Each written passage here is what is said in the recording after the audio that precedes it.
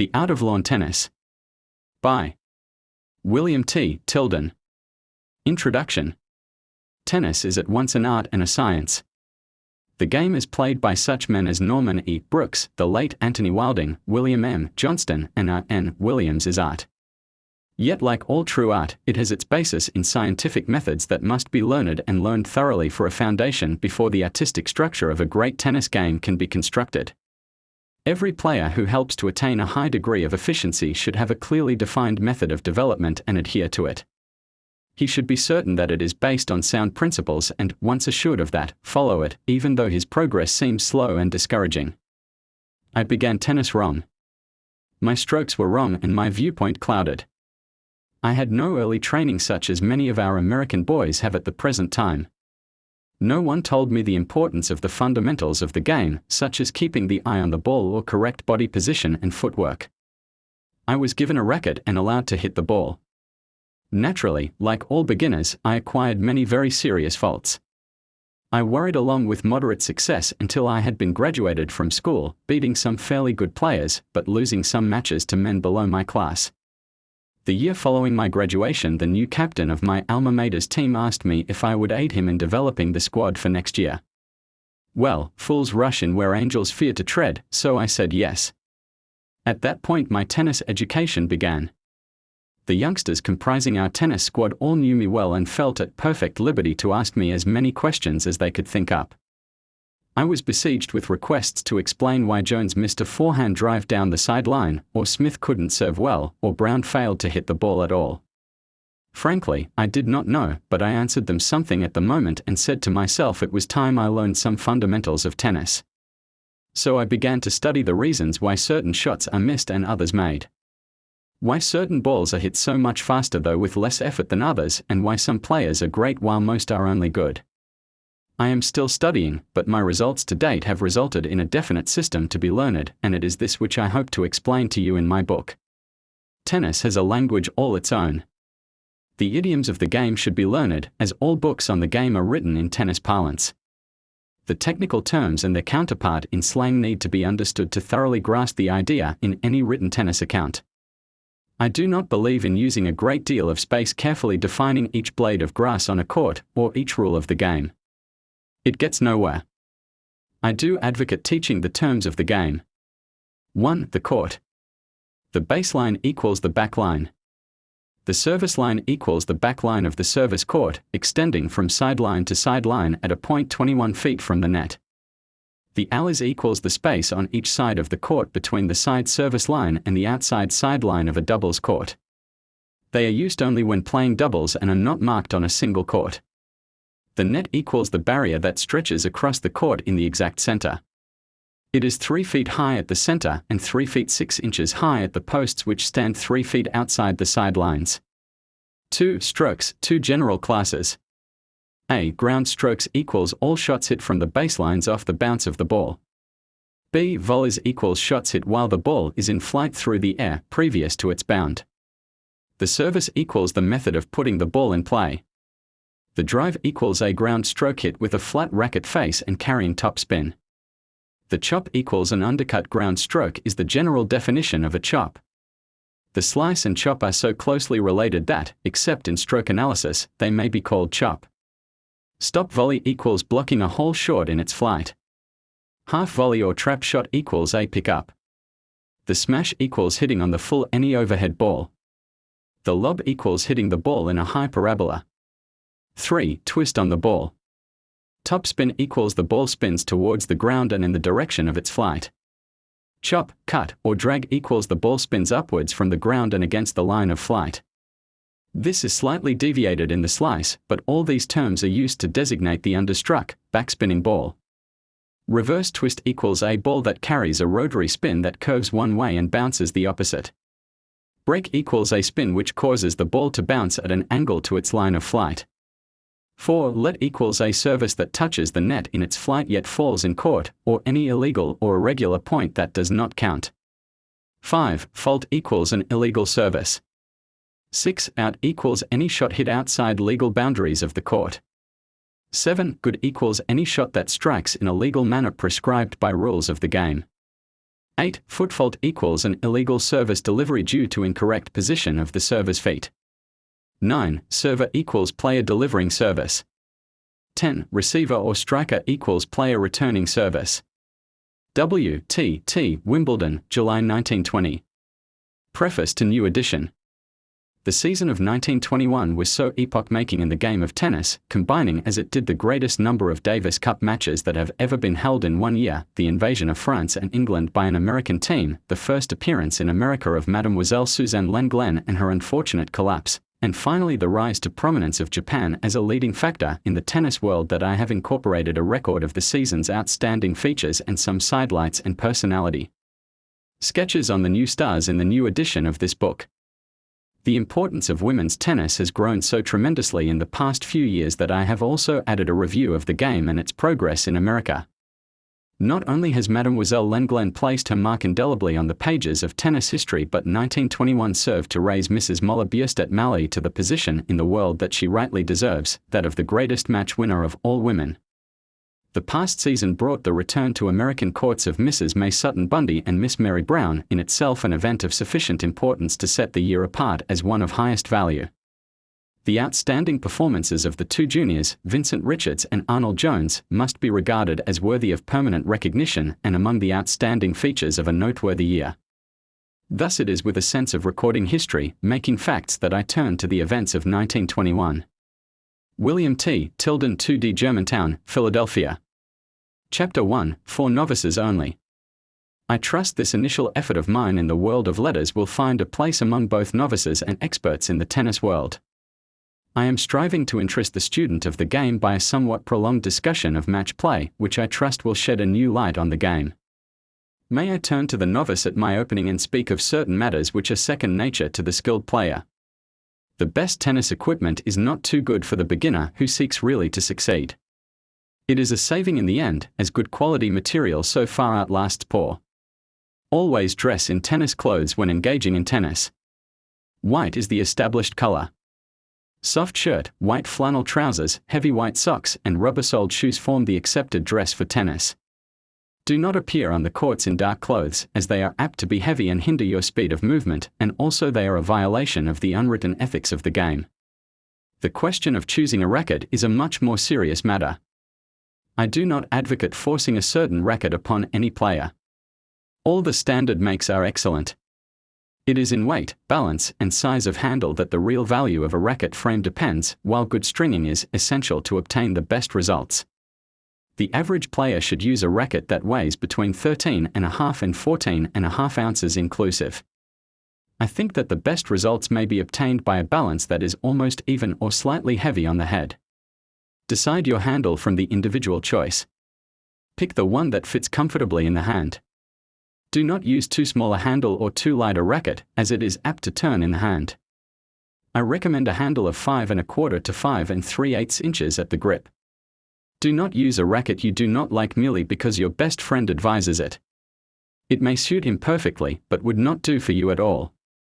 Do not start children playing tennis with an undersized racket. It weakens the wrist and does not aid the child in learning strokes. Start a child, boy or girl, with a full-sized racket of at least 13 ounces. After you have acquired your racket, make a firm resolve to use good tennis balls, as a regular bounce is a great aid to advancement, while a dead ball is no practice at all. If you really desire to succeed at the game and advance rapidly, I strongly urge you to see all the good tennis you can. Study the play of the leading players and strive to copy their strokes.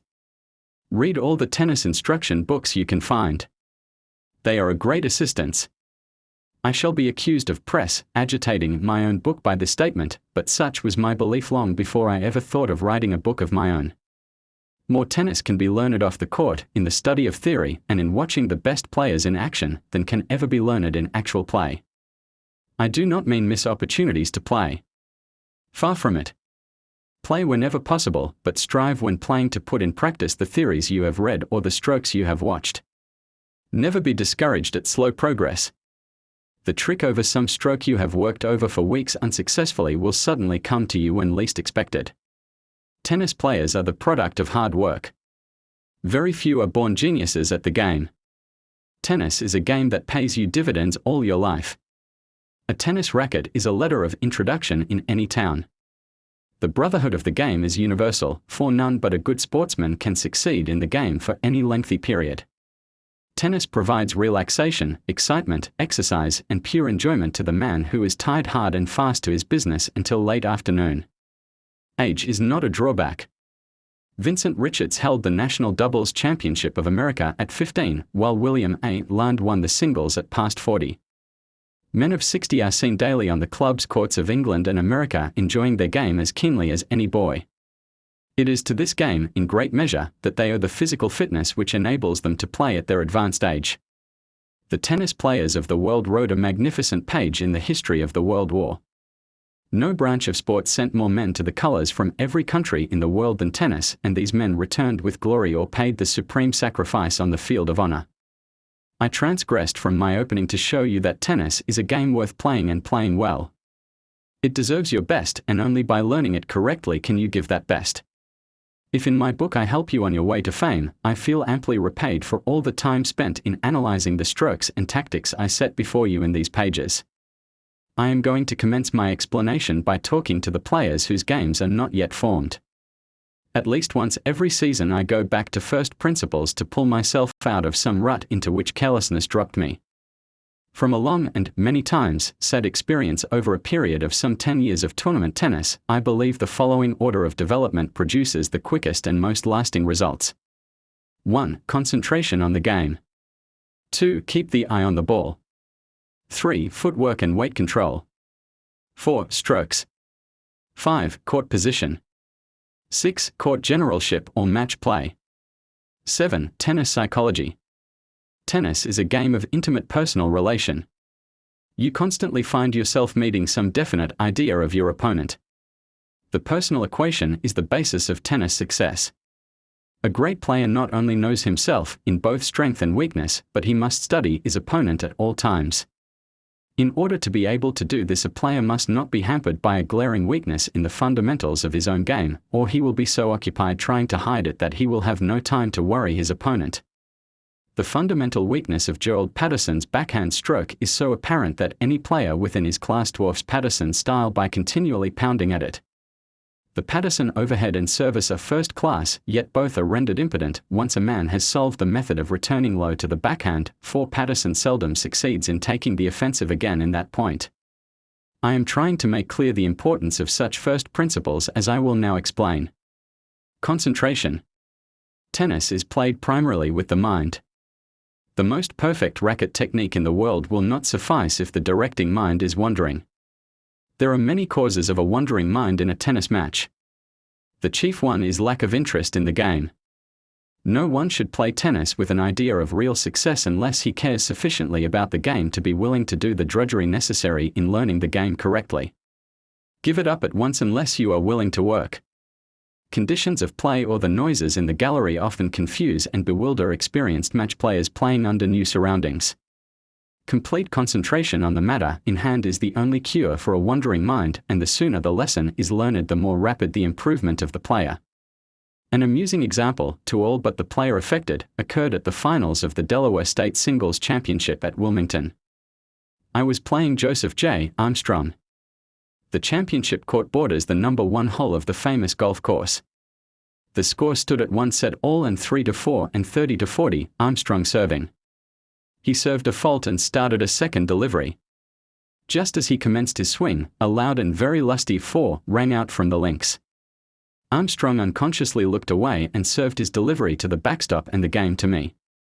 The umpire refused to let call and the incident closed. Yet a wandering mind in that case meant the loss of a set. The surest way to hold a match in mind is to play for every set, every game in the set, every point in the game, and, finally, every shot in the point. A set is merely a conglomeration of made and missed shots, and the man who does not miss is the ultimate victor. Please do not think I am advocating pat ball. I am not. I believe in playing for your shot every time you have an opening. I do not believe in trying to win the point every time you hit the ball. Never allow your concentration on any game to become so great that you do not at all times know the score and play to it. I mean both point score and game score. In my explanation of match play in a later chapter 1, I'm going into a detailed account of playing to the score. It is as vital in tennis as it is in bridge, and all bridge players know that the score is the determining factor in your mode of bidding. Let me urge again concentration. Practice seriously. Do not fool on the court, as it is the worst enemy to progress. Carelessness or laziness only results in retrogression, never progress. Let me turn now to the first principle of all ball games, whether tennis, golf, cricket, baseball, polo, or football. Keep your eye on the ball. Just a few statistics to show you how vital it is that the eye must be kept on the ball until the moment of striking it. About 85% of the points in tennis are errors and the remainder earn points. As the standard of play rises, the percentage of errors drops until, in the average high-class tournament match, 60% are errors and 40% aces. Any average superior to this is super tennis. Thus the importance of getting the ball in play cannot be too greatly emphasized. Every time you put the ball back to your opponent, you give him another chance to miss. There are several causes for missing strokes. First, and by far the largest class, is not looking at the ball up to the moment of striking it. Fully 80% of all errors are caused by taking the eye from the ball in the last 1/5 of a second of its flight. The remaining 20% of errors are about 15% bad footwork, and the other 5% poor racket work and bad bounces. The eye is a small camera. All of us enjoy dabbling in amateur photography, and every amateur must take action pictures with his first camera. It is a natural desire to attain to the hardest before understanding how to reach it. The result is one of two things, either a blurred moving object and a clear background, or a clear moving object and a blurred background. Both suggest speed, but only one is a good picture of the object one attempted to photograph. In the first case, the camera eye was focused on the background and not on the object, while in the second, which produced the result desired, the camera eye was firmly focused on the moving object itself. Just so with the human eye. It will give both effects, but never a clear background and moving object at the same time, once that object reaches a point 10 feet from the eye. The perspective is wrong, and the eye cannot adjust itself to the distance range speedily enough. Now the tennis ball is your moving object, while the court, gallery, net, and your opponent constitute your background. You desire to hit the ball cleanly, therefore do not look at the other factors concerned, but concentrate solely on focusing the eye firmly on the ball and watching it until the moment of impact with your racket face. How do I know where my opponent is, or how much court I have to hit in? Ask countless beginners. Remember this, that a tennis court is always the same size, with the net the same height and in the same relation to you at all times, so there is no need to look at it every moment or so to see if it has moved. Only an earthquake can change its position. As to your opponent, it makes little difference about his position, because it is determined by the shot you are striving to return. Where he will be I will strive to explain in my chapter on court position, but his whereabouts are known without looking at him. You are not trying to hit him. You strive to miss him. Therefore, since you must watch what you strive to hit and not follow what you only wish to miss, keep your eye on the ball and let your opponent take care of himself. Science has proved that given a tennis ball passing from point A to point B with the receiving player at B, that if the player at B keeps his eye on the ball throughout its full flight, his chance of making a good A1 2 3 4 B return at B is 5 times as great as if he took his eye off the ball at a 0.4 or 4/5 of a second of its flight. Likewise, it is 10 times as great at B as it is if the eye is removed from the ball at 3 or 3/5 of a second of its flight. Why increase your chances of error by 5 times or 10 times when it is unnecessary? The average player follows the ball to 4, and then he takes a last look at his opponent to see where he is, and by so doing increases his chance of error 5 times. He judges the flight of the ball some 10 feet away, and never really sees it again until he has hit it, if he does. A slight deflection caused by the wind or a small misjudgment of curve will certainly mean error. Remembering the 85% errors in tennis, I again ask you if it is worthwhile to take the risk. There are many other reasons why keeping the eye on the ball is a great aid to the player. It tends to hold his attention so that outside occurrences will not distract. Movements in the gallery are not seen, and stray dogs, that seem to particularly enjoy sleeping in the middle of a tennis court during a hard match, are not seen on their way to their sleeping quarters. Having learned the knack of watching the ball at all times, I felt that nothing would worry me, until 3 years ago at the American Championships, when I was playing T.R. Pell. A press cameraman eluded the watchful eye of the officials and unobtrusively seated himself close to our sideline to acquire some action pictures. Pell angled sharply by to my backhand and I ran at my hardest for the shot, eyes fixed solely on the ball. I hauled off to hit it a mighty drive, which would have probably gone over the backstop, when suddenly I heard a camera click just under me, and the next moment camera, pressman, and tennis player were rolling in a heap all over the court. The pressman got his action picture and a sore foot wearer walked on him, and all I got was a sore arm and a ruffled temper. That's why I don't like cameras right under my nose when I play matches, but for all that I still advocate keeping your eye on the ball. Grip, footwork, and strokes. Footwork is weight control. It is correct body position for strokes, and out of it all strokes should grow. In explaining the various forms of stroke and footwork I am writing as a right-hand player. Left-handers should simply reverse the feet. Racket grip is a very essential part of stroke, because a faulty grip will ruin the finest serving. There is the so-called Western or Californian grip as typified by Maurice E. M. Laughlin, Willis E. Davis, and, to a slightly modified degree, W. M. Johnston, the American champion. It is a natural grip for a top forehand drive. It is inherently weak for the backhand, as the only natural shot is a chop stroke. The English grip, with the low wrist on all ground strokes, has proved very successful in the past. Yet the broken line of the arm and hand does not commend itself to me, as any broken line is weak under stress. The Eastern American grip, which I advocate, is the English grip without the low wrist and broken line. To acquire the forehand grip, hold the racket with the edge of the frame towards the ground and the face perpendicular, the handle towards the body, and shake hands with it, just as if you were greeting a friend. The handle settled comfortably and naturally into the hand, the line of the arm, hand, and racket are one. The swing brings the racket head on a line with the arm, and the whole racket is merely an extension of it. The backhand grip is a quarter-circle turn of hand on the handle, bringing the hand on top of the handle and the knuckles directly up. The shot travels across the wrist. This is the best basis for a grip. I do not advocate learning this grip exactly, but model your natural grip as closely as possible on these lines without sacrificing your own comfort or individuality. Having once settled the racket in the hand, the next question is the position of the body and the order of developing strokes. In explaining footwork I am, in future, going to refer in all forehand shots to the right foot as R or back of foot, and to the left as L or front. For the backhand the L foot is back and R is a front. All tennis strokes should be made with the body at right angles to the net, with the shoulders lined up parallel to the line of flight of the ball. The weight should always travel forward. It should pass from the back foot to the front foot at the moment of striking the ball. Never allow the weight to be going away from the stroke. It is weight that determines the pace of a stroke, swing that decides the speed. Let me explain the definitions of speed and pace. Speed is the actual rate with which a ball travels through the air.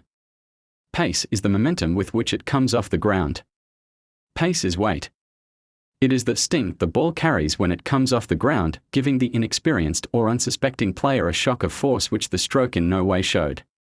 Notable examples of pace are such men as W. A. Land, A. W. Gore, J. C. Park, and among the younger players are N. Williams. Major A. R. F. Kingscote, W. M. Johnston, and, on his forehand. Stroke, Charles S. Garland. M. E. M. Laughlin, Willis E. Davis, Harold Throckmorton, and several others are famous speed exponents. A great many players have both speed and pace. Some shots may carry both. The order of learning strokes should be 1. The drive. 4. And backhand. This is the foundation of all tennis, for you cannot build up a net attack unless you have the ground stroke to open the way. Nor can you meet a net attack successfully unless you can drive, as that is the only successful passing shot. 2. The service. 3. The volley and overhead smash. 4. The chop or half volley and other incidental and ornamental strokes. Chapter 2. The drive. The forehand drive is the opening of every offensive in tennis, and, as such, should be most carefully studied. There are certain rules of footwork that apply to all shots. To reach a ball that is a short distance away, advance the foot that is away from the shot and thus swing into position to hit. If a ball is too close to the body, retreat the foot closest to the shot and drop the weight back on it, thus, again, being in position for the stroke. When hurried and it is not possible to change the foot position, throw the weight on the foot closest to the ball. The receiver should always await the service facing the net, but once the serve is started on the way to court, the receiver should at once attain the position to receive it with the body at right angles to the net. The forehand drive is made up of one continuous swing of the racket that, for the purpose of analysis, may be divided into three parts. 1. The portion of the swing behind the body, which determines the speed of the stroke. 2. That portion immediately in front of the body which determines the direction and, in conjunction with weight shift from one foot to the other, the pace of the shot. 3. The portion beyond the body, comparable to the golfer's follow-through, determined spin, top or slice, imparted to the ball. All drives should be topped. The slice shot is a totally different stroke. To drive straight down the sideline, construct in theory a parallelogram with two sides made up of the sideline and your shoulders and the two ends, the lines of your feet, which should, if extended, form the right angles with the sidelines. Meet the ball at a point about 4 to 4.5 feet from the body immediately in front of the belt buckle and shift the weight from the back to the front foot at the moment of striking the ball. The swing of the racket should be flat and straight through. The racket head should be on a line with the hand, or, if anything, slightly in advance. The whole arm and the racket should turn slightly over the ball as it leaves the racket face and the stroke continue to the limit of the swing, thus imparting topspin to the ball. The hitting plane for all ground strokes should be between the knees and shoulders. The most favorable plane is on a line with the waist. In driving across the court from the right, or number 1 court, advance the L or front foot slightly towards the sideline and shift the weight a fraction of a second sooner. As the weight shifts, pivot slightly on the L foot and drive flat, diagonally, across the court. Do not pull your cross-court drive, unless with the express purpose of passing the netman and using that method to disguise your shot. Never step away from the ball in driving cross-court. Always throw your weight in the shot. The forehand drive from the number 2, or left, court is identically the same for the straight shot down your opponent's forehand. For the cross drive to his backhand, you must conceive of a diagonal line from your backhand corner to his, and thus make your stroke with the footwork as if this imaginary line were the sideline. In other words, line up your body along your shot and make your regular drive. Do not try to spoon the ball over with a delayed wrist motion, as it tends to slide the ball off your racket. All drives should be made with a stiff, locked wrist. There is no wrist movement in a true drive. Topspin is imparted by the arm, not the wrist. The backhand drive follows closely the principles of the forehand, except that the weight shifts a moment sooner, and the R or front foot should always be advanced a trifle closer to the sideline than the L so as to bring the body clear of the swing. The ball should be met in front of the right leg, instead of the belt buckle, as the great tendency in backhand shots is to slice them out of the sideline, and this will pull the ball cross-court, obviating this error. The racket head must be slightly in advance of the hand to aid in bringing the ball in the court. Do not strive for too much topspin on your backhand. I strongly urge that no one should ever favor one department of his game in defense of a weakness. Develop both forehand and backhand, and do not run around your backhand, particularly in return of service. To do so merely opens your court. If you should do so, strive to ace your returns, because a weak effort would only result in a kill by your opponent. Do not develop one favorite shot and play nothing but that. If you have a fair cross-court drive, do not use it in practice, but strive to develop an equally fine straight shot. Remember that the fast shot is the straight shot. The cross drive must be slow, for it has not the room owing to the increased angle and height of the net. Pass down the line with your drive, but open the court with your cross-court shot. Drive should have depth. The average drive should hit behind the service line. A fine drive should hit within 3 feet of the baseline.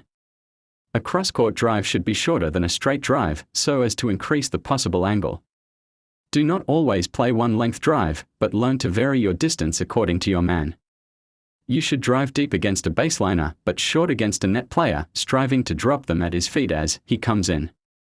Never allow your opponent to play a shot he likes if you can possibly force him to one he dislikes. Again, I urge that you play your drive. 1. With the body sideways to the net. 2. The swing flat, with long follow-through.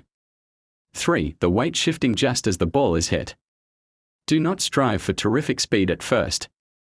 The most essential thing about a drive is to put the ball in play. I once heard William A. Land remark, when asked the most important thing in tennis, put the ball over the net into the other man's court. Accuracy first and then put on your speed, for if your shot is correct you can always learn to hit hard. Chapter 3. Service. Service is the opening gun of tennis. It is putting the ball in play. The old idea was that service should never be more than merely the beginning of a rally. With the rise of American tennis and the advent of Dwight Davis and Holcomb Ward, service took on a new significance. These two men originated what is now known as the American twist delivery. From a mere formality, service became a point winner. Slowly it gained in importance until Maurice E. M. Laughlin, the wonderful California Comet, burst across the tennis sky with the first of those terrific cannonball deliveries that revolutionized the game and caused the old-school players to send out hurry calls for a severe footfault rule or some way of stopping the threatened destruction of all ground strokes. M. Laughlin made service a great factor in the game. It remained for A. N. Williams to supply the antidote that has again put service in the normal position of mere importance, not omnipotence. Williams stood in on the delivery and took it on the rising bound. Service must be speedy. Yet speed is not the be-all and end-all. Service must be accurate, reliable, and varied. It must be used with discretion and served with brains. I believe perfect service is about 40% placement, 40% speed, and 20% twist. Any tall player has an advantage over a short one in service.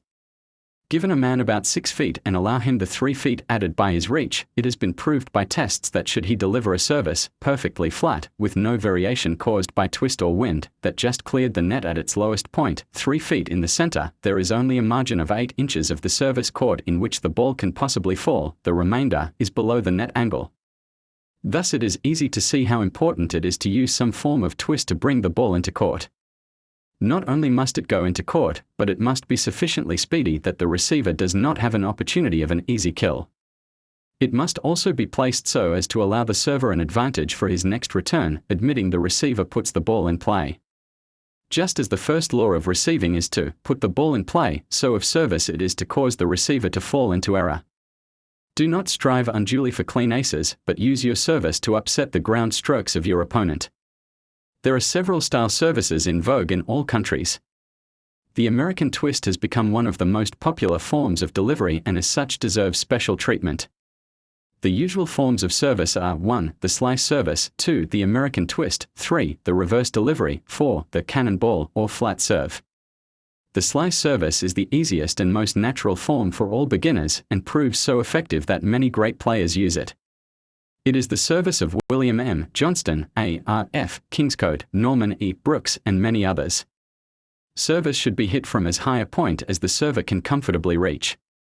To stretch unnecessarily is both wearing on the server and unproductive of results. The slice service should be hit from a point above the right shoulder and as high as possible. The server should stand at about a 45-degree angle to the baseline, with both feet firmly planted on the ground. Drop the weight back on the right foot and swing the racket freely and easily behind the back. Toss the ball high enough into the air to ensure it passing through the desired hitting plane, and then start a slow shift of the weight forward, at the same time increasing the power of the swing forward as the racket commences its upward flight to the ball. Just as the ball meets the racket face, the weight should be thrown forward and the full power of the swing smashed into the service. Let the ball strike the racket inside the face of the strings, with the racket traveling directly towards the court. The angle of the racket face will impart the twist necessary to bring the ball in court. The wrist should be somewhat flexible in service. If necessary, lift the right foot and swing the whole body forward with the arm. Twist slightly to the right, using the left foot as a pivot. The general line of the racket swing is from right to left and always forward. At this point, and before I take up the other branches of serving, let me put in a warning against foot faulting. I can only say that a foot fault is crossing or touching the line with either foot before the ball is delivered, or it is a jump or step. I am not going into a technical discussion of foot faults. It is unnecessary, and by placing your feet firmly before the service there is no need to foot fault. It is just as unfair to deliberately foot fault as to miscall a ball, and it is wholly unnecessary. The average foot fault is due to carelessness, over-anxiety, or ignorance of the rule. All players are offenders at times, but it can quickly be broken up. Following this outburst of warning, let me return to the American twist service.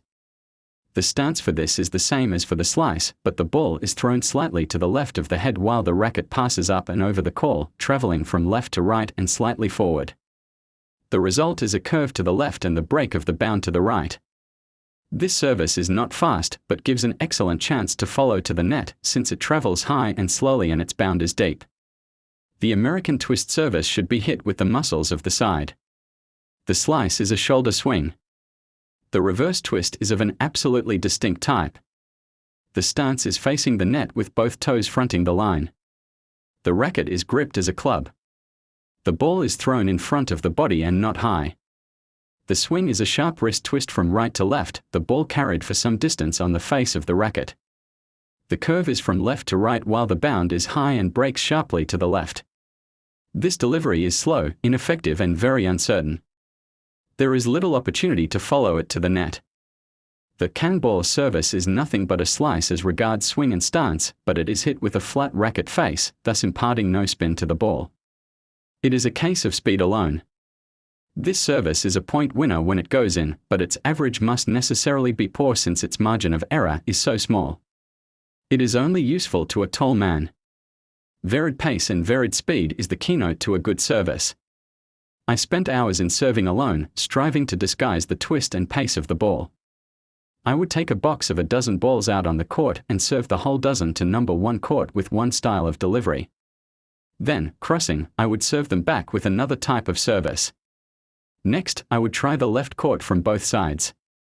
My next move would be to pick out a certain section of the service court and serve for that until I could put the ball where I wanted it. Finally, I would strive to put it there with speed. All the time spent in this practice has stood me in good stead, for today it is my service that pulls me out of many a deep hole and causes many a player to wish he was delivering the ball. William M. Johnston, the American champion, has a remarkable service for so short a man. He times his stroke perfectly and hits it at the top of his reach so that he gets the full benefit of every inch of his stature and every pound of his weight. He uses the slice delivery in the majority of matches. Do not try freak services. They are useless against high-class players. Sharp breaking underhand cuts can be easily angled off for points by a man who knows anything of the angles and effects of twist. These deliveries are affectation if used more than once or twice in a long match. A sudden shift may surprise your opponent, but to continue to serve these freaks is to destroy their use. Mishu, the Romanian star, has many very peculiar deliveries, but, when playing against high-class tennis, he has brains enough to use a straight service. The freak services delight and yet annoy a gallery, for once the novelty has worn off, nothing but the conceit remains. The object of service is to obtain the maximum return with the minimum effort. This statement holds true for all tennis strokes, but in none so strongly as in service. The average player hits his first service so hard and with so little regard for direction that about 9 out of 10 first deliveries are faults. Thus, 1/2 your chances are thrown away and the chance of double faulting increased proportionately. There is a well-known tennis saying to the effect that 1 fault is a mistake, but 2 faults are a crime, that sums up the idea of service adequately. A player should always strive to put his first delivery in court. In the first place, it is apt to catch your opponent napping, as he half expects a fault. Secondly, it conserves your energy by removing the need of a second delivery, which, in a long 5-set match, is an item of such importance that it may mean victory or defeat. I urge all players to put their service into court with just as much speed as they can be sure of, but to serve both deliveries at about the same speed. Do not slog the first ball and pat the second, but hit both with average pace.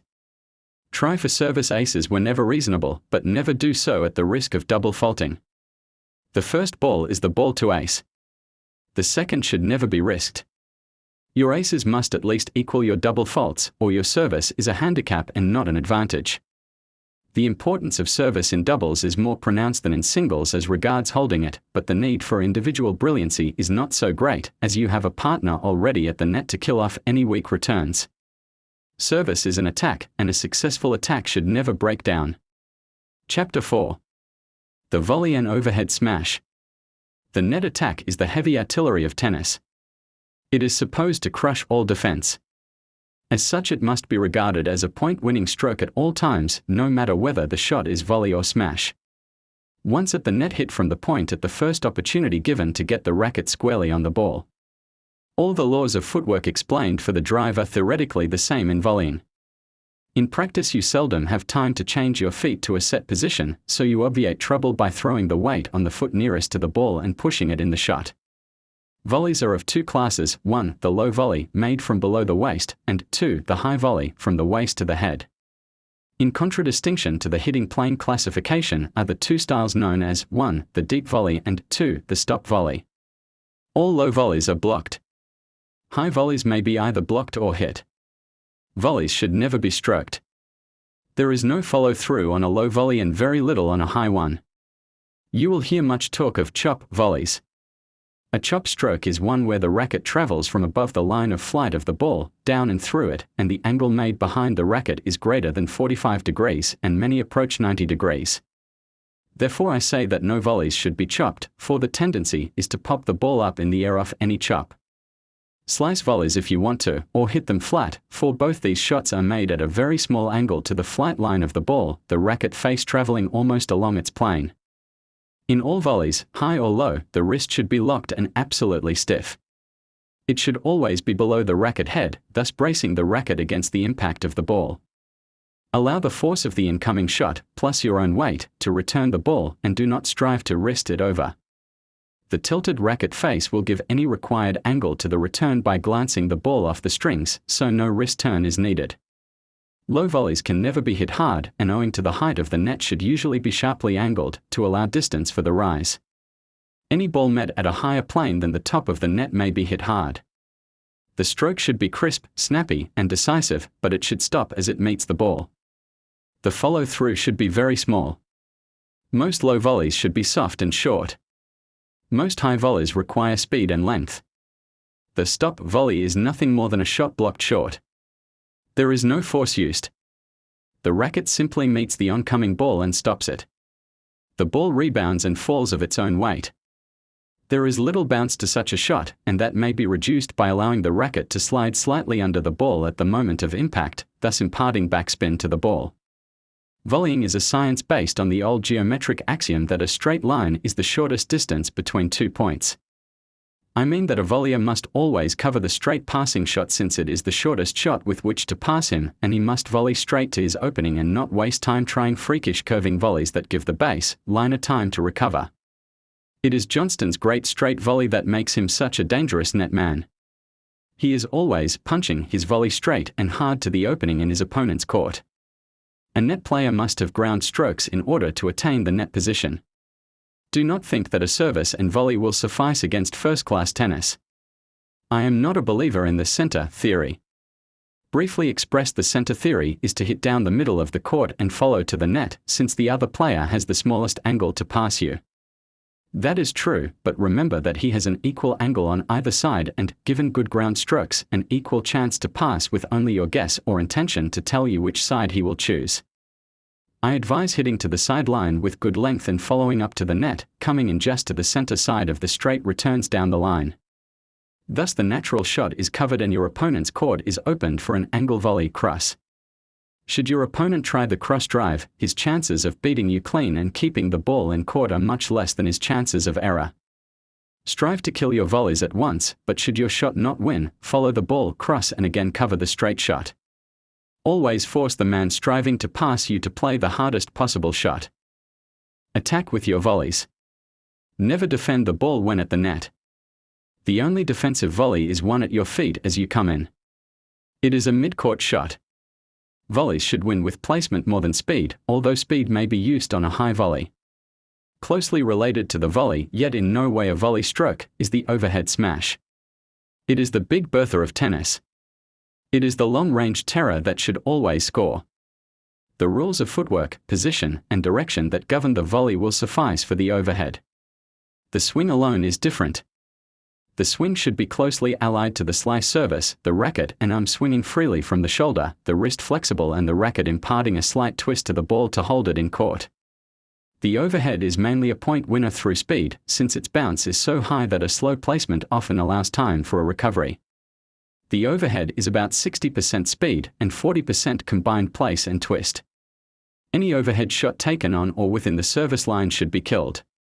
Any overhead, behind the service line and back to the baseline, should be defended and put back deep to allow you another advance to the net. The average overhead shot that is missed is netted. Therefore hit deep. It is a peculiar fact that over 75% of all errors are nets with only 25% outs.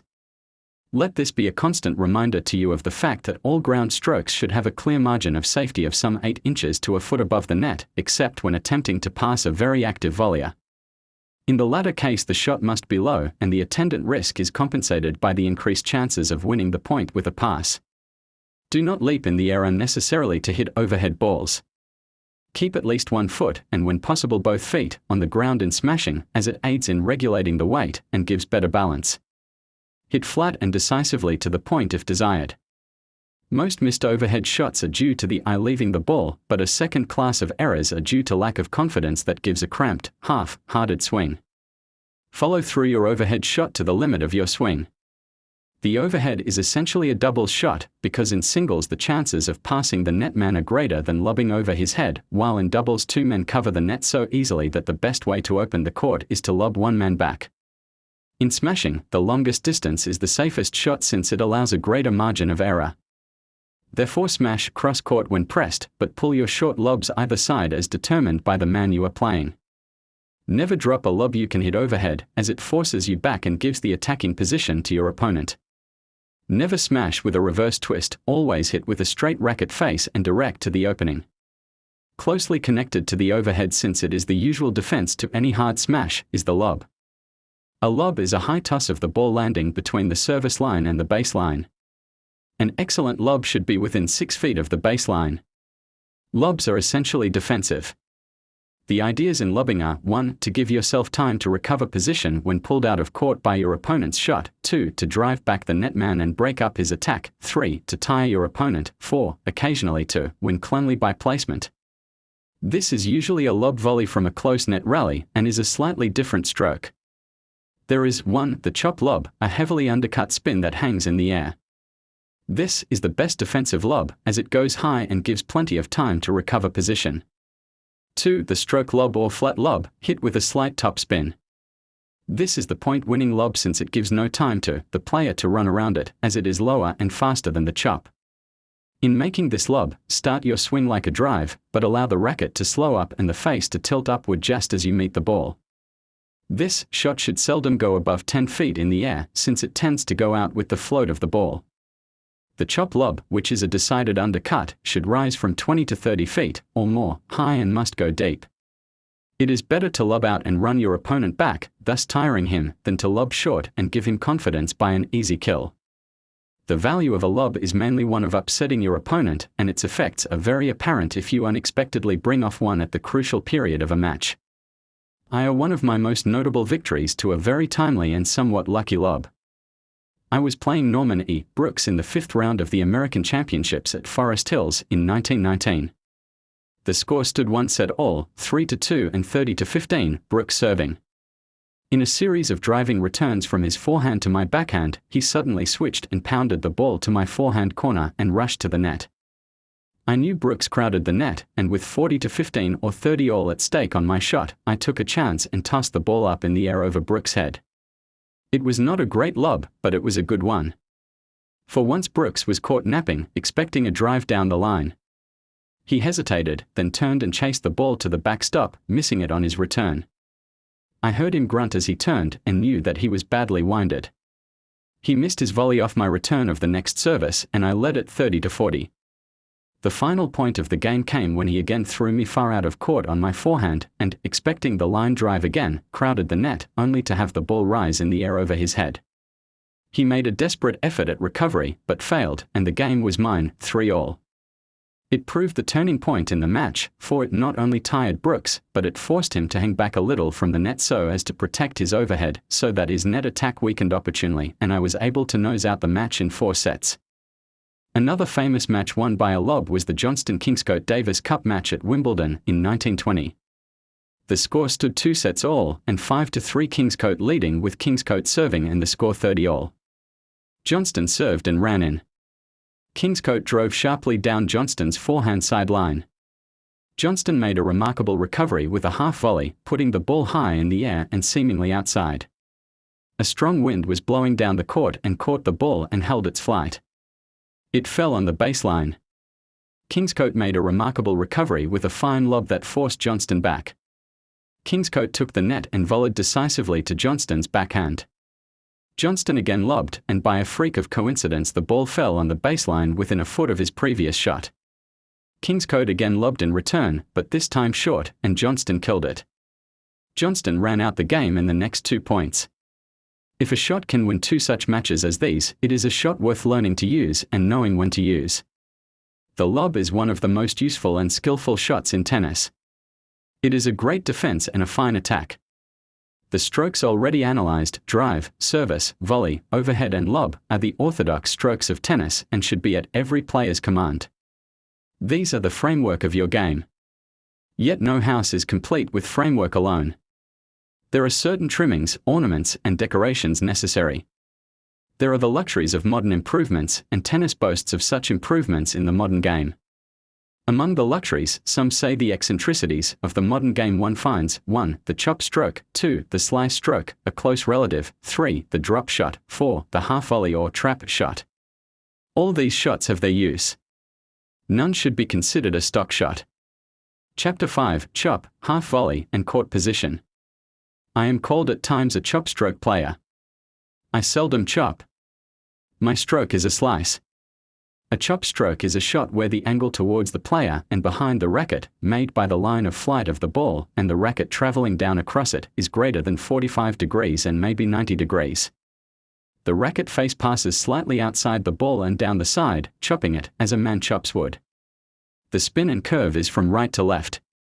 It is made with a stiff wrist. Irving C. Wright, brother of the famous Beals, is a true chop player, while Beals himself, being a left-hander, chopped from the left court and sliced from the right. The slice shot merely reduced the angle mentioned from 45 degrees down to a very small one. The racket face passes either inside or outside the ball, according to direction desired, while the stroke is mainly a wrist twist or slap. This slap imparts a decided skidding break to the ball, while a chop drags the ball off the ground without break. Wallace F. Johnson is the greatest slice exponent in the world. The rules of footwork for both these shots should be the same as the drive, but because both are made with a short swing and more wrist play, without the need of weight, the rules of footwork may be more safely discarded and body position not so carefully considered. Both these shots are essentially defensive and are labor-saving devices when your opponent is on the baseline. A chop or slice is very hard to drive and will break up any driving game. It is not a shot to use against a volley, as it is too slow to pass and too high to cause any worry. It should be used to drop short, soft shots at the feet of the netman as he comes in. Do not strive to pass a netman with a chop or slice, except through a big opening. The drop shot is a very soft, sharply angled chop stroke, played wholly with the wrist. It should drop within 3 to 5 feet of the net to be of any use. The racket face passes around the outside of the ball and under it with a distinct wrist turn. Do not swing the racket from the shoulder in making a drop shot. The drop shot has no relation to a stop volley. The drop shot is all wrist. The stop volley has no wrist at all. Use all your wrist shots, chop, slice, and drop, merely as an auxiliary to your orthodox game. They are intended to upset your opponent's game through the varied spin on the ball. The half volley. I have now reached the climax of tennis skill, the half volley or trap shot. In other words, the pickup.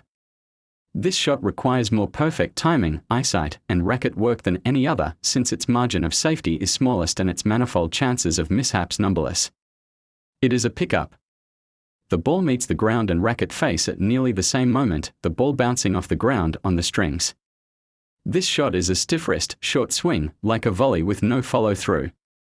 The racket face travels along the ground with a slight tilt over the ball and towards the net, thus holding the ball low. The shot, like all others in tennis, should travel across the racket face, along the short strings. The racket face should always be slightly outside the ball. The half volley is essentially a defensive stroke, since it should only be made as a last resort when caught out of position by your opponent's shot. It is a desperate attempt to extricate yourself from a dangerous position without retreating. Never deliberately half volley. Notwithstanding these truths, there are certain players who have turned the half volley into a point winner. The greatest half volleyer of the past decade, in fact, one of the greatest tennis geniuses of the world, George Courtier, used the stroke successfully as a point winner. R.N. Williams, the leading exponent of the stroke in the present day, achieves remarkable results with it. Major A.R.F. Kingscote wins many a point, seemingly lost, by his phenomenal half-volley returns, particularly from the baseline. These men turn a defense into an attack, and it pays. So much for the actual strokes of the game. It is in the other departments such as generalship and psychology that matches are won. Just a few suggestions as to stroke technique, and I will close this section. Always play your shot with a fixed, definite idea of what you are doing and where it is going. Never hit haphazard. Play all shots across the short strings of the racket, with the racket head and handle on the same hitting plane for ground strokes and the head above the handle for volleys. The racket head should be advanced slightly beyond the wrist for ground strokes.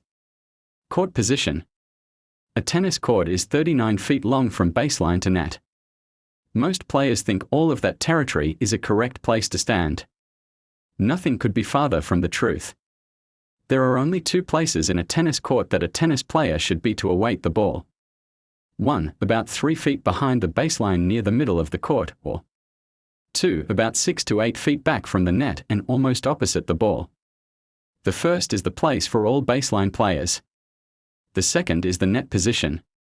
If you are drawn out of these positions by a shot which you must return, do not remain at the point where you struck the ball, but attain one of the two positions mentioned as rapidly as possible. The distance from the baseline to about 10 feet from the net may be considered as no man's land or the blank. Never linger there, since a deep shot will catch you at your feet.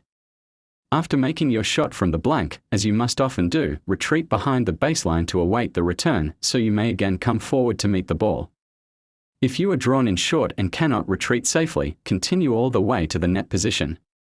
Never stand and watch your shot, for to do so simply means you are out of position for your next stroke. Strive to attain a position so that you always arrive at the spot the ball is going to before it actually arrives. Do your hard running while the ball is in the air, so you will not be hurried in your stroke after it bounces. It is in learning to do this that natural anticipation plays a big role. Some players instinctively know where the next return is going and take position accordingly, while others will never sense it. It is to the latter class that I urge court position, and recommend always coming in from behind the baseline to meet the ball, since it is much easier to run forward than back. Should you be caught at the net, with a short shot to your opponent, do not stand still and let him pass you at will, as he can easily do. Pick out the side where you think he will hit, and jump to it suddenly as he swings. If you guess right, you win the point. If you are wrong, you are no worse off, since he would have beaten you anyway with his shot. A notable example of this method of anticipation is Norman E. Brooks, who instinctively senses the stroke, and suddenly bobs up in front of your best shot and kills it. Some may say it is luck, but, to my mind, it is the reward of brain work. Your position should always strive to be such that you can cover the greatest possible area of court without sacrificing safety, since the straight shot is the surest, most dangerous, and must be covered. It is merely a question of how much more court than that immediately in front of the ball may be guarded. A well-grounded knowledge of court position saves many points, to say nothing of much breath expended in long runs after hopeless shots. It is the phenomenal knowledge of court position that allows A.R.F. Kingscote, a very short man, to attack so consistently from the net. Wallace F. Johnson is seldom caught out of position, so his game is one of extreme ease. One seldom sees Johnson running hard on a tennis court. He is usually there awaiting the ball's arrival. Save your steps by using your head. It pays in the end. Time spent in learning where to play on a tennis court is well expended, since it returns to you in the form of matches won, breath saved, and energy conserved. It is seldom you need cover more than 2/3 of a tennis court, so why worry about the unnecessary portions of it? Part 2, The Laws of Tennis Psychology. Chapter 6. General Tennis Psychology.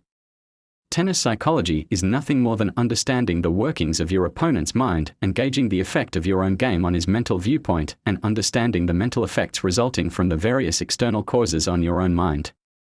You cannot be a successful psychologist of others without first understanding your own mental processes. You must study the effect on yourself of the same happening under different circumstances. You react differently in different moods and under different conditions. You must realize the effect on your game of the resulting irritation, pleasure, confusion, or whatever form your reaction takes. Does it increase your efficiency? If so, strive for it, but never give it to your opponent. Does it deprive you of concentration? If so, either remove the cause, or if that is not possible, strive to ignore it. Once you have judged accurately your own reaction to conditions, study your opponents to decide their temperaments. Like temperaments react similarly, and you may judge men of your own type by yourself. Opposite temperaments you must seek to compare with people whose reactions you know. A person who can control his own mental processes stands an excellent chance of reading those of another, for the human mind works along definite lines of thought and can be studied. One can only control one's mental processes after carefully studying them. A steady phlegmatic baseline player is seldom a keen thinker. If he was, he would not adhere to the baseline. The physical appearance of a man is usually a pretty clear index to his type of mind. The stolid, easygoing man, who usually advocates the baseline game, does so because he hates to stir up his torpid mind to think out a safe method of reaching the net. There is the other type of baseline player, who prefers to remain on the back of the court while directing an attack intended to break up your game. He is a very dangerous player and a deep, keen, thinking antagonist. He achieves his results by mixing up his length and direction and worrying you with the variety of his game. He is a good psychologist. Such players include J. C. Park, Wallace F. Johnson, and Charles S. Garland. The first type of player mentioned merely hits the ball with little idea of what he is doing, while the latter always has a definite plan and adheres to it. The hard-hitting, erratic, net-rushing player is a creature of impulse. There is no real system to his attack, no understanding of your game. He will make brilliant coups on the spur of the moment, largely by instinct, but there is no mental power of consistent thinking. It is an interesting, fascinating type. Such men as Harold Throckmorton, B.I.C. Norton, and at times R.N. Williams are examples, although Williams is really a better psychologist than this sounds. The dangerous man is the player who mixes his style from back to forecourt at the direction of an ever-alert mind. This is the man to study and learn from. He is a player with a definite purpose. A player who has an answer to every query you propound him in your game. He is the most subtle antagonist in the world. He is of the school of Brooks. Second only to him is the man of dogged determination that sets his mind on one plan and adheres to it, bitterly, fiercely fighting to the end, with never a thought of change. He is the man whose psychology is easy to understand, but whose mental viewpoint is hard to upset, for he never allows himself to think of anything except the business at hand. This man is your Johnston or your Wilding. I respect the mental capacity of Brooks more, but I admire the tenacity of purpose of Johnston. Pick out your type from your own mental processes and then work out your game along the lines best suited to you. Few of us have the mental brilliance of Brooks, but all can acquire the dogged determination of Johnston, even if we have not his tennis ability. When two men are in the same class as regards stroke equipment, the determining factor in any given match is the mental viewpoint. Luck, so-called, is often grasping the psychological value of a break in the game and turning it to your own account. We hear a great deal about the shots we have made. Few realize the importance of the shots we have missed. The science of missing shots is as important as that of making them, and at times a miss by an inch is of more value than a return that is killed by your opponent. Let me explain. A player drives you far out of court with an angle shot. You run hard to it, and reaching, drive it hard and fast down the side line, missing it by an inch. Your opponent is surprised and shaken, realizing that your shot might as well have gone in as out. He will expect you to try it again, and will not take the risk next time. He will try to play the ball and may fall into error. You have thus taken some of your opponent's confidence and increased his chance of error, all by a miss. If you had merely popped back that return and it had been killed, your opponent would have felt increasingly confident of your inability to get the ball out of his reach, while you would merely have been winded without result. Let us suppose you made the shot down the sideline. It was a seemingly impossible get. First, it amounts to TWO points in that it took one away from your opponent that should have been his and gave you one you ought never to have had. It also worries your opponent, as he feels he has thrown away a big chance. The psychology of a tennis match is very interesting, but easily understandable. Both men start with equal chances. Once one man establishes a real lead, his confidence goes up, while his opponent worries and his mental viewpoint becomes poor. The sole object of the first man is to hold his lead, thus holding his confidence.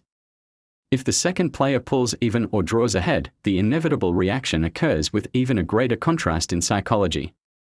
There is the natural confidence of the leader now with the second man, as well as that great stimulus of having turned seeming defeat into probable victory. The reverse in the case of the first player is apt to hopelessly destroy his game, and collapse follows.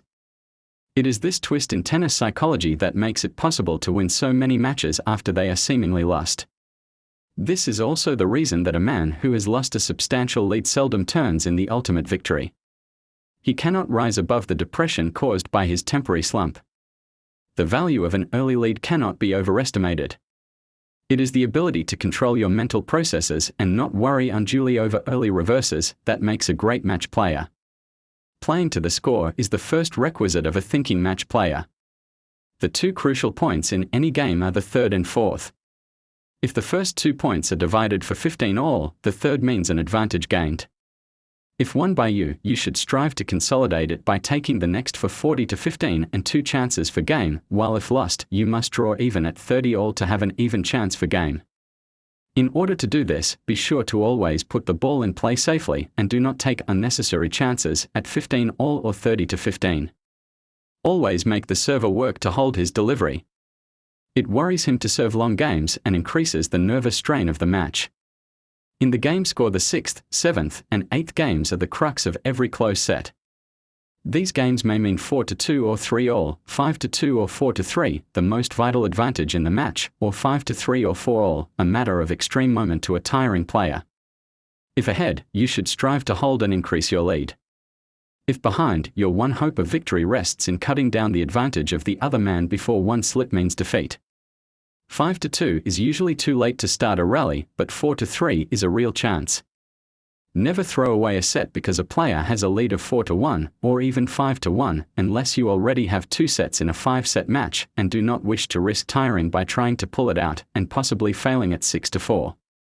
The great advantage of 3-1 on your own service is a stumbling block for many players, for they unconsciously let up at the 5th game, thinking they have a 2-game lead. However, by dropping that game, the score will go 2-3 and 3 all if your opponent holds service instead of 1-4 and 4-2, thus retaining a distinct advantage and discouraging your opponent in that set. The first set is vital in a 2 out of 3 match. Play for all of it. The second and third sets are the turning point in a best of 5 set match. Take the first where possible, but play to the limit for the next 2.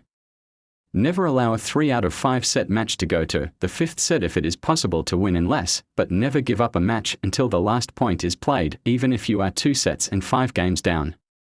Some occurrence may turn the tide in your favor. A notable example of such a match occurred at Newport in 1916. Wallace F. Johnson and Joseph J. Armstrong were playing Ichija Kumagai, the famous Japanese star, and Harold A. Throckmorton, then junior champion of America, in the second round of the doubles. It was Kumagai's first year in America, and he did not understand Americans and their customs well. Kumagai and Throckmorton were leading one set at 6-0, 5-1, and 40-15, Kumagai serving. Throckmorton turned and spoke to him, and the Japanese star did not understand what he said. He served without knowing, and Armstrong passed him down the center. Johnson duplicated the feat in the next court, and Kumagai grew flustered. Throckmorton, not understanding, tried to steady him without result, as Kumagai double-faulted to Armstrong, and he, too, grew worried. Both men began missing, and Johnson and Armstrong pulled out the set and won the match in a runaway in the last stanza. Johnson and Armstrong met W. M. Johnston and C. J. Griffin, the national champions, in the final and defeated them in 5 sets, inflicting the only reverse the title holders suffered during their 2-year reign as champions. Another much more regrettable incident occurred in the famous match between R. L. Murray of California and George M. Church of New York in the 4th round of the American National Championship in 1916. George Church, then at the crest of his wonderful game, had won the first 2 sets and was leading Murray in the third when the famous Californian started a sensational rally. Murray, with his terrific speed, merry smile, and genial personality, has always been a popular figure with the public, and when he began his seemingly hopeless fight, the crowd cheered him wildly. He broke through Church's service and drew even amid a terrific din. Church, always a very high-strung, nervous player, showed that the crowd's partiality was getting on his nerves. The gallery noticed it and became more partisan than ever. The spirit of mob rule took hold, and for once they lost all sense of sportsmanship. They clapped errors as they rained from Church's racket. The great game collapsed under the terrific strain, and Church's last chance was gone. Murray won largely as he wanted in the last 2 sets. No one regretted the incident more than Murray himself, for no finer sportsman steps upon the court than this player, yet there was nothing that could be done. It was a case of external conditions influencing the psychology of one man so greatly that it cost him a victory that was his injustice. The primary object in match tennis is to break up the other man's game. The first lesson to learn is to hold your nerve under all circumstances. If you can break a player's nerve by pounding at a weakness, do it. I remember winning a 5-set doubles match many years ago, against a team far over the class of my partner and myself, by lobbing continually to one man until he cracked under the strain and threw the match away. He became so afraid of a lob that he would not approach the net, and his whole game broke up on account of his lack of confidence. Our psychology was good, for we had the confidence to continue our plan of attack even while losing 2 of the first 3 sets. His was bad, for he lost his nerve and let us know it. Sensational and unexpected shots at crucial moments have won many a match. If your opponent makes a marvelous recovery and wins by it, give him full credit for it, and then forget it, for by worrying over it you not only lose that point but several others as well, while your mind is still wandering. Never lose your temper over your opponent's good shots. It is bad enough to lose it at your own bad ones. Remember that usually the loser of a match plays just as well as the winner allows him. Never lose your temper at a bad decision. It never pays and has cost many a match. I remember a famous match in Philadelphia between Wallace F. Johnson, the 5th-ranking player in America, and Stanley W. Pearson, a local star in the interclub tennis league of that city.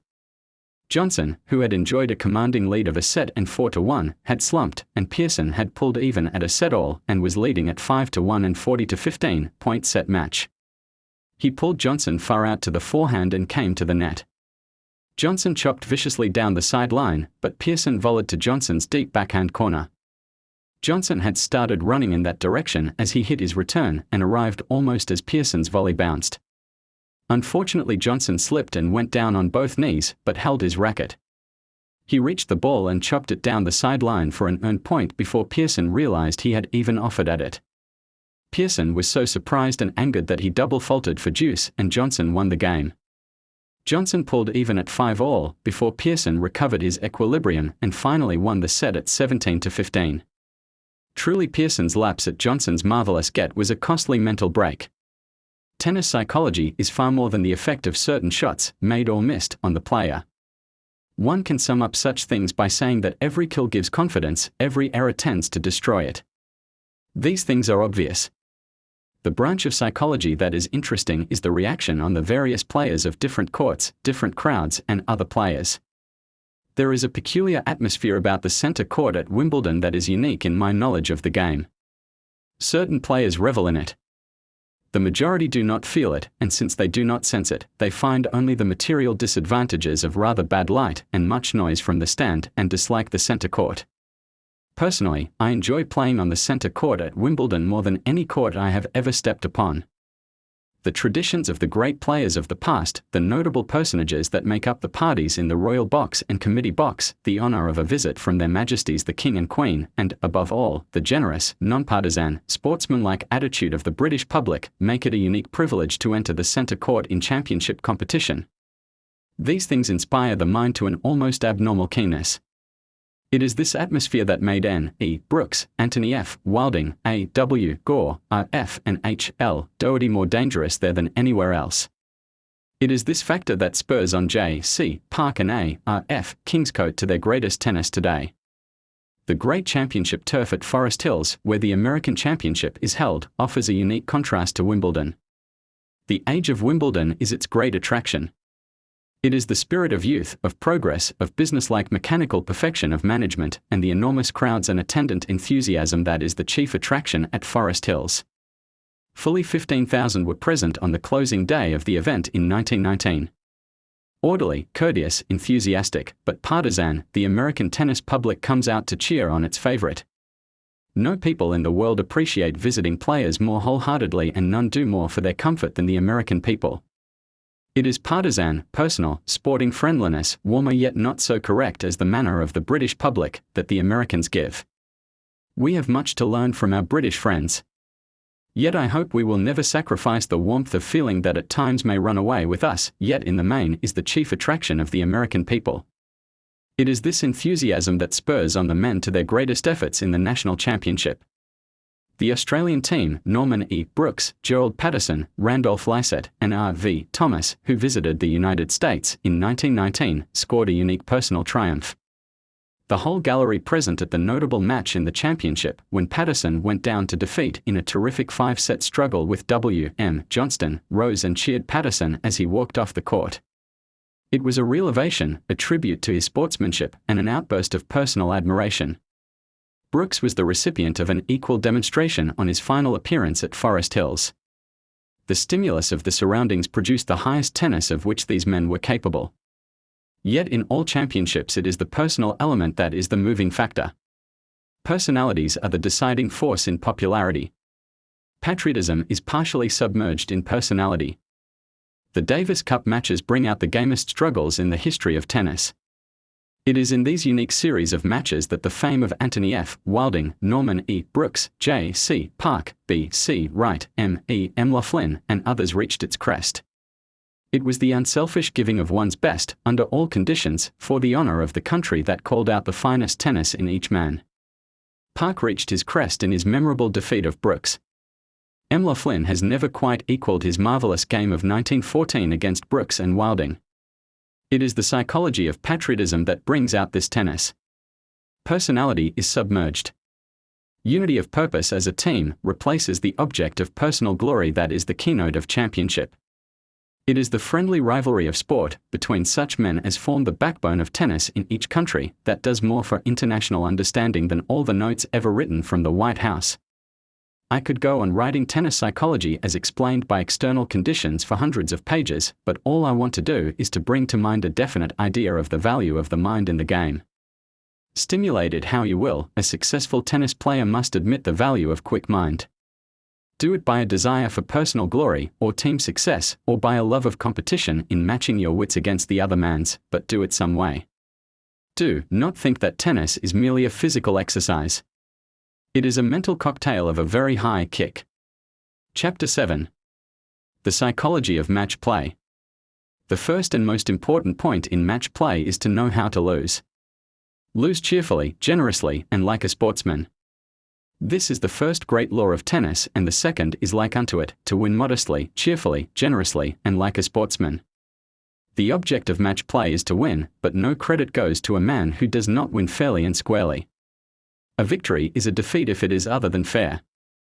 Yet again I say to win is the object, and to do so, one should play to the last ounce of his strength, the last gasp of his breath, and the last scrap of his nerve. If you do so and lose, the better man won. If you do not, you have robbed your opponent of his right of beating your best. Be fair to both him and yourself. The play's the thing, and in match play a good defeat is far more creditable than a hollow victory. Play tennis for the game's sake. Play it for the men you meet, the friends you make, and the pleasure you may give to the public by the hard, working yet sporting game that is owed them by their presence at the match. Many tennis players feel they owe the public nothing, and are granting a favor by playing. It is my belief that when the public so honors a player that they attend matches, that player is in duty bound to give of his best, freely, willingly, and cheerfully, for only by so doing can he repay the honor paid him. The tennis star of today owes his public as much as the actor owes the audience, and only by meeting his obligations can tennis be retained in public favor. The players get their reward in the personal popularity they gain by their conscientious work. There is another factor that is even stronger than this, that will always produce fine tennis in championship events. It is the competitive spirit that is the breath of life to every true sportsman, the desire to prove to himself he can beat the best of the other man, the real regret that comes when he wins and feels the loser was not at his best. It is that which has made popular idols of Anthony F. Wilding, M. E. M. Laughlin, and other famous players. It is the great attraction of J. C. Park, A. R. F. Kingscote, W. M. Johnston, Andre Gobert, W. Lawrence, and many other stars. It is the sign of a true sportsman. The keen competitive spirit that stimulates a match player also increases the nervous strain. This should be recognized by tournament committees, and the conditions of play should be as nearly standardized as weather permits. A tournament committee should never keep a player waiting for an important match to commence while they scour through the crowd for linesmen. These necessary, and I trust useful, accessories to every match of importance should be picked and on hand when the players appear. A good linesman is a great aid to match tennis. A poor one may ruin a great battle. Not only will bad decisions turn the tide by putting a point in the wrong columns, but slow decisions will often upset players, so they dare not play to the line kept by slumberous linesmen. A linesman should take his first judgment as the ball strikes. If outside, he should call out at once clearly, decisively, but not too loudly. A yell is often a shock to the nerves. If the ball is good, he should remain discreetly silent. The umpire should announce the score after each point in a voice sufficiently loud to be heard by the entire gallery. His decisions as to lets or balls not up should be made only loud enough to ensure that they are heard by the players. The gallery has eyes. Following each game, the game score should be called, giving the leading player's name and the set being played. For example, 4-3, Park leads. Second set. About every third game following the completion of the first set, an announcement as to the winner of the first set is an excellent idea. The umpire could add to the above announcement, first set, Park, 6-3. This latter announcement is unnecessary when there is a scoreboard that gives full details of the match. Tournament committees should see that all courts have sufficient room behind the baseline and at the sides to ensure a player against running into the stops. Galleries should strive to retain their appreciation and enthusiasm until a point is completed, since noise is very disconcerting to a player. However, all players enjoy an enthusiastic gallery. The players themselves must now be considered in relation to the reaction of the match. The first thing to fix firmly in your mind in playing a match is never to allow your opponent to play a shot he likes if it is possible to force him to make one he does not. Study your opponent both on and off the court. Look for a weakness and, once finding it, pound it without mercy. Remember that you do not decide your mode of attack. It is decided for you by the weakness of your opponent. If he dislikes to meet a net man, go to the net. If he wants you at the net, stay back and force him to come in. If he attacks viciously, meet his attack with an equally strong offensive. Remember that the strongest defense is to attack, for if the other man is occupied in meeting your attack, he will have less time to formulate his own system. If you are playing a very steady man, do not strive to beat him at his own game. He is better at it than you in many cases, so go in and hit to win. On the other hand, if you find that your opponent is wild and prone to miss, play safe and reap the full crop of his errors. It saves you trouble and takes his confidence. Above all, never change a winning game.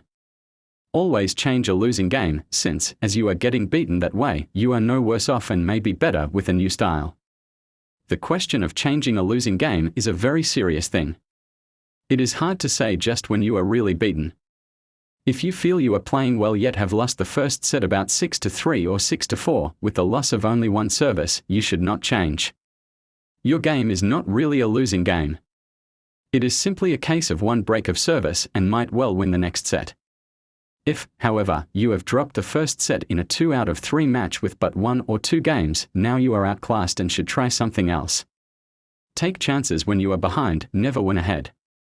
Risks are only worthwhile when you have everything to win and nothing to lose. It may spell victory, and at least will not hasten defeat. Above all, never lose your nerve or confidence in a match. By so doing you have handed your opponent about 2 points a game, a rather hard handicap to beat at your best. Never let your opponent know you are worried. Never show fatigue or pain if it is possible to avoid, since it will only give him confidence. Remember that he feels just as bad as you, and any sign of weakening on your part encourages him to go on. In other words, keep your teeth always in the match. Don't worry. Don't fuss. Luck evens up in the long run, and to worry only upsets your own game without affecting your opponent. A smile wins a lot of points because it gives the impression of confidence on your part that shakes that of the other man. Fight all the time. The harder the strain, the harder you should fight, but do it easily, happily, and enjoy it. Match play, where both men are in the same class as tennis players, resolves itself into a battle of wits and nerve. The man who uses the first and retains the second is the ultimate victor. I do not believe in a man who expects to go through a long tournament, going all out for every match. Conserve your strength and your finesse for the times you need them, and win your other matches decisively, but not destructively.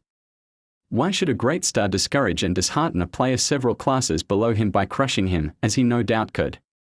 A few games a set, well earned, would be a big factor in encouraging that rising player to play in tournaments, while it would in no way injure the reputation of the star. Never hurry your opponent by serving before he is fully set to receive. This is a favorite trick of a few unscrupulous players, yet is really an unfair advantage. Do your hurrying after the ball is in play by running him to unexpected places in the court. Should anyone attempt to work the hurried service on you, after several attempts, proving it is intentional, let the ball go by and say not ready. The server will shortly realize that you will take your time regardless of him, and he will slow up. I do not advocate stalling, nothing is worse. It is a breach of ethics that is wholly uncalled for. Play the game naturally and give your opponent full courtesy in all matters. If you do, you will receive it in return. Take every advantage of any and every weakness in your opponent's game, but never trespass on his rights as regards external advantages. Personally, I do not believe in defaulting a match. To scratch or retire, as the term goes, is to cheat your opponent of his just triumph, and you should never do this unless it is absolutely impossible to avoid. Sickness or some equally important reason should be the sole cause of scratching, for you owe the tournament your presence once your entry is in. Match play should stimulate a player. He should produce his best under the excitement of competition. Learn your shots in practice, but use them in matches. Practice is played with the racket, matches are won by the mind. J.C. Park is a great match player because he is not only a great player but a great student of men. He sizes up his opponent and seizes every opening and turns it to his own account. Norman E. Brooks is the greatest match player the world has ever known because he is ever ready to change his plan to meet the strategy of his opponent and has both the variety of stroke and versatility of intellect to outguess the other the majority of times. Brooks is the greatest court general and, in my opinion, the finest tennis intellect in the world. His mind is never so keen and he is never so dangerous as when he is trailing in an important match. He typifies all that is great in mental match tennis. A great star is always at his best in a match, as it stimulates his mental and physical faculties to the utmost. Certain players are more effective against some men than others who are not so good. It is the uncertainty of match tennis that is its greatest charm. Two men may meet for tennis during a season and be so closely matched that each man will win 2 matches and the score seem almost one-sided each time. It is a case of getting the jump on the other player. During 1919 Johnston and I met 4 times. Twice he defeated me, once in 4 sets and once in 3, while the 2 victories that were mine were scored in identically the same number of sets. The most remarkable meeting of 2 stars was the series of matches between R.L. Murray and Ichija Kumagai during the seasons of 1918 and 1919. In the early stages Murray had a decided advantage, winning from Kumagai consistently, but by close scores. Early in 1919 Kumagai unexpectedly defeated Murray at Buffalo in 4 sets. From that moment Kumagai held the whip hand. He defeated Murray at Niagara-on-the-Lake a week later. Murray barely nosed out the Japanese star at Cleveland in 5 sets after Kumagai had the match won, only to have Kumagai again defeat him in a terrific match at Newport in August. Kumagai's game is very effective against Murray because Murray, essentially a volleyer, could not exchange ground strokes with the Japanese star player successfully and could not stand the terrific pace of rushing the net at every opportunity. Kumagai conclusively proved his slight superiority over Murray last season. Vincent Richards, who is not yet the equal of Murray, scored 2 clean-cut victories over Kumagai during the same period. Why should Richards worry Kumagai, who is certainly Murray's superior, and yet not cause Murray trouble? The answer lies in this style of game. Richards uses a peculiar chop stroke from the baseline that is very steady. He can meet Kumagai at his own baseline game until he gets a chance to close into the net, where his volleying is remarkable. The result is, against Kumagai's driving he is perfectly at home. Murray is a vicious net player who swept Richards off his feet. The boy has not the speed on his ground strokes to pass Murray, who volleys off his chop for points, and cannot take the net away from him as he cannot handle the terrific speed of Murray's game. Thus Murray's speed beats Richard's, while Richard's steadiness troubles Kumagai, yet Kumagai's persistent driving tires Murray and beats him. What good are comparative scores? Charles S. Garland always defeats Howard Voschel, yet loses to men whom Voschel defeats. Williams proves a stumbling block to Johnston, yet seldom does well against me.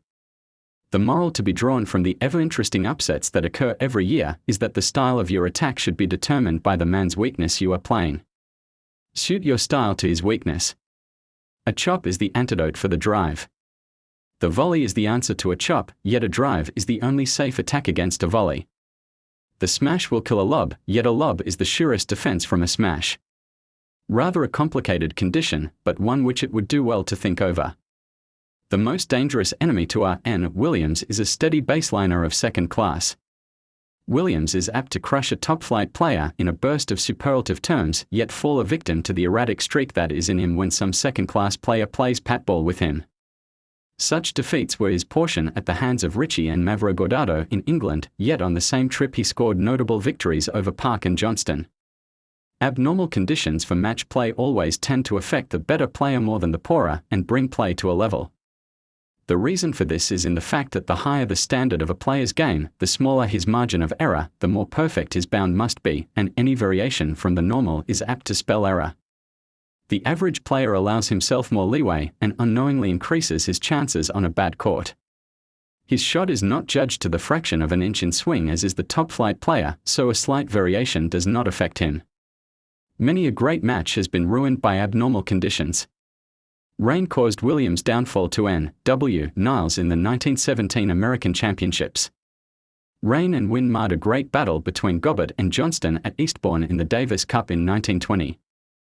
The clever match player must always be willing to change his game to meet conditions. Failure to do so may spell defeat. It is this uncertainty, due to external conditions, that makes comparative records so useless in judging the relative merits of two players you know nothing of. Rankings based on mathematical calculations of scores are absolutely useless and childish, unless tempered by common sense. The question of the fitness of conditions of play can never be standardized. In America you play only if clear. In England sometimes when clear but more often in rain, judging by the events I swam through in my recent trip. A match player should not only be able to play tennis, but should combine the virtues of an aeroplane and a submarine as well. Chapter 8. The psychology of physical fitness. Physical fitness is one of the great essentials of match play. Keenness can only be acquired if the physical, mental, and nervous systems are in tune. Consistent and systematic training is essential to a tournament player. Regular hours of sleep and regular, hearty food at regular hours are necessary to keep the body at its highest efficiency. Food is particularly important. Eat well, but do not overeat, particularly immediately before playing. I believe in a large hearty breakfast on the day of a big match. This should be taken by 9:30. A moderate lunch at about 1 o'clock if playing at 3. Do not eat very rich food at luncheon as it tends to slow you up on the court. Do not run the risk of indigestion, which is the worst enemy to dear eyesight. Rich, heavy food immediately before retiring is bad, as it is apt to make you loggy on the court the next day. It is certain injury to touch alcoholic drink in any form during tournament play. Alcohol is a poison that affects the eye, the mind, and the wind, 3 essentials in tennis. Tobacco in moderation does little harm, although it, too, hits eye and wind. A man who is facing a long season of tournament play should refrain from either alcohol or tobacco in any form. Excesses of any kind are bad for physical condition, and should not be chanced. Late hours cause sluggishness of mind and body the next day. It is very dangerous to risk them before a hard match. The moving pictures immediately before playing tennis are bad, owing to the eye strain caused by the flicker of the film and the strong light of the camera. Lead a normal, healthy life, and conserve your nervous force wherever possible, as you will need it in the hard matches. Staleness is the great enemy of players who play long seasons. It is a case of too much tennis. Staleness is seldom physical weariness. A player can always recover his strength by rest.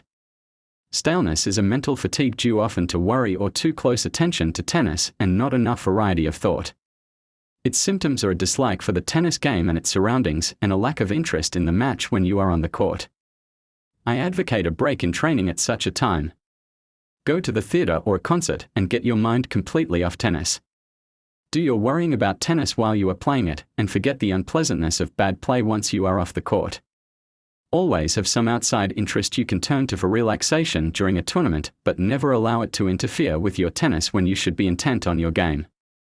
A nice balance is hard to achieve, but, once attained, is a great aid to a tournament player. I find my relaxation in auction bridge. I know many other players who do likewise. Among them are Mrs. Franklin Malley, Wallace F. Johnson, W. M. Johnston, and Samuel Hardy. The laws of training should be closely followed before and after a match.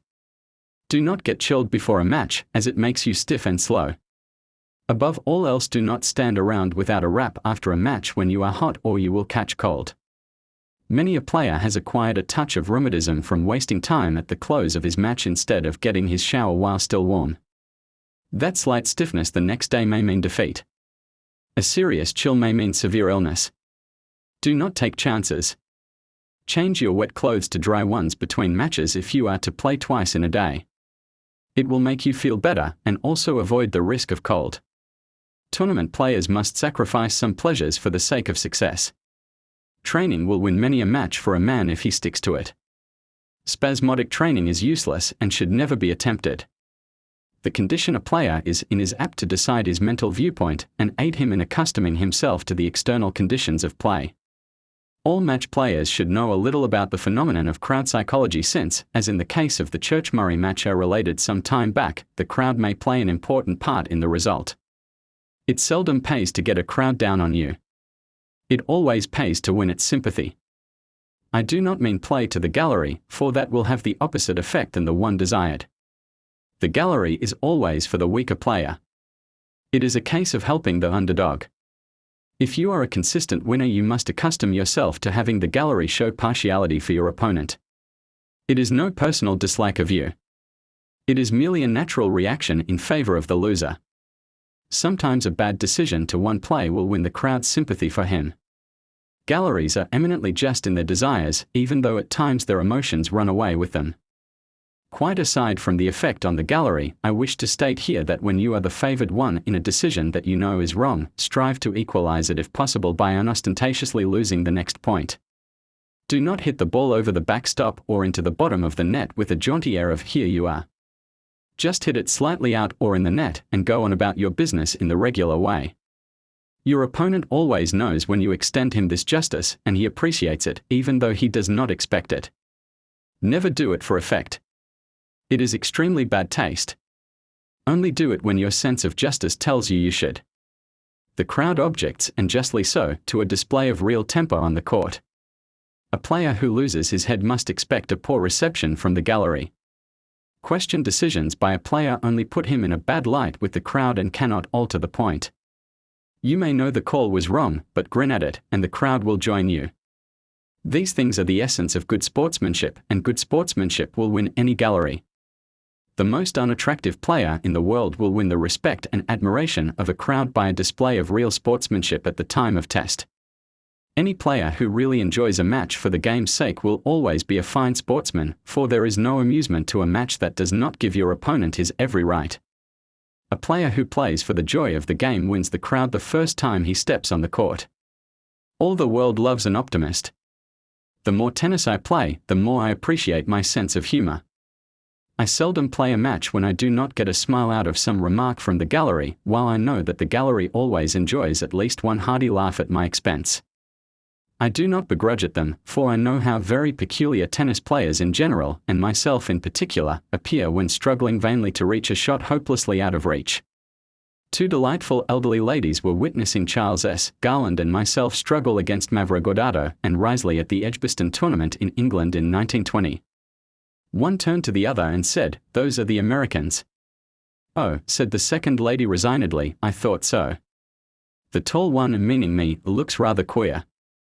During the Davis Cup match against the French at Eastbourne, I went on the court against Lawrence in my blue woolly sweater. The day was cold and I played the match 4-1 in Lawrence's favor, still wearing it. I started to remove it at the beginning of the sixth game, when the gallery burst into loud applause, out of which floated a sweet feminine voice, "Good. Now maybe the poor boy will be able to play." For the first time I realized just what the gallery thought of my efforts to play tennis and also of the handicap of the famous blue bearskin, as they termed it. My favorite expression during my Davis Cup trip happened to be peach for any particularly good shot by my opponent. The gallery at the championship, quick to appreciate any mannerism of a player and to know him by it, enjoyed the remark on many occasions as the ball went floating by me. In my match with Kingscote in the final set, the court was very slippery owing to the heavy drizzle that had been falling throughout the match. At 3-2 in my favor, I essayed a journey to the net, only to have Kingscote pass me cross-court to my backhand. I turned and started rapidly for the shot, murmuring peach as I went. Suddenly my feet went out and I rolled over on the ground, sliding some distance, mainly on my face. I arose, dripping, just in time to hear, sotto voce, in the gallery at my side, a little bit crushed, that peach. The sense of humor of the speaker was delightful. The whole sideline howled with joy, and the joke was on me. I am always the goat for the gallery in these little jokes, because it is seldom I can refrain from saying something loud enough to be heard. I remember an incident that caused great joy to a large gallery in Philadelphia during a match between two prominent local players. One of the men had been charging the net and volleying consistently off the frame of his racket, giving a wonderful display of that remarkable shot known the world over as the mahogany volley. His luck was phenomenal, for all his miss-hit volleys won him points. Finally, at the end of a bitterly contested deuce game in the last set, he again won the deciding point with a volley off the wood, just as a small insect flew in his eye. He called to his opponent, "Just a moment, I have a fly in my eye." The disgusted opponent looked up and muttered, "Fly? Ha! I'll bet it's a splinter." There was a certain young player who was notoriously lax in his eyesight on decisions.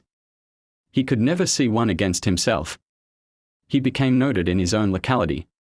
He and another boy were playing a team of brothers who were quite famous in the tennis world. One of these brothers had a very severe service that the local captain kid could not handle at all. So each time the visiting player served close to the line, the boy would swing at it, miss it, and call fault. There was no umpire available and there was no question of the older team losing, so they let it go for some time. Finally, a service fully 3 feet in was casually called out by the youngster. This proved too much for the server, who hailed his brother at the net with the query, "What was wrong that time?" "I don't know," came the reply, "unless he called a foot fault on you." The assurance of some young players is remarkable. They know far more about the game of other men than the men themselves. I once traveled to a tournament with a boy who casually seated himself beside me in the train and, seeing my tennis bag, opened the conversation on tennis and tennis players. He finally turned his attention to various people I knew well and suddenly burst out with, "Tilden is a chopstroke player. I know him well." I let him talk for about 10 minutes, learning things about my game that I never knew before. Finally I asked his name, which he told me. In reply he asked mine. The last view I had of him for some time was a hasty retreat through the door of the car for air. I played my first match against J.C. Park at Wimbledon in 1920. The time before that I had been on the court with him was at Germantown Cricket Club in 1911, when I acted as ballboy in the Davis Cup between him and W.A. Land. The junior members of the club, sons of the members, used to consider it a great honor to act as ballboy in these matches and worked every means to be picked. I picked up much tennis in those days, for I have worked at the ballboy position for Park, Crawley, Dixon, Land, Wright, and Ward. Chapter 9. The Psychology of Singles and Doubles. Singles, the greatest strain in tennis, is the game for 2 players.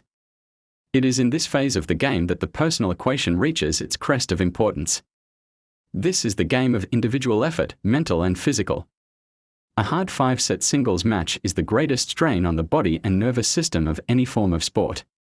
Richard Hart and L.C. Wister, the former a famous Harvard University football and baseball player, the latter a football star at Princeton, both of whom are famous tennis players, have told me that a close 5-set tennis match was far more wearing on them than the biggest football game they had ever played. Singles is a game of daring, dash, speed of foot and stroke. It is a game of chance far more than doubles. Since you have no partner dependent upon you, you can afford to risk error for the possibility of speedy victory. Much of what I wrote under match play is more for singles than doubles, yet let me call your attention to certain peculiarities of singles from the standpoint of the spectator. A gallery enjoys personalities far more than styles. Singles brings two people into close and active relations that show the idiosyncrasies of each player far more acutely than doubles. The spectator is in the position of a man watching an insect under a microscope. He can analyze the inner workings.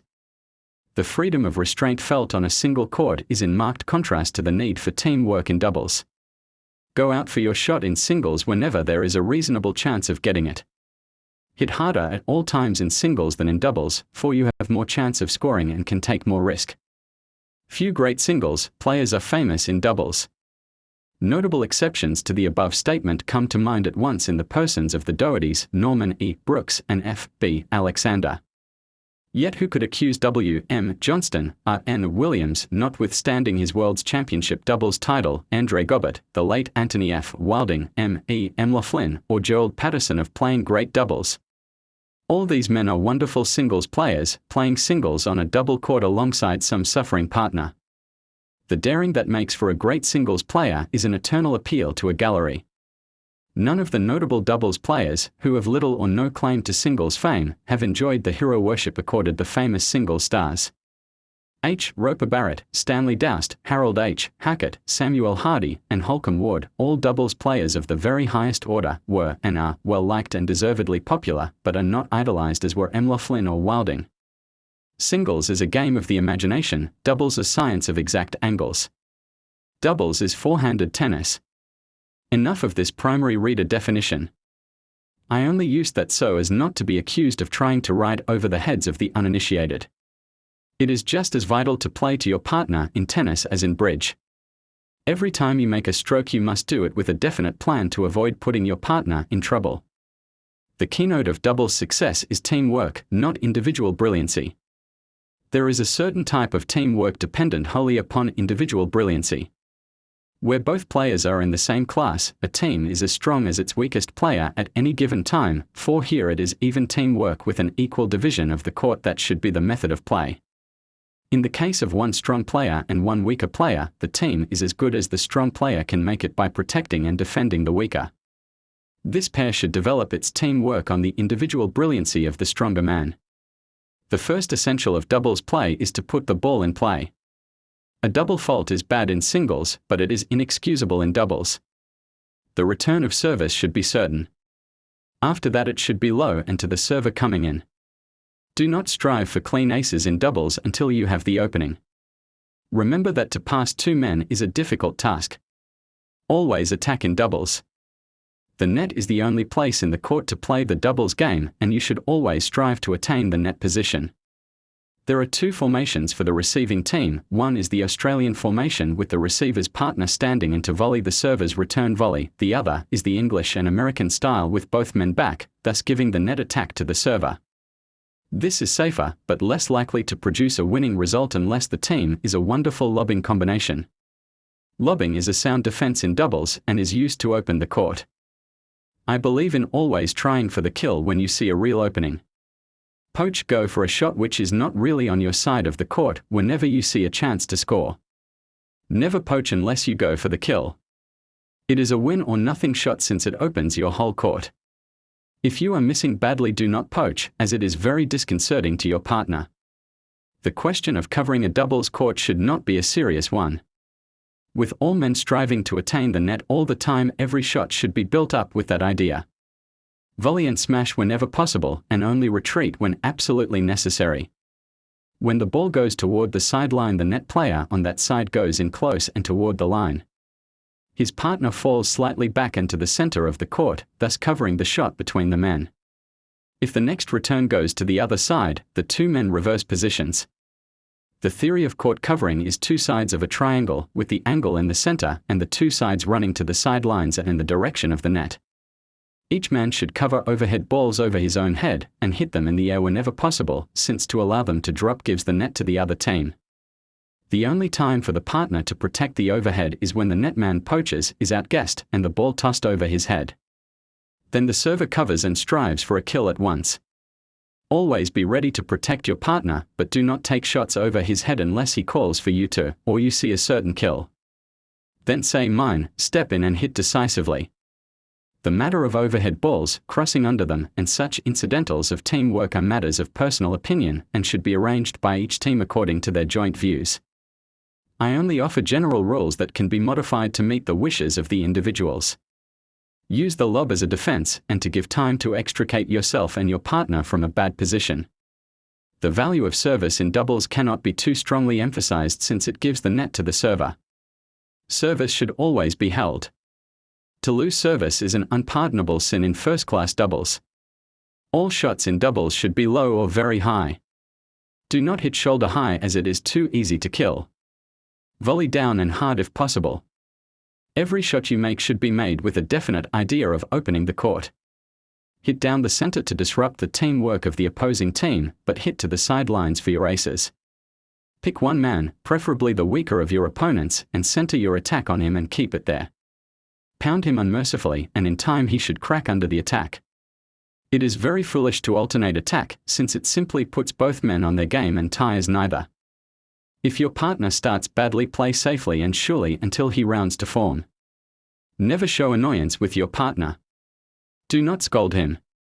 He is doing the best he can, and fighting with him does no good. Encourage him at all times and don't worry. A team that is fighting among themselves has little time left to play tennis, and after all, tennis is the main object of doubles. Offer suggestions to your partner at any time during a match, but do not insist on his following them, and do not get peevish if he doesn't. He simply does not agree with you, and he may be right. Who knows? Every doubles team should have a leader to direct its play, but that leader must always be willing to drop leadership for any given point when his partner has the superior position. It is policy of attack, not type of stroke, that the leader should determine. Pick a partner and stick to him.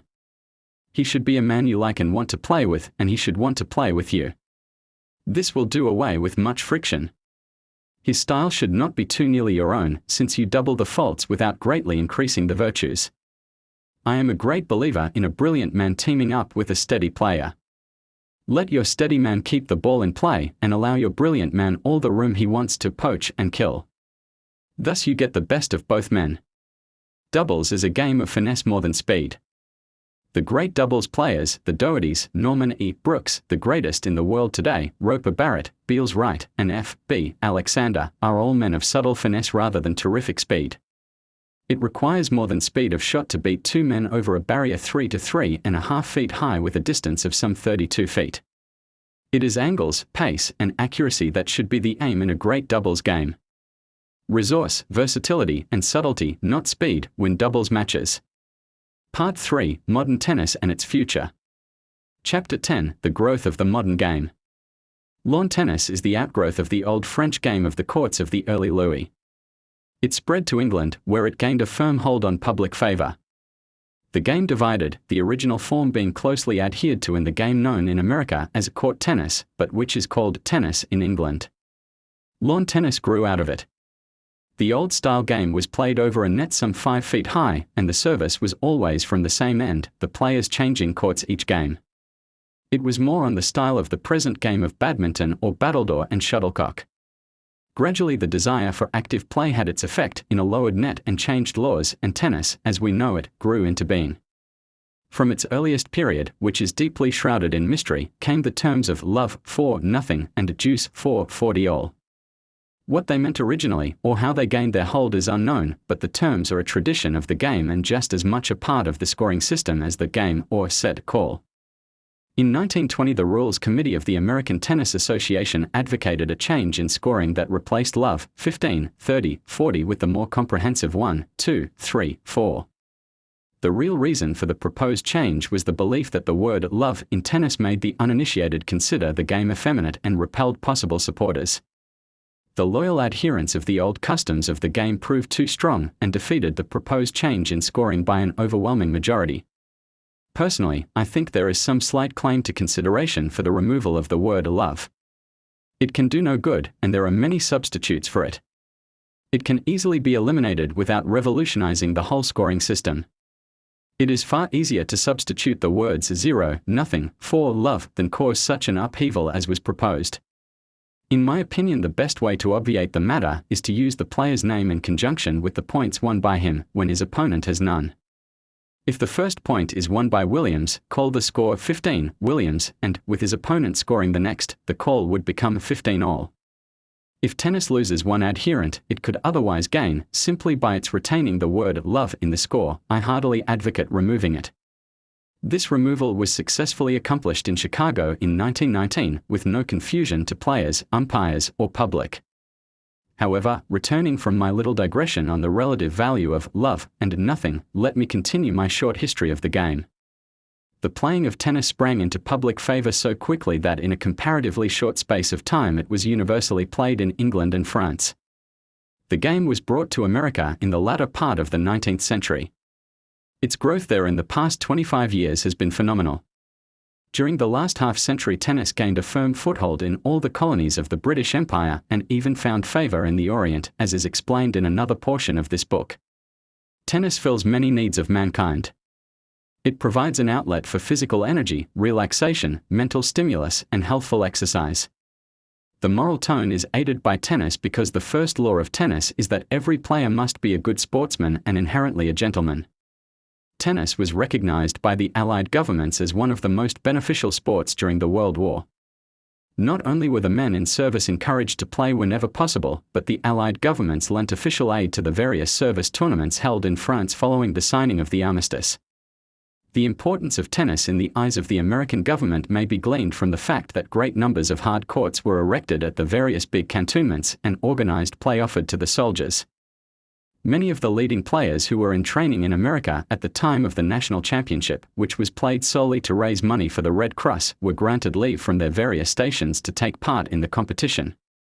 Among the most notable were Wallace F. Johnson, Conrad B. Doyle, Harold Throckmorton, S. Howard Voschel, and myself, all of whom were granted leave of 2 weeks or a month. Captain R. N. Williams and Ensigns William M. Johnston and Maurice E. M. Laughlin, and many other stars, were overseas. Official recognition at such a time puts a stamp of approval on the game, which goes far to justify its worldwide popularity. The tennis world lost many of its best in that titanic struggle. The passing of so many from its ranks left gaps that will be hard to fill. The gallant death of Anthony F. Wilding in Flanders cost the game one of its greatest players and finest men. I had not the pleasure of knowing Wilding personally, yet I, like all the tennis world, felt a sense of keen personal loss at his heroic passing. Wilding was a man whose sterling qualities gave even more to the game than his play, and tennis is better for his all-too-brief career. America lost some of its finest manhood in the war, and tennis paid its toll. No player was a more likable personality nor popular figure among the rising stars than John Plaffman, the young Harvard man who gave his life in Flanders fields. I cannot touch on the many heroes who made everlasting fame in a bigger game than that which they loved so well. Time is too short. It is sufficient to know that the tennis players of the world dropped their sport at the call of war, and played as well with death as ever they did on the tennis court. The war is over, please God never to return, and the men are back from their marvelous task. The game of war is done, the games of peace are again being played. Tennis suffered the world over from war's blight, but everywhere the game sprang up in renewed life at the close of hostilities. The season of 1919 was one of reconstruction after the devastation. New figures were standing in prominence where old stars were accustomed to be seen. The question on the lips of all the tennis players was whether the stars of pre-war days would return to their former greatness. The championship of the world for 1919 at Wimbledon was anxiously awaited. Who would stand forth as the shining light of that meeting? Gerald Patterson, the Australian Hurricane, as the press called him, came through a notable field and successfully challenged Norman Brooks for the title. Gobbett and Kingscote fell before him, and the press hailed him as a player of transcendent powers. The Australian team of Brooks, Patterson, R.V. Thomas, and Randolph Lysett journeyed home to the Antipodes by way of America to compete in the American Championship. Meanwhile, R.N. Williams, W.M. Johnston, and Maurice E. M. Laughlin were demobilized and were again on the courts. The American Championships assumed an importance equal to that of the Wimbledon event. The Australian team of Brooks and Patterson successfully challenged the American title holders in doubles, Vincent Richards and myself, after defeating the best teams in America, including W.M. Johnston and C.J. Griffin, the former champions. Speculation was rife as to Patterson's ability to triumph in the singles championship, and public interest ran high. The singles championship proved a notable triumph for W.M. Johnston, who won a decisive, clear-cut, and deserved victory from a field never equaled in the history of tennis. Johnston defeated Patterson in a marvelous 5-set struggle, while Brooks lost to me in 4 sets. M. Flynn went down to Williams in a match that showed the famous comet but a faint shadow of his former self. Williams was defeated in sequence sets by me. The final round found Johnston in miraculous form and complete master of the match from start to finish, and he defeated me in 3 sequence sets. Immediately following the championship, the Australian-American team match took place. In this, Brooks went down to defeat before Johnston in 4 close sets, while I succeeded in scoring another point by nosing out Patterson by the same score. Thus 1919 gave Johnston a clear claim to the title of the world's premier tennis player. The whole season saw marked increase in tennis interest throughout the entire world. I have gone into more detail concerning the season of 1919 than I otherwise would, to attempt to show the revival of the tennis game and the public interest, and why it is so. The evolution of the tennis game is a natural logical one. There is a definite cycle of events that can be traced. The picture is clearest in America as the steps of advancements are more definitely defined. It is from America that I am going to analyze the growth of modern tennis. The old saying, 3 generations from shirt sleeves to shirt sleeves, may well be parroted to 3 decades from ground strokes to ground strokes. The game of tennis is one great circle that never quite closes.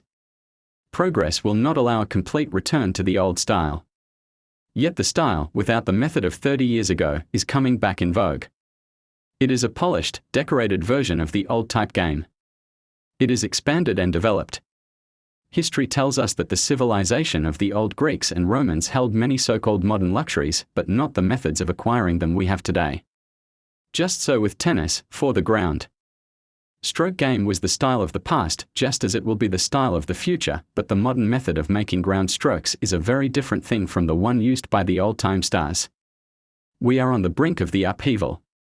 The next few years will show results in the tennis game that were not thought of before the war.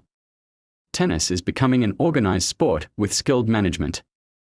Modern methods, where efficiency is the watchword, is the new idea in tennis development. Tennis is on the verge of the greatest increase in its history. Never before has tennis of all types been so universally played, nor by such great multitudes. Its drawing power is phenomenal, hundreds of thousands of people witnessing matches the world over and played during the season of 1920. There are more players of fame now before the public than at any previous time since tennis became established. The standard of play of the masses and quality of game of the stars have risen tremendously in the last decade.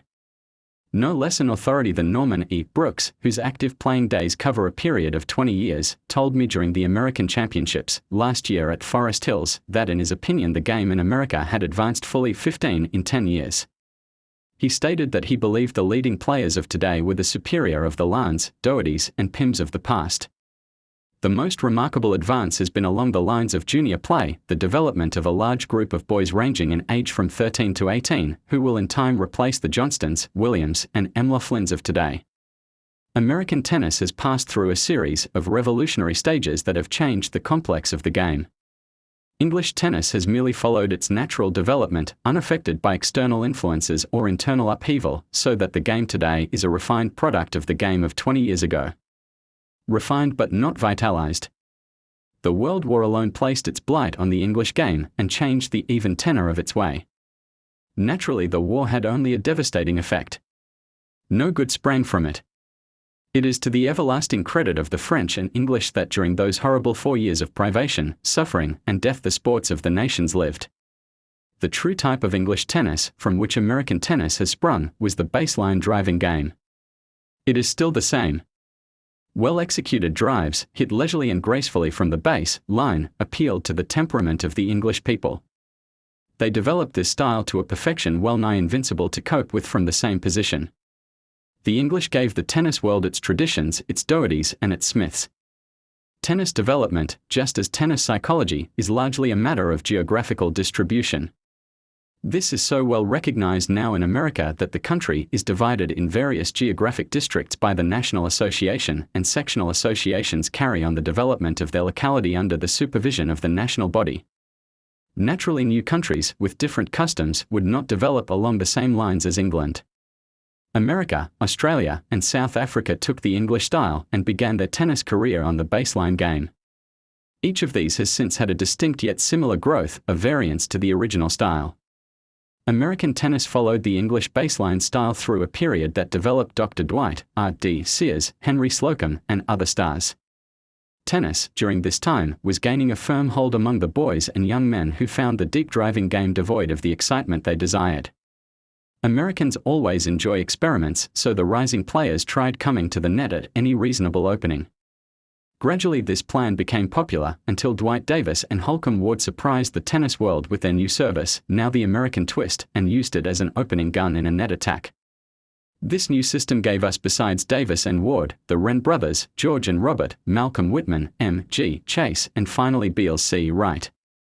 The baseline game had its firm adherents who followed it loyally, and it reached its crest in the person of William A. Alland. Previous to this time, speed, cyclonic hitting and furious smashing were unknown, although rumors of some player named M. Laughlin combining these qualities were floating east from the Pacific coast. Not much stock was taken in this phenomenon until 1908, when Maurice Evans M. Laughlin burst upon the tennis world with a flash of brilliancy that earned him his popular nickname, the California Comet. M. Laughlin was the turning point in American tennis. He made a lasting impression on the game that can never be erased. His personality gained him a following and fame, both in America and England, that have seldom been equaled in the sporting world. M. Laughlin was the disciple of speed. Cyclonic, dynamic energy, embodied in a fiery-headed boy, transformed tennis to a game of brawn as well as brains. America went crazy over Red Mac, and all the rising young players sought to emulate his game. No man has brought a more striking personality, or more generous sportsmanship, into tennis than M. Laughlin. The game owes him a great personal debt, but this very personal charm that was his made many players strive to copy his style and methods, which unfortunately were not fundamentally of the best. M. Laughlin was a unique tennis player. His whole game was built up on service and overhead. His ground strokes were very faulty. By his personal popularity, M. Laughlin dwarfed the importance of ground strokes and unduly emphasized the importance of service. M. Laughlin gave us speed, dash, and verve in our tennis. It remained for A. N. Williams and W. M. Johnston to restore the balance of the modern game by solving the riddle of the Californian service. Brooks and Wilding led the way by first meeting the ball as it came off the ground. Yet neither of these two wizards of the court successfully handled M. Laughlin's service as did Williams and Johnston. M. Laughlin swept Brooks and Wilding into the discard on those memorable days in 1914, when the dynamic game of the fiery-headed Californian rose to heights it had never attained previously, and he defeated both men in the Davis Cup. Less than 1 month later, Williams, playing as only Williams can, annihilated that mighty delivery and crushed M. Laughlin in the final of the national championship. It was the beginning of the end for M. Laughlin, for once his attack was repulsed he had no sound defense to fall back on. Williams and then Johnston triumphed by the wonderful ground strokes that held back M. Laughlin's attack. Today we are still in the period of service and net attack, with the cycle closing toward the ground stroke game. Yet the circle will never close, for the net game is the final word in attack, and only attack will succeed. The evolution means that the ground stroke is again established as the only modern defense against the net player. Modern tennis should be an attacking service, not necessarily epoch-making, as was M. Laughlin's, but powerfully offensive, with the main portion of the play from the baseline inspiring for openings to advance to the net. Once the opening is made, the advance should follow quickly, and the point ended by a decisive kill. That is the modern American game. It is the game of Australia as typified by Patterson, schooled under the Brooks tutelage. It is the game of France, played by Gobert, Lawrence, and Brugnan. It has spread to South Africa and is used by Winslow, Norton, and Raymond. Japan sees its possibilities, and Kumagai and Shimizu are even now learning the net attack to combine with the baseline game. England alone remains obstinate in her loyalty to her old standby, and even their signs of the joint attack are found in the game of Kingscote. Tennis has spread so rapidly that the old idea of class and class game has passed away with so many other ancient, yet snobbish, traditions. Tennis is universally played. The need of proper development of the game became so great in America that the American Lawn Tennis Association organized, in 1917, a system of developing the boys under 18 years of age all over the United States.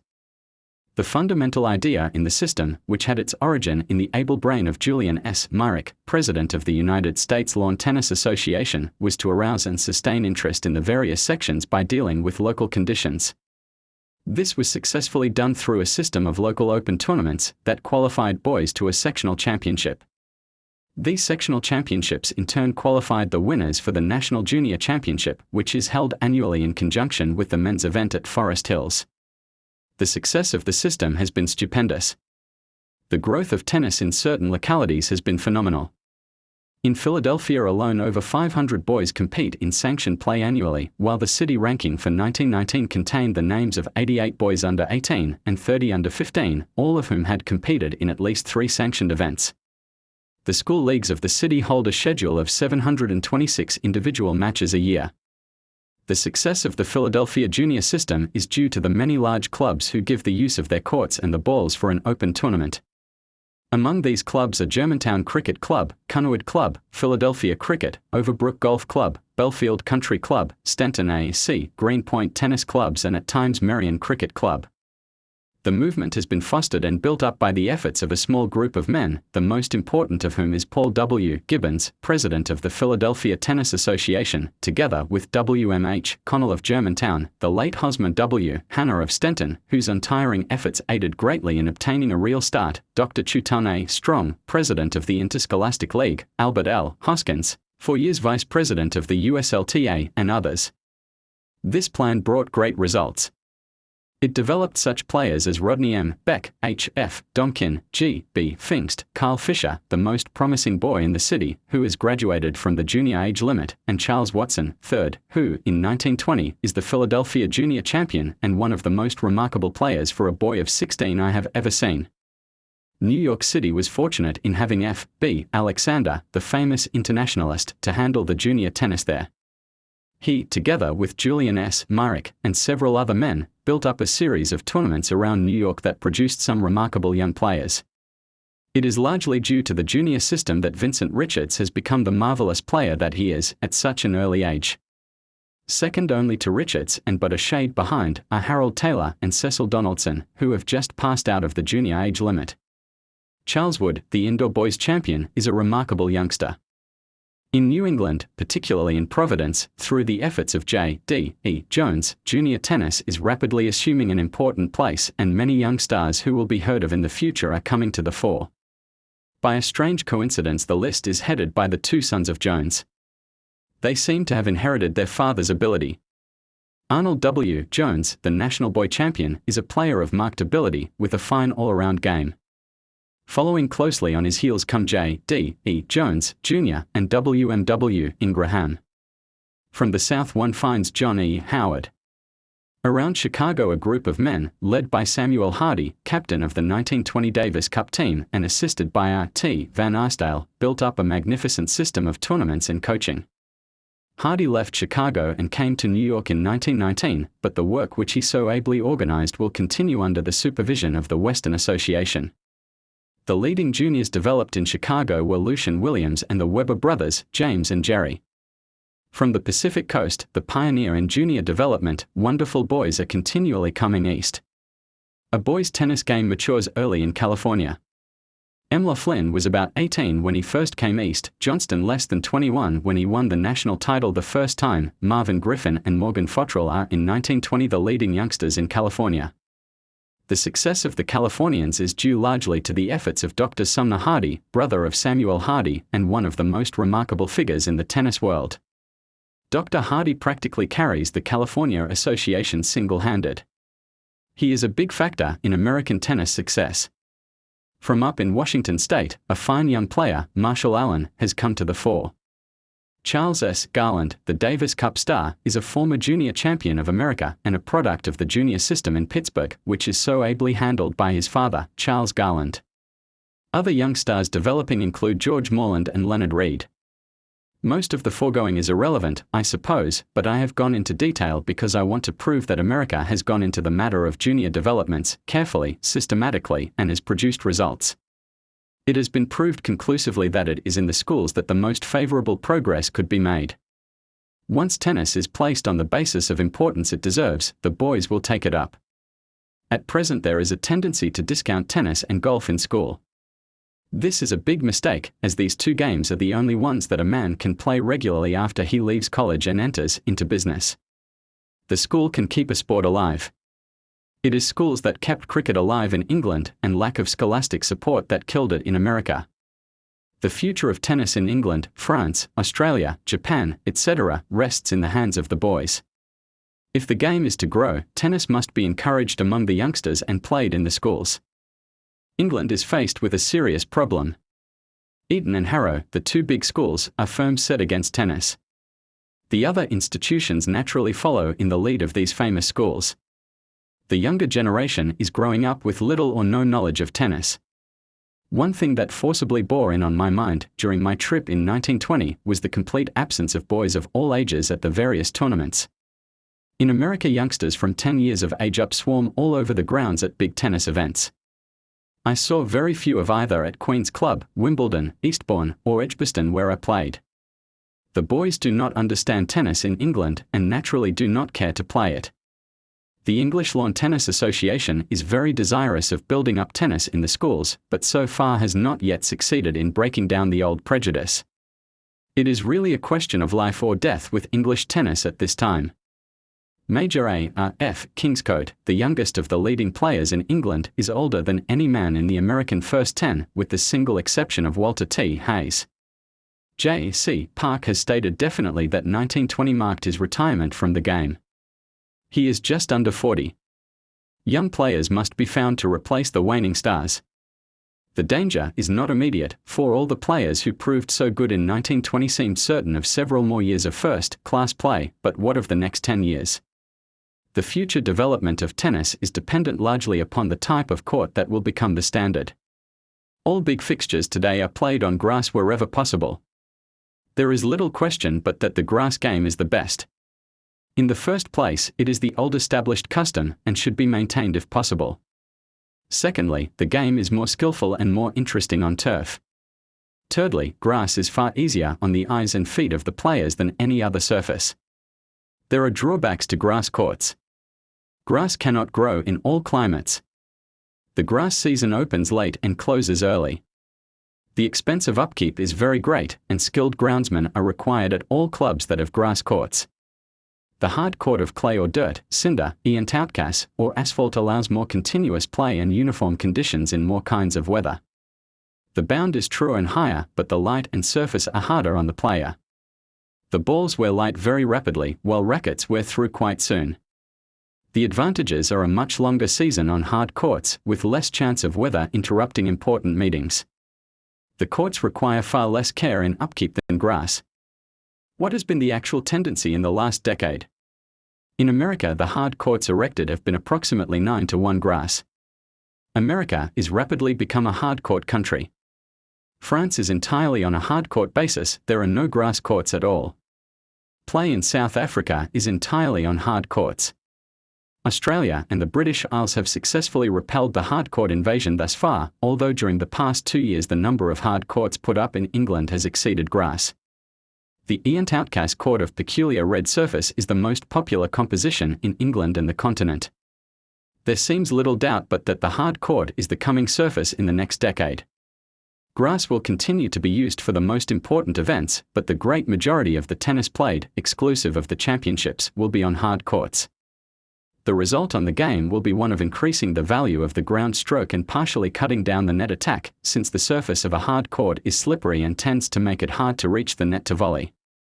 Thus the natural attack will become a drive and not a volley. Hard court play speeds up the ground strokes and makes the game more orthodox. The installation of hard courts universally should spread tennis rapidly, since it will afford more chance to play over a longer period. The growth of public courts in the parks and the municipal playgrounds in America has been a big factor in the spread of the game's popularity. Formerly a man or boy had to belong to a club in order to have an opportunity to play tennis. Now all he needs is a racket and balls and he may play on a public court in his own city. This movement will spread not only in America but throughout the world. England and France have some public courts, but their systems are not quite as well organized as the American. The branch of tennis which England and France foster, and in which America is woefully lax, is the indoor game. Unfortunately, the majority of the courts abroad have wood surfaces, true but lightning fast. The perfect indoor court should retain its true bound, but slow up the skid of the ball. The most successful surface I have ever played upon is battleship linoleum, the heavy covering used on men o' war. This gives a true, slightly retarded bound, not unlike a very fast grass court. Indoor play in America is sadly crippled by reason of no adequate facilities for play. The so-called National Indoor Championship is held at the 7th Regiment Armory in New York City on a wood floor with such frightful lighting that it is impossible to play real tennis. The two covered courts at Longwood Club, Boston, are very fine, well lighted, with plenty of space. There is a magnificent court at Providence and another at Buffalo. Utica boasts of another, while there are several fine courts, privately owned, on Long Island. New York City uses the big armories for indoor play, but the surface and light in these are not fit for real tennis. The Brooklyn Heights Casino has the only adequate court in the metropolitan district. Philadelphia and Chicago, cities of enormous populations and great tennis interest, have no courts or facilities for indoor play. This condition must be rectified in America if we wish to keep our supremacy in the tennis world. The French players are remarkable on wood. Gobert is said to be the superior of any player in the world when playing under good conditions indoors. The game of tennis is worthy of having all types of play within reach of its devotees. Why should a player drop his sport in October because the weather is cold? Indoor play during the winter means an improvement from season to season. Lack of it is practically stagnation or retrogression. The future will see a growth of hard court play the world over. Grass must fight to hold its position. Indoor play will come more and more into vogue. Chapter 11. The probable future of the game. What will be the outcome of the worldwide boom in tennis? Will the game change materially in the coming years? Time, alone, can answer, but with that rashness that seizes one when the opportunity to prophesy arrives and no one is at hand to cry hold, hold, I dare to submit my views on the coming years in international tennis. I do not look to see a material change in the playing rules. A revival of the footfault fiend, who desires to handicap the server, is international in character and, like the poor, always with us. The International Federation has practically adopted a footfault rule for 1921 that prohibits the server lifting 1 foot unless replaced behind the baseline. It is believed this will do away with the terrific services. The only effect I can see from it is to move the server back a few inches, or possibly a foot, while he delivers the same service and follows in with a little more speed of foot. It will not change the game at all. Sir Oliver Lodge, the eminent scientist, has joined the advocates of but one service per point. This seems so radical and in all so useless, since it entirely kills service as other than a mere formality and puts it back where it was 25 years ago, that I doubt if even the weight of Sir Oliver Lodge's eminent opinion can put it over. To allow one service is to hand the game more fully into the receiver's hands than it now rests in the server's. The playing rules are adequate in every way, and the perfect accord with which representatives of the various countries meet and play, happily, successfully, and what is more important, annually, is sufficient endorsement of the fundamental principles. The few slight variations of the different countries are easily learned and work no hardships on visiting players. Why change a known successful quantity for an unknown? It seldom pays. The style of play is now approaching a type which I believe will prove to have a long life. Today we are beginning to combine the various styles in one man. The champion of the future will necessarily need more equipment than the champion of today. The present shows us the forehand driving of Johnston, the service of Murray, the volleying of Richards, the chop of Wallace F. Johnson, the smash of Patterson, the half volley of Williams and the backhand of Pell. The future will find the greatest players combining much of these games. It can be done if the player will study. I believe that every leading player in the world in 1950 will have a drive and a chop, fore, and backhand from the baseline. He will use at least 2 styles of service, since one will not suffice against the stroke of that period. He will be a volleyer who can safely advance to the net, yet his attack will be based on a ground game. He must smash well. In short, I believe that the key to future tennis success lies in variety of stroke. The day of the one-stroke player is passing. Each year sees the versatile game striding forward by leaps and bounds.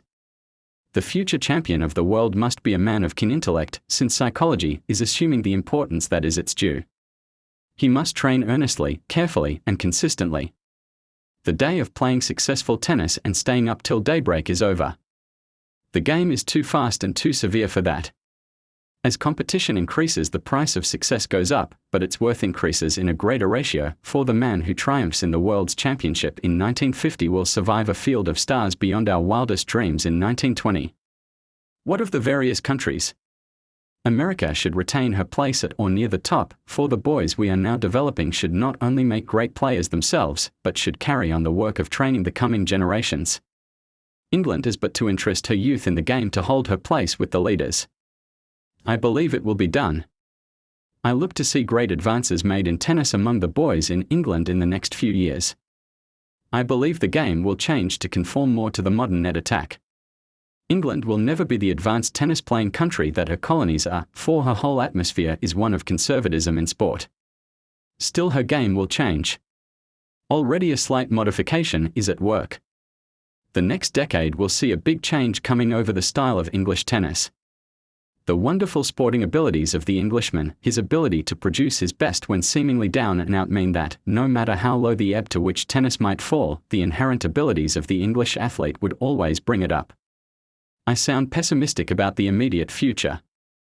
I am not, provided English boyhood is interested in the game. Japan is the country of the future. There is no more remarkable race of students on the globe than the Japanese. They like tennis and are coming with increasing numbers to our tournaments. They prove themselves sterling sportsmen and remarkable players. I look to see Japan a power in tennis in the next 25 years. France, with a brilliant, temperamental, unstable people, will always provide interesting players and charming opponents. I do not look to see France materially change her present position, which is one of extreme honor, of great friendliness and keen competition. Her game will not greatly rise, nor will she lose in any way the prestige that is hers. It will be many long years before the players of those enemy countries, who plunged the world into the horrible baptism of blood from which we have only just emerged, will ever be met by the players of the Allies. Personally, I trust one may not see their re-entry into the game. Not from the question of the individuals, but from the feeling which will not down. There is no need to deal at this time with the future of Germany and Austria. Australasia and South Africa, the great colonies of the British Empire, should be on the edge of a great tennis wave. I look to see great players rise in Australasia to refill the gaps left by the passing of Wilding and the retirement of Brooks. It takes great players to fill such gaps, but great players are bred from the traditions of the former masters. The early season of 1921 saw a significant, and to my way of looking at it, wise move on the part of New Zealand when the New Zealand Tennis Association withdrew from the Australasian Tennis Association and decided to compete for the Davis Cup in future years as a separate nation. No one can deny the great help Australia has been to New Zealand in tennis development, but the time has come now for New Zealand to stand on her own. Since the regrettable death of Anthony F. Wilding, in whose memory New Zealand has a tennis asset and standard that will always hold a place in world sport, the New Zealand tennis players have been unable to produce a player of skill enough to make the Davis Cup team of Australasia. It has fallen to Australia with Norman E. Brooks, to whose unfailing support and interest Australasian tennis owes its progress since the war. G. L. Patterson, W. H. Anderson, R. L. Heath, and Patahara would to uphold the traditions of the game. The Davis Cup Challenge round of 1921 was staged in New Zealand in accord with the agreement between Australia and New Zealand and also in memory of A. F. Wilding. The tremendous interest in the play throughout the entire country showed the time was ripe for a drastic step forward if the step was ever to be taken. So after careful consideration, the split of Australia and New Zealand has taken place. What will this mean to New Zealand? First, it means that it will be years before another Davis Cup match will be staged on her shores, for it takes time and plenty of it to produce a winning team, but at the time, the fact is borne in on the tennis-playing faction in New Zealand that as soon as they desire to challenge, their players will gain the opportunity of international competition.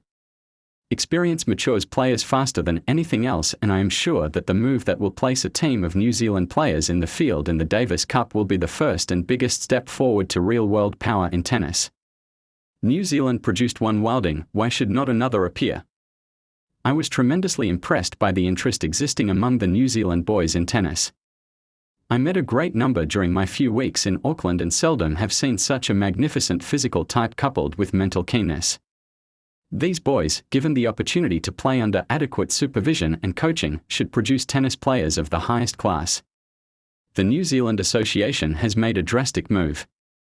I hope they have the wisdom to see far enough ahead to provide plenty of play for their young players and if possible to obtain adequate coaches in the clubs and schools. Frankly, I see no players of Davis Cup caliber now in New Zealand. I did see many boys whom I felt if given the chance would become Davis Cup material. The break with New Zealand will have no effect on Australia except to relieve a slight friction that has existed. Australia has plenty of material coming to ensure a succession of fine teams for the Davis Cup in the future. Both Australia and New Zealand handle their tennis in the country in a most efficient manner, and the game seems to me to be progressing in a natural and healthy manner. The next 10 years will decide the fate of New Zealand tennis. If they organise a systematic development of their boys, I feel convinced they will gain a place of equality with Australia. If they do not seize their opening now, tennis will not revive until some genius of the game such as Norman E. Brooks arises in their midst from only the Lord knows where. The future should see America and Australia fighting for supremacy in the tennis world, with England and France close on their heels to jump in the lead at the first faltering. It is only a matter of time before the last differences between the International Federation and the America Association are patched up. The fundamental desires of each to spread the growth of tennis are the same. Sooner or later the bar will fall and a truly international federation, worldwide in scope, will follow. I look to see the Davis Cup matches gain in importance and public interest as each year goes by. The growth of the public interest in the game is seen at every hand. Wimbledon must seek new quarters. The new grounds of the All England Club will provide accommodation for 20,000 to witness the championships. This enormous stadium is the result of public pressure owing to the crowds that could not be accommodated at the old grounds. Westside Club, Forest Hills, where the American Championship was held, is planning accommodation for 25,000, provided that they are awarded the championship for a long term of years.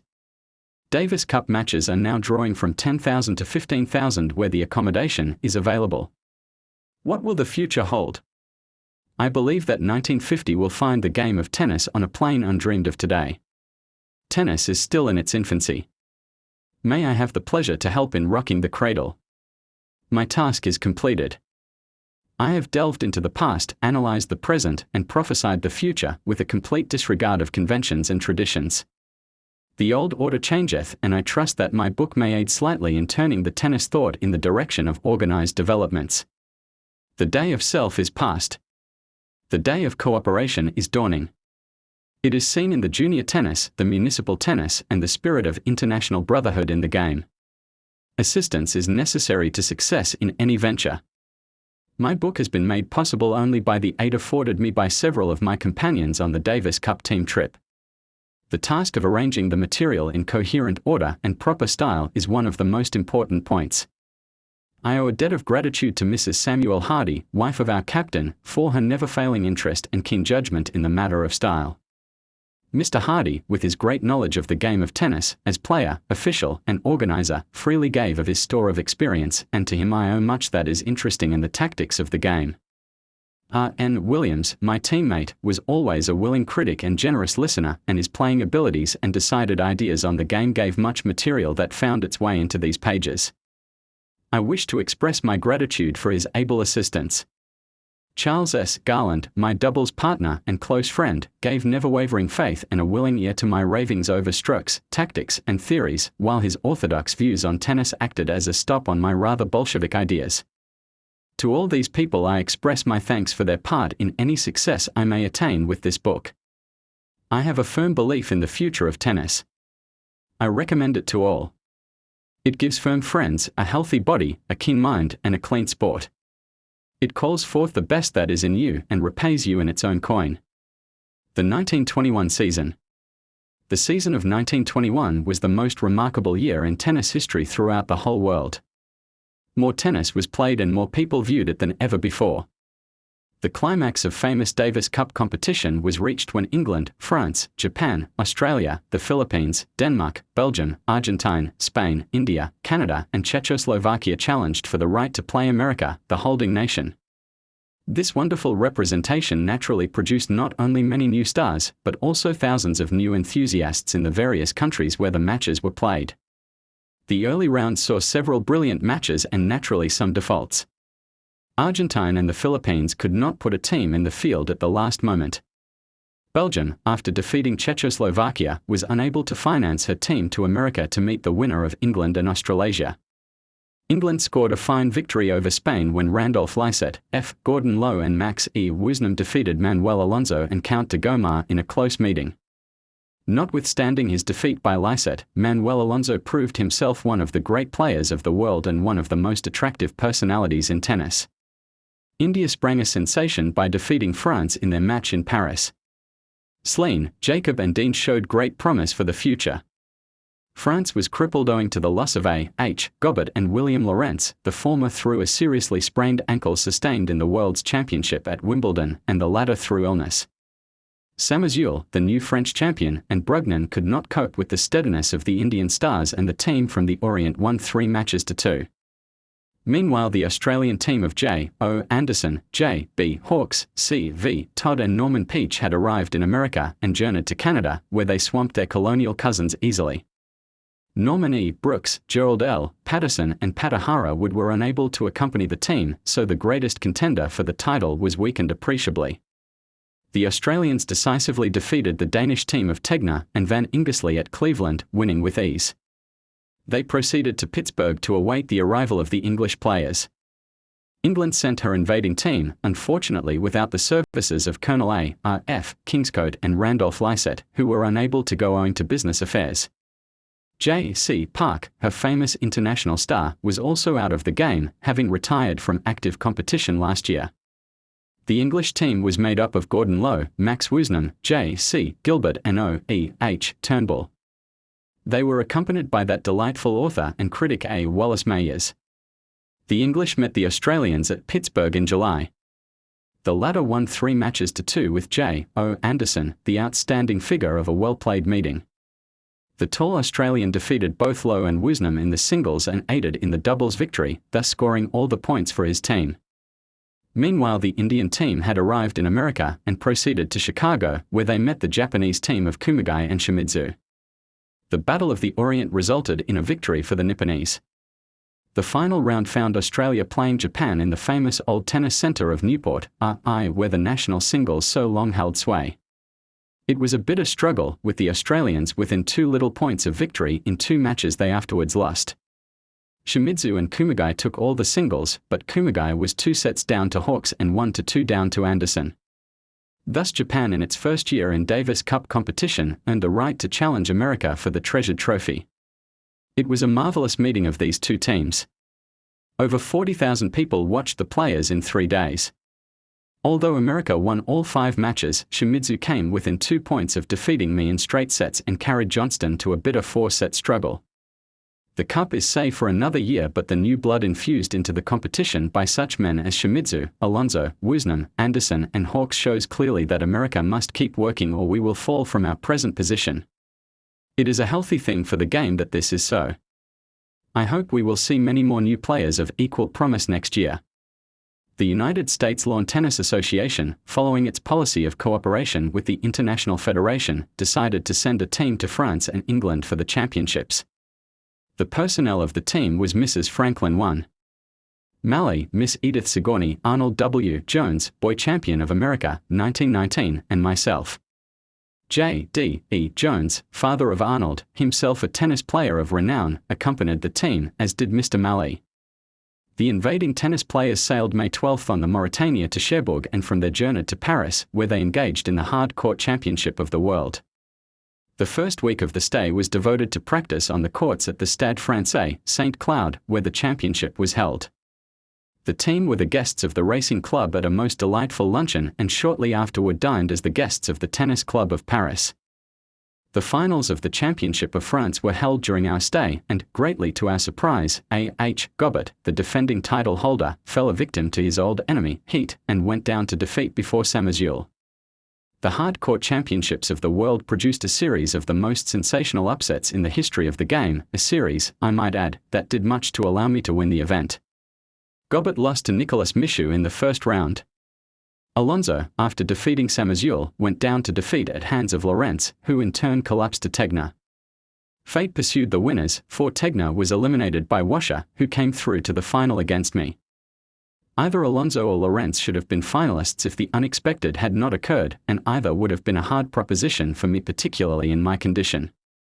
I had been taken ill on my arrival in Paris and was still far from well. However, fortune smiled on me and I succeeded in defeating Washer 6-3, 6-3, 6-3. Meanwhile, the long-awaited meeting between Mademoiselle Lenglen and Mrs. Malley was at hand. Mrs. Malley had come through one side of the tournament after a bitter battle with Mme Billart, Mademoiselle Brocades, in the semi-final. Mademoiselle Lenglen had proceeded in her usual leisurely fashion to the finals with the loss of but 2 games. What a meeting these two great players, Mrs. Malley and Mademoiselle Lenglen, had. Every seat in the stands sold and every inch of standing room crowded. It was a marvelous match, both women playing great tennis. Mademoiselle Lenglen had consistently better depth and more patience. She outmaneuvered the American champion and won 6-2, 6-3. The match was far closer than this one-sided score sounds. Every rally was long drawn out and bitterly contested, but the French girl had a slight superiority that brought her a well-deserved victory. A.H. Gobert and W. Lorentz retained their doubles title after one of the most terrific struggles of their careers in the semi-final round against Arnold Jones and me. The boy and I had previously put out Samazul and his partner in 3 sets and just nosed out the Spanish Davis Cup team, Manuel Alonso and Count de Gomar. The semi-final between Gobert and Lorentz and the Americans brought out a capacity audience that literally jumped to its feet and cheered during the sparkling rallies of the 5 bitterly contesting sets. Just as Gobert drove his terrific service ace past me for the match, Lorentz suddenly collapsed and fainted dead away on the court. It was a dramatic end to a sensational match. The scene then shifted to England, where the American team journeyed across the Channel to prepare for the Grass Court Championship of the World at Wimbledon. My preparation consisted of a hasty journey to a hospital, where a minor operation put me to bed until the day Wimbledon started. The remainder of the team journeyed first to Beckenham and then to Roehampton for their first grass court play of the season. Mrs. Malley met defeat at the hands of Mrs. Beamish at Beckenham, while the other members fell by the wayside at sundry points. Mrs. Malley won Roehampton, decisively defeating Miss Phyllis Hawkins in the final. Francis T. Hunter, another American who joined the team in England, although he was abroad on business, scored a victory in the men's event at Roehampton. The World's Championship at Wimbledon was another series of sensational matches and startling upsets. The draw as usual was top-heavy, all the strength in the upper half with Frank Hunter and B.I.C. Norton in the lower. Every day saw its feature matches produce the unexpected. Shimizu and Lysette battled for nearly 4 hours in a struggle that combined all the virtues and vices of tennis and pugilism. Colonel A.R.F. Kingscote, after 3 sensational victories over Fischer, Dixon and Lowe, collapsed against Alonso and was decisively defeated. Shimizu looked a certain winner against Alonso when he led at 2-1 and 4-1, but the Spaniard rose to great heights and by sensational play pulled out the match in 5 sets. Norton and Hunter, after several close calls, met in the semi-final. Norton took 2 sets and led 5-3 in the third, only to have Hunter follow in Alonso's footsteps and pull out the set and win the next. Here Norton again took command and ran out the match. The Norton-Alonso match in the final round was a sensational reversal. The Spaniard seemed assured of victory when he took 2 sets and led at 5-3 and 30-all, but the last-minute jinx that pursued the tournament fell upon him, for Norton came to life and, playing sensational tennis, pulled out the match and earned the right to me in the challenge round. Then the jinx arose again, and this time Babe Norton was the victim. Such a match as that challenge round produced. I went on the court feeling far from well and very much run down. Babe was on the crest but very nervous. He ran away with the first 2 sets with great ease. The third set I improved. Babe, after dropping 3 games, decided to let it go. The fourth set found the crowd excited and rather noisy. Norton became annoyed because he felt I was bothered, and he blew up. He simply threw away the fourth set from sheer nerves. The fifth set was terrible. Norton had come to earth and was playing well, while I for the first time in the match had some control of the ball. Norton finally led at 4-5 and 30-40 on my service, with the championship 1 point away. We had a long rally. Desperately I hit down the line. I was so certain my shot was going out I started for the net to shake hands. The ball fell on the line and Babe in the excitement of the moment put his return out by inches. It was a life, and fortunately for me I seized my chance and succeeded in pulling out the match and retaining the championship. Norton deserved to win, 4-0, but luck saved me as I walked to the net, thinking my shot was out. Norton is the youngest man to have won the all-comers singles. He is just 21. The championships had two sad moments. One was the absence of J.C. Park due to retirement from singles. The other was the retirement of A.W. Gore, the famous veteran, after 30 years a participant in the championships. The women's events found an even more unfortunate draw than the men. All the strength was in 1-8. Miss Ryan defeated Miss K. McCain in the first round and Mrs. Beamish, her old rival, in the second. She met Mrs. Mallory in the third. For one set, Mrs. Mallory played the finest tennis of her career to that time, and in fact equal even to her play against Suzanne Lenglen in America. She ran off 6 games in 10 minutes. Miss Ryan, cleverly changing her game, finally broke up the perfection of Mrs. Mallory's stroking and just nosed her out in the next 2 sets. It was a well-deserved victory. Miss Ryan easily won the tournament and challenged Mademoiselle Lenglen, but her old jinx in the form of Suzanne again proved too much and she played far below her best. The French girl easily retained her title, winning 6-2, 6-0. The journey of the wandering tennis troupe abroad was far from the most important development of the year. The American season was producing remarkable results. Every year produces its outstanding figure, and the early months of 1921 saw Vincent Richards looming large on the tennis horizon. The first sensation of the year was the decisive defeat inflicted on Kumagai by young Richards at Amikassin Club, New York.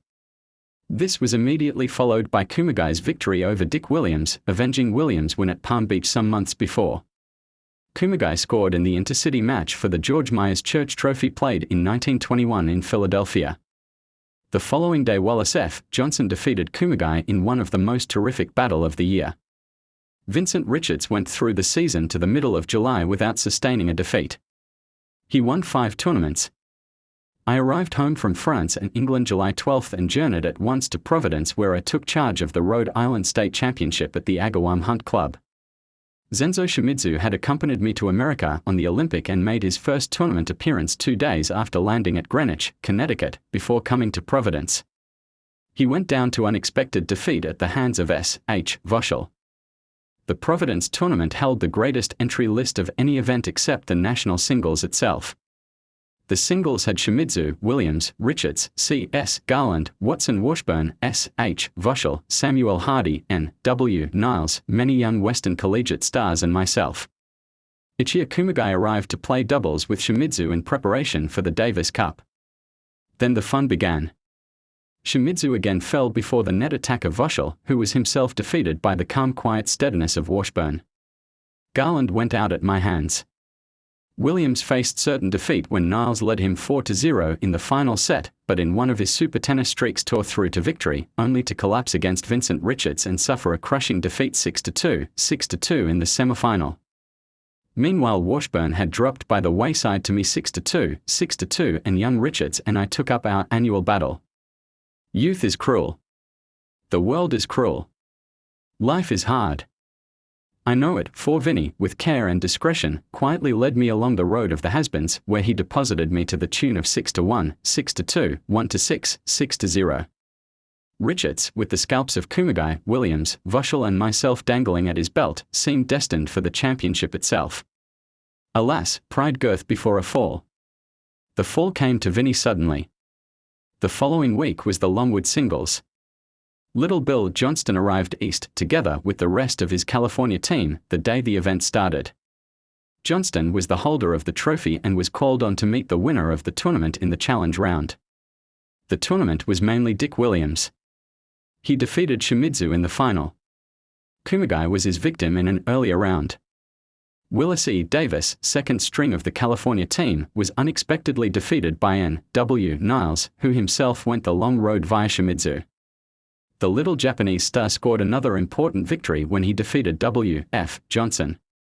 Williams met Johnston in the challenge round with chances bright. Somehow Little Bill has Dick's number these days and again decisively defeated him. Vincent Richards wisely rested the week of Longwood, preparing for the later events. I was off in the woods at Camp Winnipesaukee recuperating from the effects of illness in England. Newport followed on the heels of Longwood. Newport should be called Washburn Week. Here the judicial Waddy methodically placed Johnston and Williams in the discard on successive days. It was a notable performance. Williams took an awful revenge on Vinnie Richards when the two met in the third round. It was Williams' day and he blew the little Yonkers boy off the court in one of the finest displays of the whole year. Shimizu, who had again scored a victory over Wallace Johnson, was taken suddenly ill with ptomaine poisoning the night before he was to meet Williams in the semi-final and compelled to default. It robbed him of a chance to gain revenge for his defeat at Longwood. Washburn played the best tennis of his life in defeating Johnston and Williams, which, coupled with Richards' crushing defeat, placed Washburn on the Davis Cup team. A sensational upset occurred in the first round when L.B. Rice defeated W.E. Davis. Rice has made a great improvement this year and bids fair to go far. Seabright, the next week, found Little Bill Johnston playing the stellar role. Washburn took a week off but Williams and Richards were in the competition. Johnston crushed Richards when the two met in a display of aggressive tennis so remarkable that the boy was helpless before it. Richards was stale and below form, but even if he had been at his best, he could not have withstood Johnston's attack. Little Bill followed this up by sweeping Williams off the court by another marvelous streak of well-nigh perfect tennis. Southampton and the Women's National Championship conflicted the next week. The story of Mrs. Malley's sensational triumph and successful defense of her title is told elsewhere in this book. Southampton, as always, proved the GOAT, for almost all the leading players took a week's rest before the National Doubles Championship. The English Davis Cup team, Willis E. Davis, Vincent Richards and the Kinsey brothers, Bob and Howard, were the leading stars. The event narrowed to Davis and Richards in the finals with no upsets of a startling nature. Davis had had a very poor record all year, while Richards boasted of the finest list of victories of the season.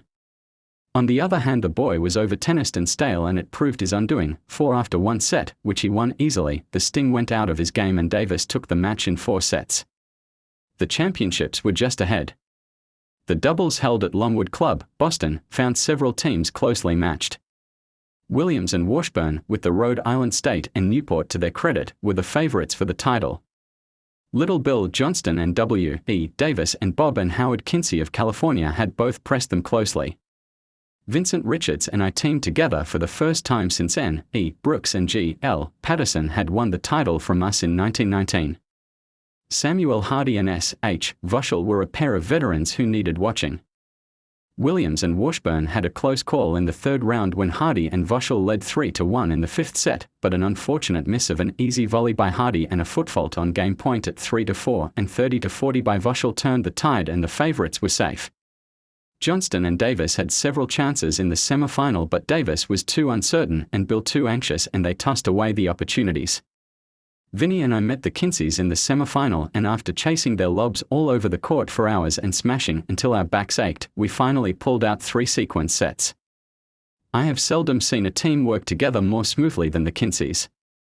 The final match between Williams and Washburn, Richards and I for 2 sets was as sensational and closely contested doubles as ever featured a national championship.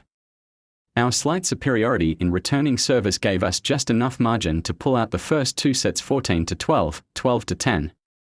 Then Richards went mad. There is no other way to describe it. Every time he got his racket on a ball it went for a clean placement. I stood around and watched him. Almost single-handed this remarkable boy won the last set 6-2. The Davis Cup Challenge round stretched itself between the doubles and singles championship. There was no work except for us poor hard-working players who were on the team. The rest was a blessing to Richards, who needed it badly, as he was tired and drawn. Following the American victory in the Davis Cup, the scene shifted to Philadelphia and the eyes of the tennis world were centered on the Germantown Cricket Club, where the greatest tournament of all time was to be held. Players of 7 nations were to compete. The Davis Cup stars of England, Australia, and Japan added their brilliance to that of all the leading American players. 6 American champions, W. A. Land, W. J. Clothier, R. N. Williams, R. L. Murray, W. M. Johnston, and myself were entered. Fate took a hand in the draw and for once I think did so badly that it settled the blind draw forever. In 1/16 Johnston, Richards, Shimizu, Murray and I were bunched. The howl of protest from tennis players and public alike was so loud that the blind draw surely will go by the board at the coming annual meeting. Since the foregoing was written, the prophecy has proved true. The annual meeting, February 4, 1922, adopted the seeded draw unanimously. Every day produced its thrills, but play ran singularly true to form in most cases. Illness took a hand in the game, compelling the defaults of R.L. Murray, Ichia Kumagai and W.A. Land. The early rounds saw but one upset. Norman Peach, captain of the Australasian Davis Cup team, was eliminated by William W. Ingraham, of Providence, one of the best junior players in America. It was a splendid victory and shows the fruit our junior development system is already bearing. Peach had not been well, but for all that he played a splendid game, and all credit is due Ingraham for his victory.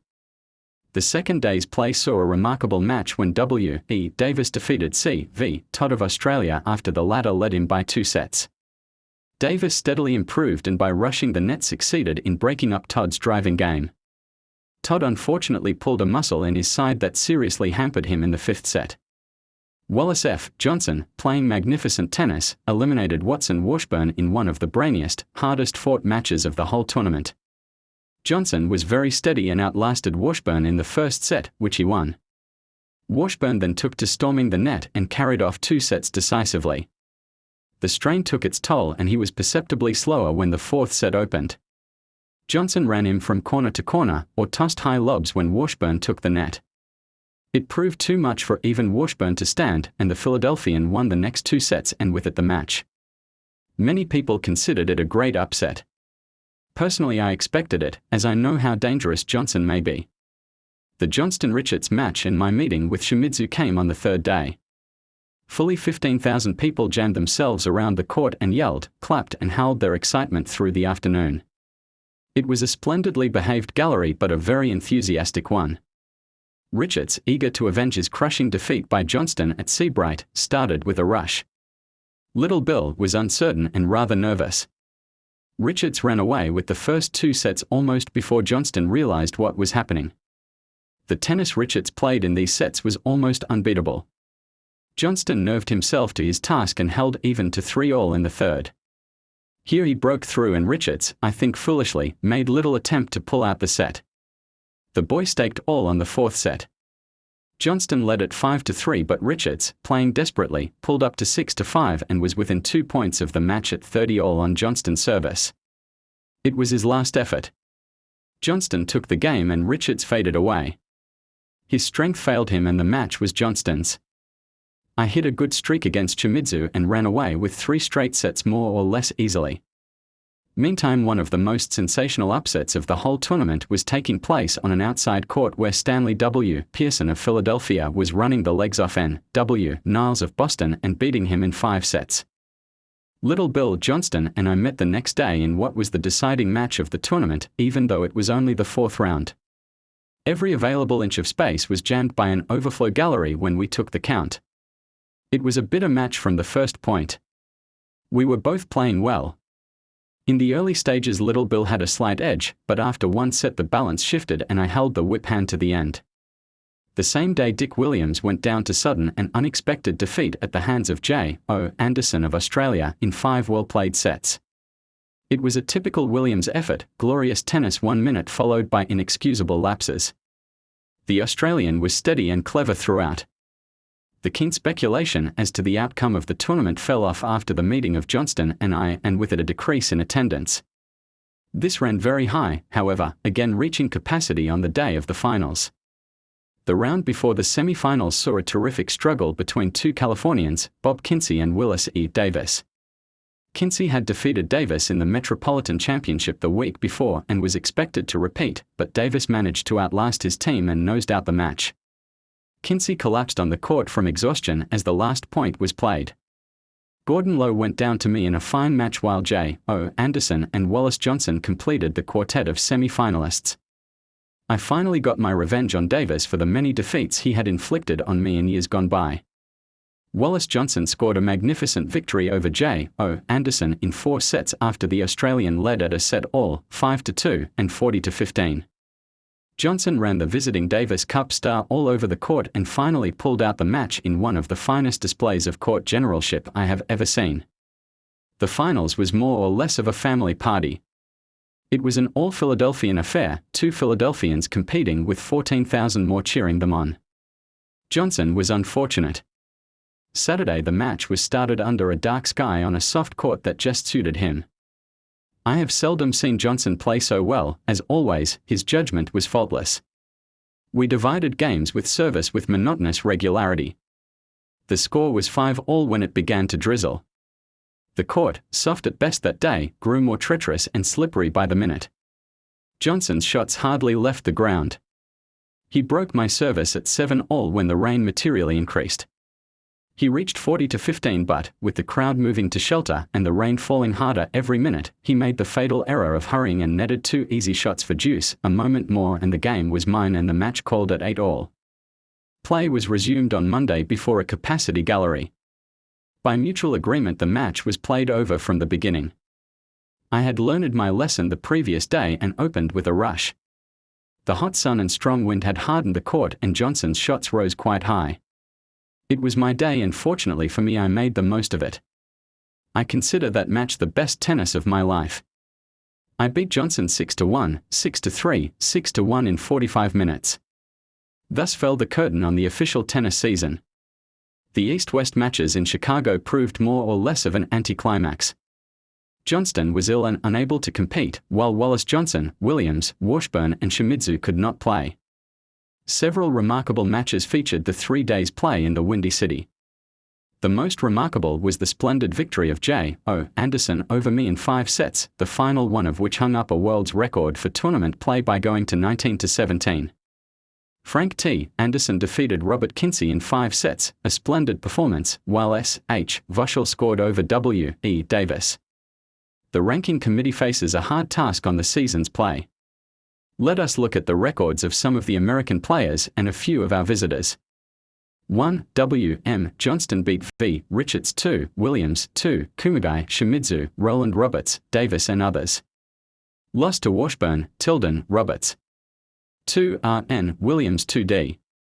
Beat Richards, Shimizu, Kumagai 2. Vuschel and others. Lost to Johnston 2. Richards, J. O. Anderson, Kumagai. 3. Vincent Richards beat Tilden, Richards, Kumagai 2. Shimizu 2. In exhibition at Toronto, Vuschel, Hawks, lost to Johnston 2. Williams, Davis. 4. Ishii Kumagai beat Williams, Vuschel, Anderson, Hawks. Lost to Johnston, Tilden, Williams, Richards. 5. Zenzo Shimizu beat Wallace Johnson 2. Anderson, Hawks, Niles. Lost to Johnston, Tilden 2. Vuschel 2. Richards 2. In exhibitions. 6. Wallace Johnson beat Watson, Washburn, Anderson. Lost to Tilden, Shimizu 2. 7. Watson Washburn beat Williams, Johnston, Vuschel. Lost to Wallace Johnson, Tilden, Atherton Richards, a most sensational upset. 8. J. O. Anderson of Australia beat R. N. Williams, Tilden, Hawks, low loss to Wallace Johnson, Kumagai, Shimizu. 9. S. H. Vuschel beat Shimizu 2. Davis. Lost to Richards, Williams, Washburn, near an upset, Alan Bearer a gift. 10. W. E. Davis beat Richards, R. Kinsey, low loss to Niles, L. B. Rice, an upset, R. Kinsey, Vuschel and Tilden. These few records show how useless comparative scores may be.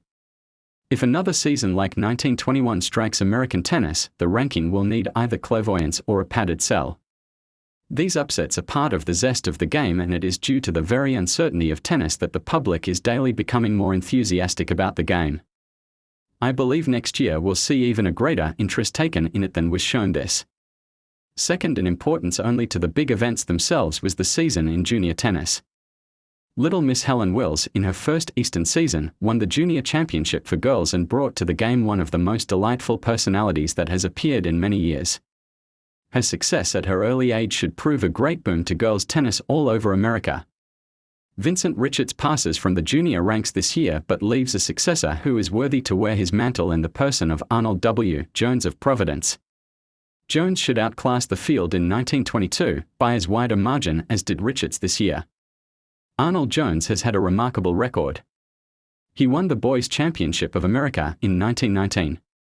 In 1920 he carried Richards to a close match in the national junior singles, taking 1 set. He was ranked 2 for the year. This year Arnold had his greatest year of his brief career. He journeyed to France and England as the official junior representative of America, recognized by the National Tennis Association. He played splendidly in France, defeating a cousin in the hard-court championship of the world and forced Tegner, the Danish Davis Cup star, to a close battle before admitting defeat. His sensational play in the doubles was a great aid in carrying him and me to the semi-final ground, where we lost to Gobert and Lawrence after 5 terrific sets.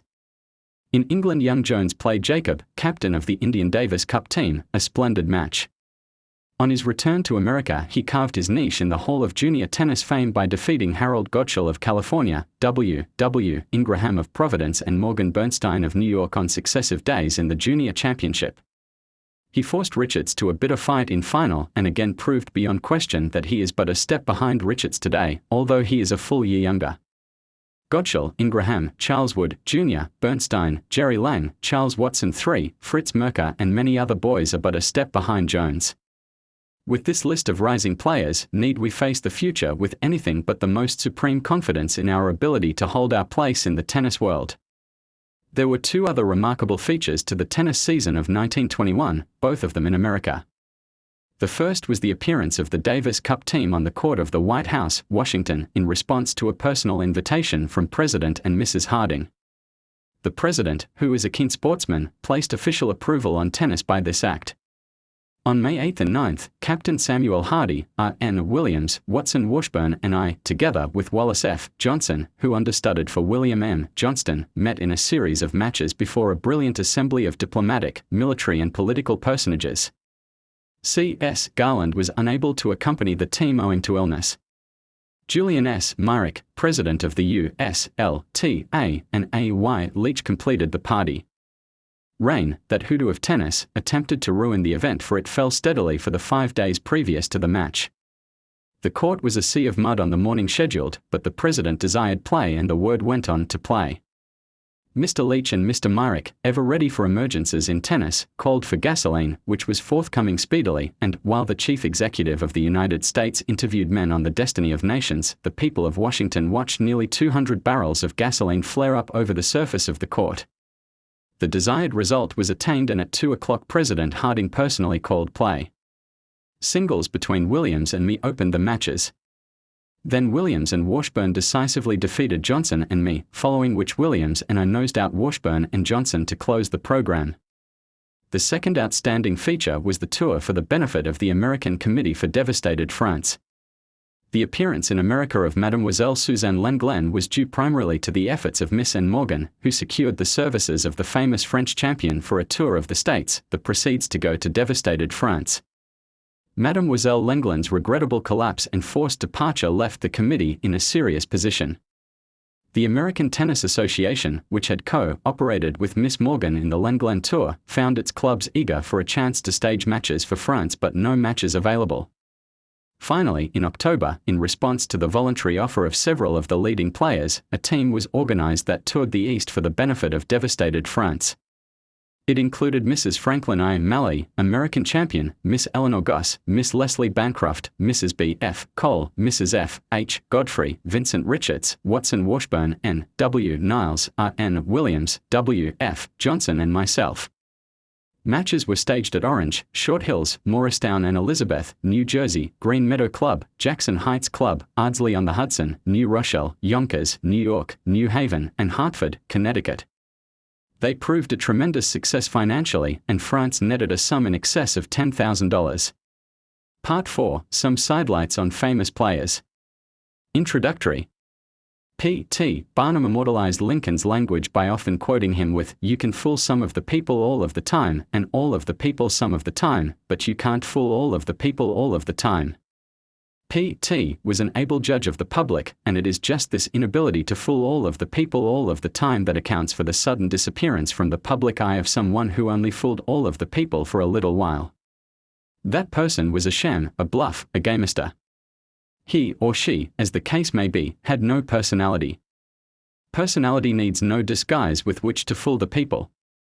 It is not hidden in a long-hair eccentric being. That type is merely one of those who are born every minute, as the saying goes.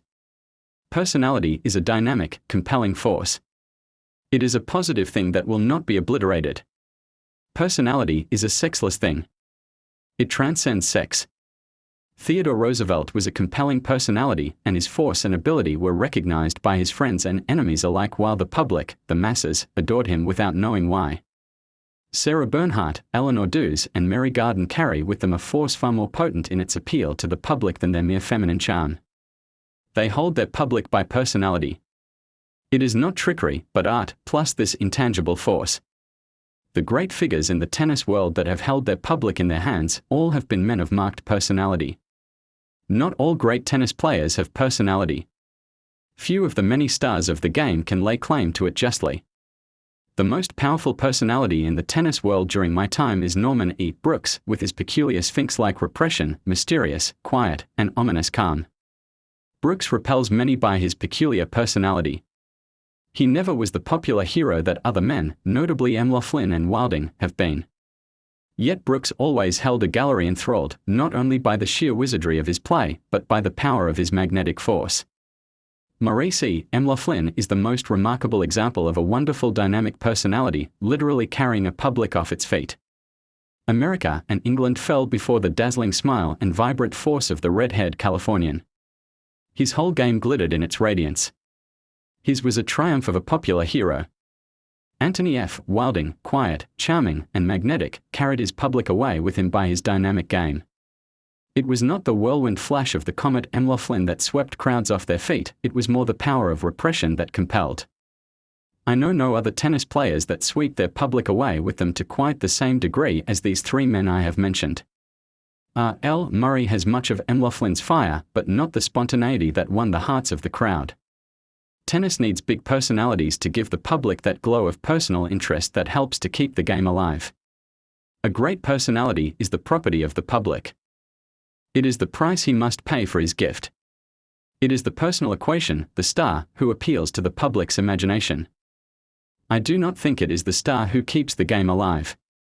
It is that great class of players who play at clubs the world over, who can never rise above the dead level of mediocrity, the mass of tennis enthusiasts who play with dead rackets and old balls, and who attend all big events to witness the giants of the court, in short, the dubs, with a capital D, who make tennis what it is, and to whom tennis owes its life, since they are its support, and out from them have come our champions. Champions are not born. They are made. They emerge from a long, hard school of defeat, disencouragement, and mediocrity, not because they are born tennis players, but because they are endowed with a force that transcends discouragement and cries, "I will succeed." There must be something that carries them up from the mass. It is that something which appeals in some form to the public. The public may like it, or they may dislike it, but they recognize it. It may be personality, dogged determination, or sheer genius of tennis, for all three succeed, but be it what it may, it brings out a famous player. The quality that turns out a great player individualizes his game so that it bears a mark peculiar to himself. I hope to be able to call to mind the outstanding qualities of some of the leading tennis players of the world. Where to start in a field so great, representing as it does America, the British Isles, Australia, France, Japan, South Africa, Romania, Holland, and Greece, is not an easy task, but it is with a sense of pride and a knowledge that there is no game better fitted to end this section of my book, and no man more worthy to lead the great players of the world, that I turn to William M. Johnston, the champion of the United States of America, and my teammate in the Davis Cup team of 1920. Chapter 12. America. William M. Johnston. The American champion is one of the really great orthodox players in the world. There is nothing eccentric, nothing freakish about his game. Johnston is a small man, short and light, but by perfect weight control, footwork, and timing he hits with terrific speed. His service is a slice. Hit from the top of his reach, Johnston gets power and twist on the ball with little effort. He has a wonderful forehand drive of a topspin variety. This shot is world famous, for never in the history of the game has so small a man hit with such terrific speed and accuracy. The racket travels flat and then over the ball, with a peculiar wrist snap just as the ball meets the racket face. The shot travels deep and fast to the baseline. Johnston's backhand is a decided drag or chop. He hits it with the same face of the racket as his forehand and with very little change in grip. It is remarkably steady and accurate, and allows Johnston to follow to the net behind it.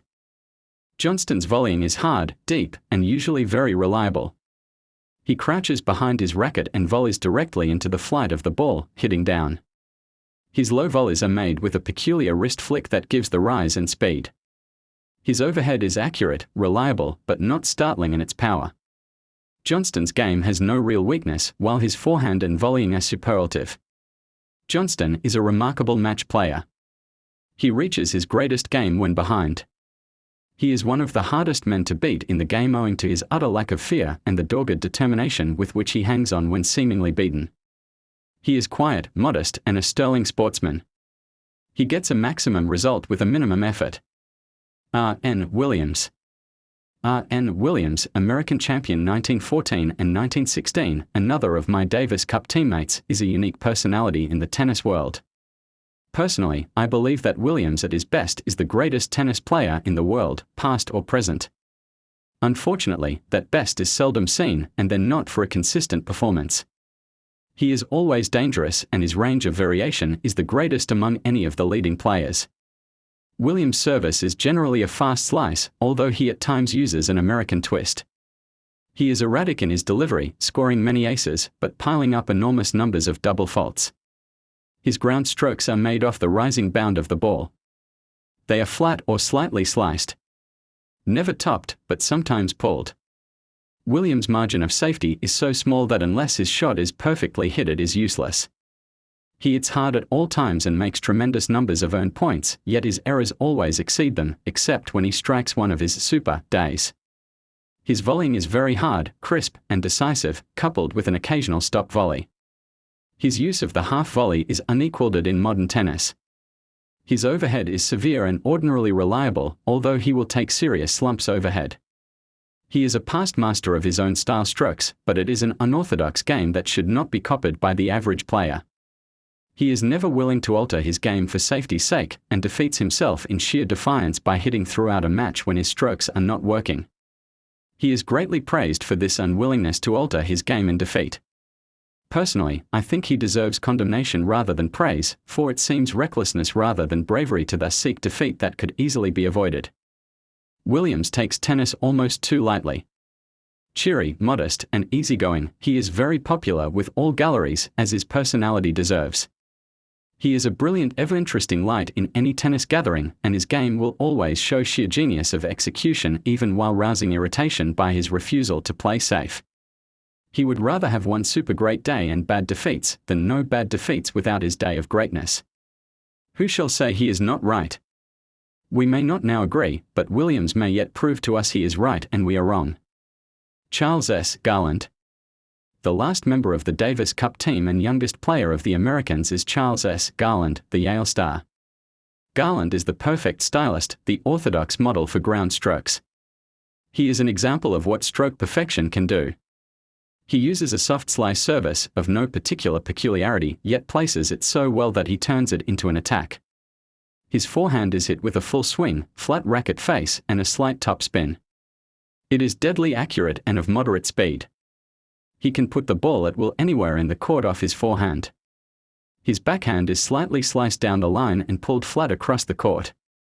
It is not a point winner but is an excellent defense. His overhead is steady, reliable, and accurate, but lacks aggressiveness. His high volleying is fine, deep, and fast. His low volleying is weak and uncertain. He anticipates wonderfully and covers a tremendous amount of court. His attack is rather obvious in that he seldom plays the unusual shot, yet his accuracy is so great that he frequently beats a man who guesses his shot yet can't reach it. N. E. Brooks stated he considered Garland one of the greatest ground stroke players in the world. This is true of his forehand, but his backhand lacks punch. His whole game needs speed and aggressiveness. He is quiet, modest, and extremely popular. His perfect court manner and pleasant smile have made Garland a universal favorite in America and England. His game is the result of hard, conscientious work. There is no genius about it, and little natural talent. It is not an interesting game as it lacks brilliancy, yet it is very sound and much better than it looks. Vincent Richards. Vincent Richards, national junior champion of America and the most remarkable boy playing tennis, is a distinct personality. Richards, who is now only 17, won the men's doubles championship of America at the age of 15. Richards is a born tennis player and a great tennis genius. Richard's service is a fast slice that he follows to the net. It is speedy and very accurate. His ground strokes are both slice and drive, although the basis of his game is slice.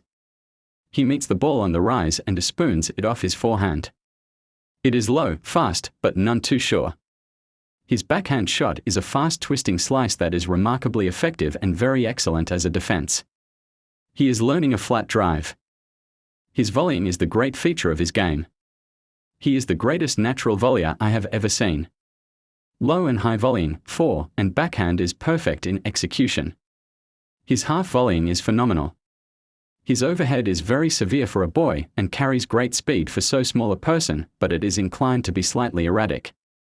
He is tremendously fast on his feet, but it inclined to be lazy. Vincent Richards has the greatest natural aptitude and equipment of any tennis player I have ever seen. Against it he has a temperament that is inclined to carelessness and laziness. He tends to sulkiness, which he is rapidly outgrowing. He is a delightful personality on the court, with his slight figure, tremendous speed, and merry smile. He is a second Gus Tuchard in looks and style.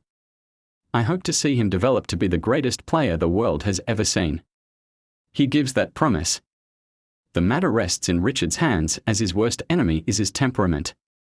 At his best he is today the equal of the top flight in the world. At his worst he is a child. His average is fine but not great. Travel, work, sincere effort, and a few years should turn this astonishing boy into a marvelous player. R. L. Murray. The new California Comet, successor to M. E. Laughlin, is the usual sobriquet for R. L. Murray, now of Buffalo. Murray won the national crown in 1917 to 1918. His service is of the same cyclonic character as M. Laughlin. Murray is left-handed. He hits a fast cannonball delivery of great speed and an American twist of extreme twist. His ground strokes are not good and he rushes the net at every opportunity. His forehand drive is very fast, excessively topped, and exceedingly erratic. His backhand is a poke. His footwork is very poor on both shots. He volleys very well, shooting deep to the baseline and very accurately. His shoulder-high volleys are marvelous. His overhead is remarkable for its severity and accuracy. He seldom misses an overhead ball. Murray is a terrifically hard worker and tires himself out very rapidly by prodigious effort. He is a hard fighter and a hard man to beat. He works at an enormous pace throughout the match. He is large, spare, rangy, with dynamic energy and a wonderful personality that holds the gallery. His smile is famous, while his sense of humor never deserts him. A sportsman to his fingertips, there is no more popular figure in American tennis than Murray. His is not a great game. It is a case of a great athlete making a second-class game first-class by sheer power of personality and fighting ability. He is really a second M. Laughlin in his game, his speed, and his personal charm. Watson Washburn. In contrast to Murray, Watson Washburn plays a cool, never hurried, never flurried game that is unique in American tennis. There is little that is noteworthy of Washburn's game. His service is a well-placed slice. His ground strokes are a peculiar wrist slap, almost a slice. His volleying fair, his overhead steady but not remarkable. Just a good game, well-rounded but not unique. Why is Washburn great? Because, behind the big round glasses that are the main feature of Washburn on the tennis court, is a brain of the first water, directing and developing that all-round game. There is no more brilliant student of men in games than Washburn, and his persistence of attack is second only to Brooks. Washburn, too, is a popular player, but not in the same sense as Murray. Murray appeals to the imagination of the crowd, Washburn to its academic instincts. Washburn is a strategist, working out his match with mathematical exactness and always checking up his men as he goes along. There is no tennis player whose psychology I admire more than Washburn's. He is never beaten until the last point is played, and he is always dangerous, no matter how great a lead you hold over him. Another case of the second-class game being made first-class, but this time it is done by mental brilliancy. Wallace F. Johnson. Here is another case of a second-class game being used in a first-class manner, getting first-class results through the direction of a first-class tennis brain. Johnson is not the brilliant, analytical mind of Washburn, but for pure tennis genius Johnson ranks nearly the equal of Brooks. Johnson is a one-stroke player. He uses a peculiar slice shot hit from the wrist. He uses it in service, ground strokes, volleying, and lobbing. It is a true one-stroke game, yet by sheer audacity of enterprise and wonderful speed of foot Wallace Johnson has for years been one of the leading players of America. Samuel Hardy. The overwhelming success of the American Davis Cup team in 1920, when we brought back the cup from Australia, was due in no small measure to the wonderful generalship displayed by one man, our captain Samuel Hardy. The hardest part of any such trip is the attention to training, relaxation, and accommodations for the team, and only perfect judgment can give the comfort so needed by a team. It is to Captain Hardy that the team owes its perfect condition throughout the entire 3,000 miles we journeyed after the cup. Yet Captain Hardy's success was far bigger than that, for by his tact, charming personality, and splendid sportsmanship at all times he won a place for us in the hearts of every country we visited. Hardy, although a non-playing member of the team, is a great tennis player. He is one of the best doubles players America has produced. His clever generalship and wonderful knowledge of the game proved of inestimable value to the team in laying out our plan of attack in the Davis Cup matches themselves. Clever, charming, just, and always full of the most delightful humor, Hardy was an ideal captain who kept his team in the best of spirits no matter how badly we might have been playing or how depressing appeared our outlook. Carl Fisher. I am including in my analysis of players a boy who is just gaining recognition but who I believe is to be one of the great stars of the future, Carl Fisher of Philadelphia. Young Fisher, who is only 19, is a brilliant, hard-hitting left-hander. He has already won the Eastern Pennsylvania Championship, been runner-up to Wallace Johnson in the Pennsylvania State, Philadelphia Championship and Middle States event, besides holding the Junior Championship of Pennsylvania for 2 years. He won the University of Pennsylvania Championship in his freshman year. His service is a flat delivery of good speed, at times verging on the American twist. His ground game carries top spin drives forehand and backhand. His volleying and overhead are severe and powerful but prone to be erratic. Fisher is an all-court player of the most modern type. He is aggressive, almost too much so at times, as he wastes a great deal of energy by useless rushing. He needs steadiness and a willingness to await his opening but gives promise of rounding into a first-class player, as his stroke equipment is second to none. Marshall Allen. Far out in the Pacific Northwest in Seattle, Washington, is a young player who bids fair to someday be world famous. It is quite possible he may never arrive at all. Marshall Allen is a typical Western player. Allen has a hurricane service that is none too reliable. His forehand drive is reminiscent of McLaughlin. It is a furious, murderous attack when it goes in and quite useless when it is off. Allen's backhand is a flat drive played to either side with equal ease. At present it is erratic but shows great promise. Allen volleys at times brilliantly, but is uncertain and at times misses unaccountably. His overhead is remarkably brilliant and severe, but also erratic. He reaches great heights and sinks to awful depths. If Marshall Allen consolidates his game and refines the material he has at hand, he should be a marvelous player. If he allows his love of speed to run away with his judgment at the expense of accuracy and steadiness, he will never rise above the second class. Time will tell the story. I look to see him world famous. Our rising juniors. For a moment I am going to pay tribute to some boys who I look to see among the stars of the future. They are all juniors less than 18 at the time of writing.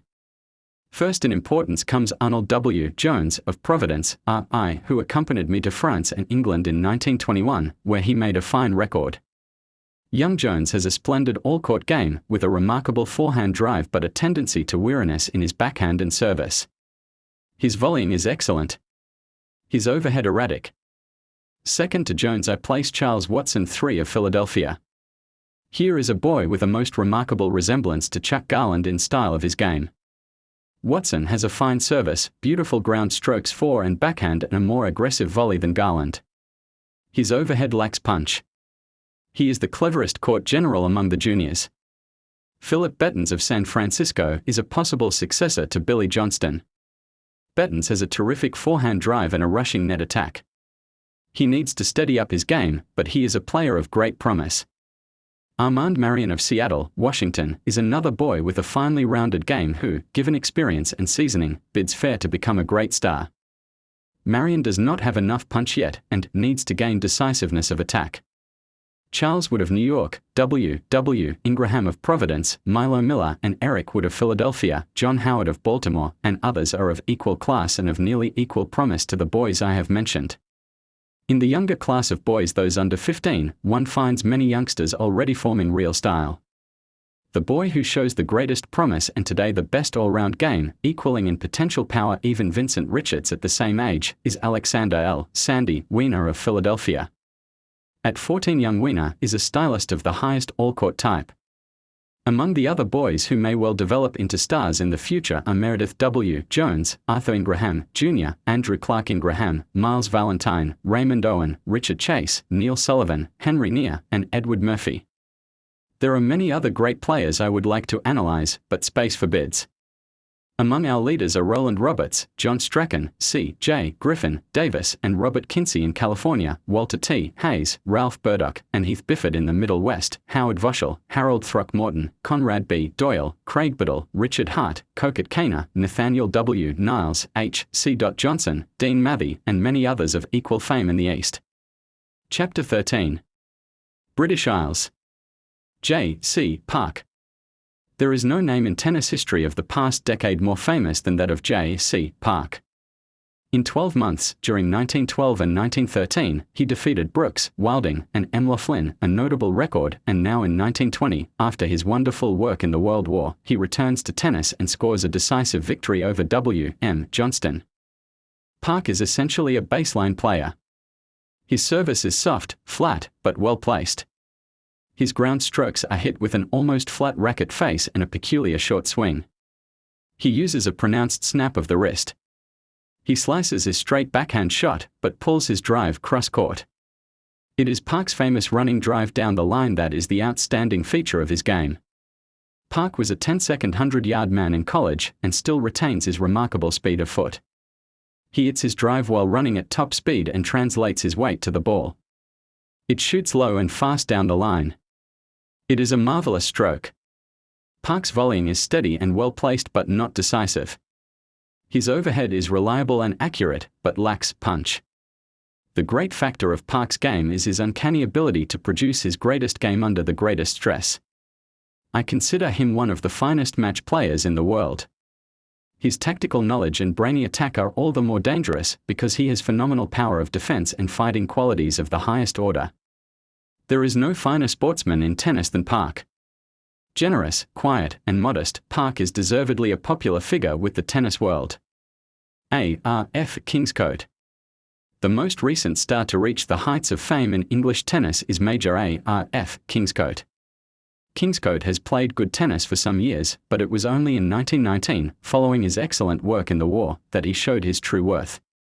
He defeated Gobbett in sequence sets in the Davis Cup tie at Deauville and followed by defeating Anderson in Australia and carrying Patterson to a hard match. Since then he has steadily improved and this season found him the leading figure of the British team. Kingscote played much of his early tennis with R.N. Williams in Switzerland during 1910 and 1911. The effect of this training is easily seen on his game today for, without Williams' dash and extreme brilliancy, their strokes are executed in very much the same style. Kingscote's service is a fast slice, well placed and cleverly disguised. It carries a great deal of pace and twist. His ground strokes are hit off the rising bound of the ball, with a flat racket face or a slight slice. His wonderful speed of foot offsets his lack of height, and he hits either side with equal facility. There are no gaps in Kingscote's game. It is perfectly rounded. His favorite forehand shot is cross-court, yet he can hit equally well down the line. His backhand is steady, very accurate and deceptive, but rather lacks speed. His volleying is remarkable for his court covering and angles, but is not the decisive win of Williams or Johnston. He is the best volleyer in the British Isles. His overhead is reliable and accurate for so short a man, but at times is prone to lack speed. Kingscote is a sound tactician without the strategic brilliance of Park. He is a fine match player and dogged fighter. Witness his 5-set battle with me in the championships after being match point down in the 4th set and his 5-set struggle with Johnston in the Davis Cup. It is a slight lack of decisiveness all round that keeps Kingscote just a shade below the first flight. He is a very fine player who may easily become a top-notch man. His pleasant, modest manner and generous sportsmanship make him an ideal opponent and endear him to the gallery. H. Roper Barrett. One of the real tennis tacticians, a man who is today a veteran of many a notable encounter, yet still dangerous at all times, is H. Roper Barrett. A member of every Davis Cup team since the matches were inaugurated, a doubles player of the highest strategy, Roper Barrett needs no introduction or analysis. His game is soft. His service looks a joke. In reality it is hard to hit, for Barrett pushes it to the most unexpected places. His ground strokes, soft, short, and low, are ideal doubles shots. He angles off the ball with a short shove in the direction. He can drive hard when pressed, but prefers to use the slow poke. His volleying is the acme of finesse. He angles soft to the sidelines, stop volleys the hardest drives successfully. He picks openings with an unerring eye. His overhead lacks punch, but is steady and reliable. Barrett is a clever mixer of shots. He is playing the unexpected shot to the unexpected place. His sense of anticipation is remarkable, and he retrieves the most unusual shots. It is his great tennis tactics that make him noteworthy. His game is round but not wonderful. The lows A, H, and F, G. The famous brothers, called indiscriminately the Lows, are two of the best baseline players in the British Isles. Both men play almost identical styles and at a distance are very hard to tell apart. Gordon Low uses a slice service, while Arthur serves with a reverse spin. Neither man has a dangerous delivery. Both are adequate and hard to win earned points from. The ground strokes of the Lows are very orthodox. Full swing, top spin drives fore, and backhand, straight or cross-court, are hit with equal facility. The Lows volley defensively and only come into the net when pulled in by a short shot. Their overhead work is average. Their games are not startling. There is nothing to require much comment. Both men are excellent tennis players of the true English school, fine base, line drivers, but subject to defeat by any aggressive volleyer. It is a lack of aggressiveness that holds both men down, for they are excellent court coverers, fine racket wielders, but do not rise to real heights. The Lows could easily defeat any player who was slightly off his game, as they are very steady and make few mistakes. Neither would defeat a first-class player at his best. T. M. Mavrocordato. One of the most consistent winners in English tennis for a span of years is a little man with a big name, who is universally and popularly known as Mavro. Mavro added another notable victory in 1920 when he defeated R.N. Williams in the last 8 in the World Championships. Mavro has always been a fine player, but he has never quite scaled the top flight. His game is steadiness personified. He shoves his service in the court at the end of a prodigious swing that ends in a poke. It goes where he wishes it. His ground strokes are fine, in splendid form, very accurate and remarkably fast for so little effort. Mavro is not large enough to hit hard, but owing to his remarkable footwork he covers a very large territory in a remarkably short space of time. His racket work is a delight to a student of orthodox form. His volleying is accurate, steady, well placed but defensive. He has no speed or punch to his volley. His overhead is steady to the point of being unique. He is so small that it seems as if anyone could lob over his head, but his speed of foot is so great that he invariably gets his racket on it and puts it back deep. Mavro turns defense into attack by putting the ball back in play so often that his opponent gets tired hitting it and takes unnecessary chances. His accuracy is so great that it makes up for his lack of speed. His judgment is sound but not brilliant. He is a hard-working, conscientious player who deserves his success. There are many other players who are interesting studies. The two Australians, now living in England, and to all intents and purposes Englishmen, Randolph Lysett and F. M. B. Fisher, are distinct and interesting types of players. C. P. Dixon, Stanley Doust, M. J. G. Ritchie, Max Wisnam, the rising young star, P. M. Davson, A. E. Beamish, W. C. Crawley, and scores of other excellent players, will carry the burden of English tennis successfully for some years. Yet new blood must be found to infuse energy into the game. Speed is a necessity in English tennis if the modern game is to reach its greatest height in the British Isles. Youth must be seen soon if the game in the next 10 years is to be kept at its present level. Park, Mavro, Ritchie, Dixon, Barrett, etc. cannot go on forever, and young players must be developed to take their places. The coming decade is the crucial period of English tennis. I hope and believe it will be successfully passed. Chapter 14. France and Japan. France. André Gobet. One of the most picturesque figures and delightfully polished tennis games in the world are joined in that volatile, temperamental player, André Gobet of France. He is a typically French product, full of finesse, art, and nerve, surrounded by the romance of a wonderful war record of his people in which he bore a magnificent part, yet unstable, erratic, and uncertain. At his best he is invincible. He is the great master of tennis. At his worst he is mediocre. Gobet is at once a delight and a disappointment to a student of tennis. Gobet's service is marvelous. It is one of the great deliveries of the world. His great height, he is 6 feet 4 inches, and tremendous reach enable him to hit a flat delivery at frightful speed and still stand an excellent chance of it going in court. He uses very little twist, so the pace is remarkably fast. Yet Gobet lacks confidence in his service. If his opponent handles it successfully, Gobet is apt to slow it up and hit it soft, thus throwing away one of the greatest assets. His ground strokes are hit in beautiful form. Gobet is the exponent of the most perfect form in the world today. His swing is the acme of beauty. The whole stroke is perfection. He hits with a flat, slightly topped drive, feet in excellent position, and weight well controlled. It is uniform, backhand and forehand. His volleying is astonishing. He can volley hard or soft, deep or short, straight or angled with equal ease, while his tremendous reach makes him nearly impossible to pass at the net. His overhead is deadly, fast, and accurate, and he kills a lob from anywhere in the court. Why is not Gobet the greatest tennis player in the world? Personally, I believe it is lack of confidence, a lack of fighting ability when the breaks are against him, and defeat may be his due. It is a peculiar thing in Gobet, for no man is braver than he, as his heroism during the war proved. It is simply lack of tennis confidence. It is an overabundance of temperament. In victory Gobet is invincible, in defeat he is apt to be almost mediocre.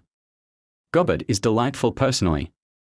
His quick wit and sense of humor always please the tennis public. His courteous manner and genial sportsmanship make him universally popular.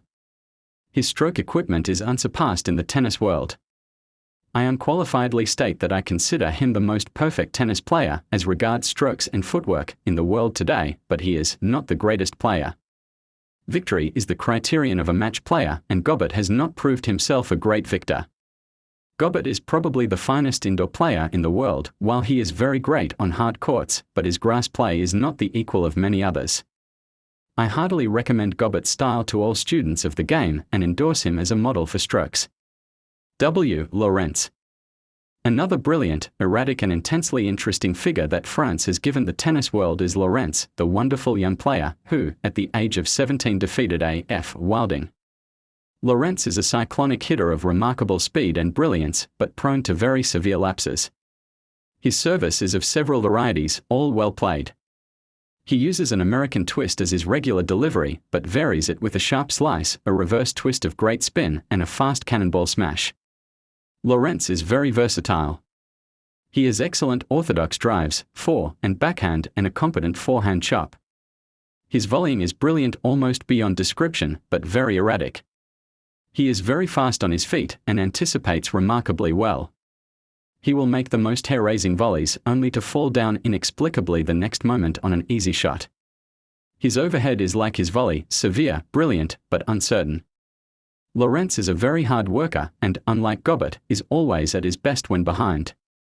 He is a fair fighter and a great match player. His defeats are due more to over-anxiety than to lack of fight. He is temperamental, sensational, and brilliant, a sportsman of the highest type, quick to recognize his opponent's good work and to give full credit for it. He is one of the most interesting players now before the public. He is a clever court general but not a great tennis thinker, playing more by instinct than by a really deep-laid plan of campaign. Lawrence might beat anyone in the world on his day or lose to the veriest dub when at his worst. 1. It was with deepest regret the news of his death reached us, as this edition went to press. J. Samuel. The new French champion of 1921 who defeated André Gobet most unexpectedly in the challenge round is an interesting player of the mental type. He is anything but French in his game. His style is rather that of the crafty American or English player than the hard-hitting Frenchman. Samazul is an exponent of crafty pat ball. His service is a medium-pace slice, well-placed but not decisive. His ground strokes are a peculiar stiff-arm chop varied at times with an equally cramped drive, yet his extreme mobility allows him to cover a tremendous amount of court, while his return, which is well disguised, is capable of great angles. His volleying is reliable but lacks severity and punch. He makes excellent low volleys, but cannot put away shoulder-high balls while his overhead is not deadly. It is Samazul's clever generalship and his ability to recover seemingly impossible shots that win matches for him. He is a comparatively new tournament player and should improve greatly as he gains confidence and experience. Danet. One of the most interesting young players in France is Danet, who has come to the fore in the past few years. This boy, for he is little more, has a hard-hitting brilliant game of great promise. His service is a speedy slice. He drives with great speed, if as yet with none too much accuracy, off both fore and backhand. His net attack is very severe while overhead he is deadly. His speed of foot is remarkable and he is a very hard worker. His limitations are in his lack of a set plan of attack and the steady adherence to any given method of play. He throws away too many easy chances, but this will correct itself as time goes on and Danet has fought through more tournaments. I consider him a player of great promise. Max Decugis and Brugnan, the two remaining members of the 1920 Davis Cup team of France, present totally different types. Decugis, crafty, cool, and experienced, is the veteran of many long seasons of match play. He is a master tactician and wins most of his matches by outgeneraling the other player. Brugnan is brilliant, flashy, hard-hitting, erratic, and inexperienced. He is very young, hardly 20 years of age. He has a fine fore-hitting style and excellent net attack, but lacks confidence and a certain knowledge of tennis fundamentals. A few years' experience will do wonders for him. The French style of play commends itself to me very highly. I enjoy watching the well-executed strokes, beautiful mobile footwork of these dashing players. It is more a lack of dogged determination to win than in any stroke fault that one finds the reason for French defeats. The temperamental genius of this great people carries with it a lack of stability that can be the only explanation for the sudden crushing and unexpected defeats their representatives receive on the tennis courts. I was particularly impressed during my visit to France by the large numbers of children playing tennis and the style of game displayed. The sport shows a healthy increase and should produce some fine players within the next 10 years. Keen competition is the corrective measure for temperamental instability, and with the advent of many new players in French tennis I would not be surprised to see a marked decrease of unexpected defeats of their leading players. Japan. A new element has entered the tennis world in the last decade. The Orient has thrust its shadow over the courts in the persons of a small group of remarkable tennis players, particularly Achija Kumagai and Zenzo Shimizu, the famous Japanese stars. Kumagai, who for some years reigned supreme in Japan and Honolulu, has lived in America for the past 3 years. Shimizu is a product of Calcutta, where he has lived for some years. No player has caused more discussion than Kumagai, unless it is Shimizu, while surely no man received more critical comment than Shimizu, except Kumagai. The press of America and England have vied with each other in exploiting these two men. There was unanimity of opinion concerning these two men in one respect. No finer sportsmen nor more delightful opponents can be found than these Japanese. They have won the respect and friendship of all who have met them. Kumagai is the speedier tennis player. He came to America in 1916, the possessor of a wonderful forehand drive and nothing else. Kumagai is left-handed, which made his peculiar shots all the harder to handle. He met with fair success during the year. His crowning triumph was his defeat of W.M. Johnston at Newport in 5 sets.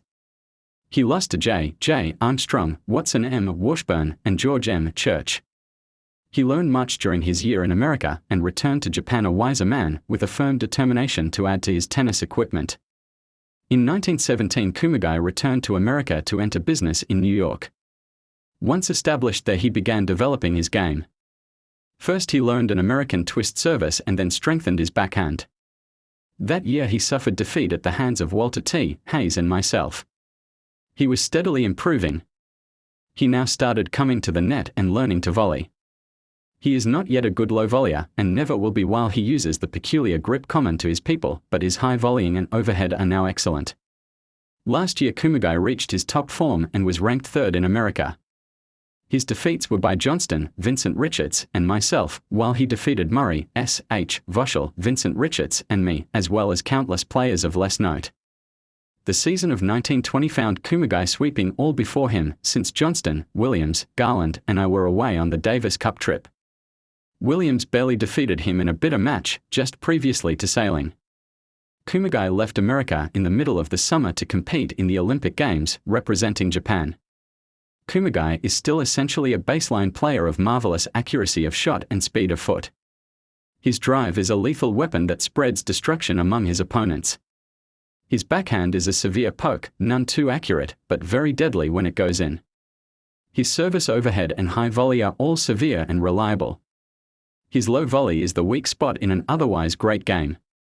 Kumagai cannot handle a chop and dislikes grass-court play, as the ball bounds too low for his peculiar loop drive. He is one of the greatest hard-court players in the world and one of the most dangerous opponents at any time on any surface. Shimizu is today as dangerous as Kumagai. He, too, is a baseline player, but lacks Kumagai's terrific forehand drive. Shimizu has a superior backhand to Kumagai, but his weak service rather offsets this. His low volleying is far superior to Kumagai, while his high volleying and overhead are quite his equal. He has all the fighting qualities in his game that make Kumagai so dangerous, but he has not had the experience. Shimizu learns very quickly, and I look to see him a great factor in the game in future years. Both Shimizu and Kumagai are marvelous court coverers and seem absolutely untiring. They are getters of almost unbelievable activity and accurate to a point that seems uncanny. Both men hit to the lines with a certainty that makes it very dangerous to attempt to take the net on anything except a deep forcing shot that hurries them. With such players as Kumagai and Shimizu, followed by S. Kashio and K. Yamasaki and the late H. Mikami, Japan is a big factor in future tennis. 1922 will again see Japan challenging for the Davis Cup, and none but a first-class team can stop them. The advent of a Japanese team with such players will mean that this year we must call out our best to repel the Oriental invasion, so competition receives another stimulus that should raise our standard of play. The probability of journeying to Japan to challenge for the Davis Cup is not so remote but that we must consider it as a future possibility. Chapter 15. Spain and the Continent. Spain. A new factor entered the arena of world tennis in 1921 in the appearance of a Spanish Davis Cup team. Among their number is a star who bids fair to become one of the greatest players the world has ever seen. A scintillating personality, brilliant versatile game, and fighting temperament placed this young unknown in the first rank in 1 year of competition. Manuel Alonso.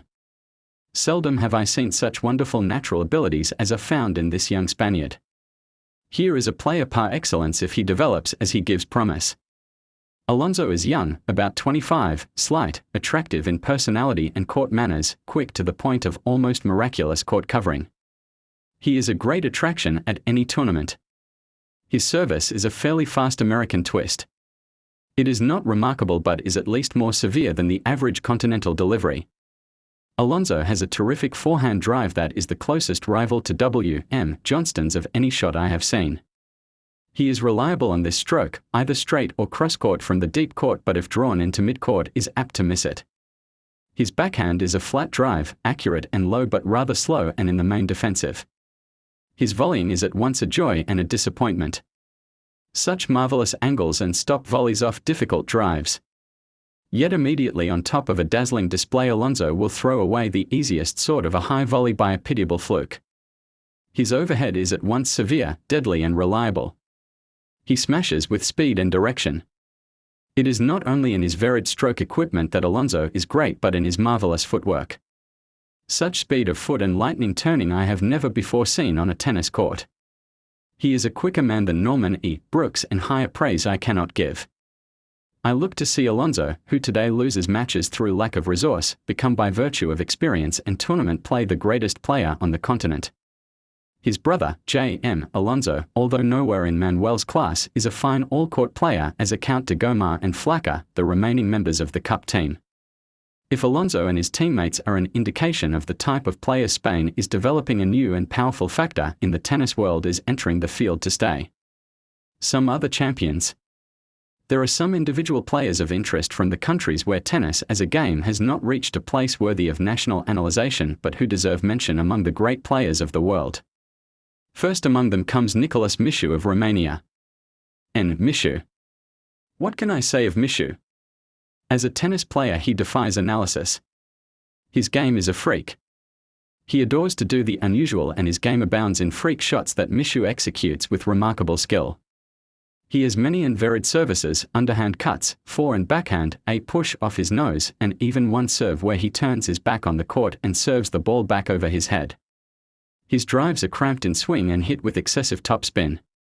His footwork is a defiance of all rules. His volleying game looks like an accident, yet Mișu produces results. In 1921 he beat A.H. Gobert in the World's Hard Court Championship at St. Cloud. Mișu is a winner. I don't know how he does it, but he does. He is above all a unique personality. Cheery, individual, at times eccentric, Mișu is a popular figure in tournaments abroad. He plays with a verve and abandon that appeals to the European galleries, while his droll humor and good nature make him a delightful opponent. J. Washer. Belgium is represented by J. Washer, my opponent in the final round of the Hard Court Championship of the World in 1921. Washer is a fine orthodox tennis player.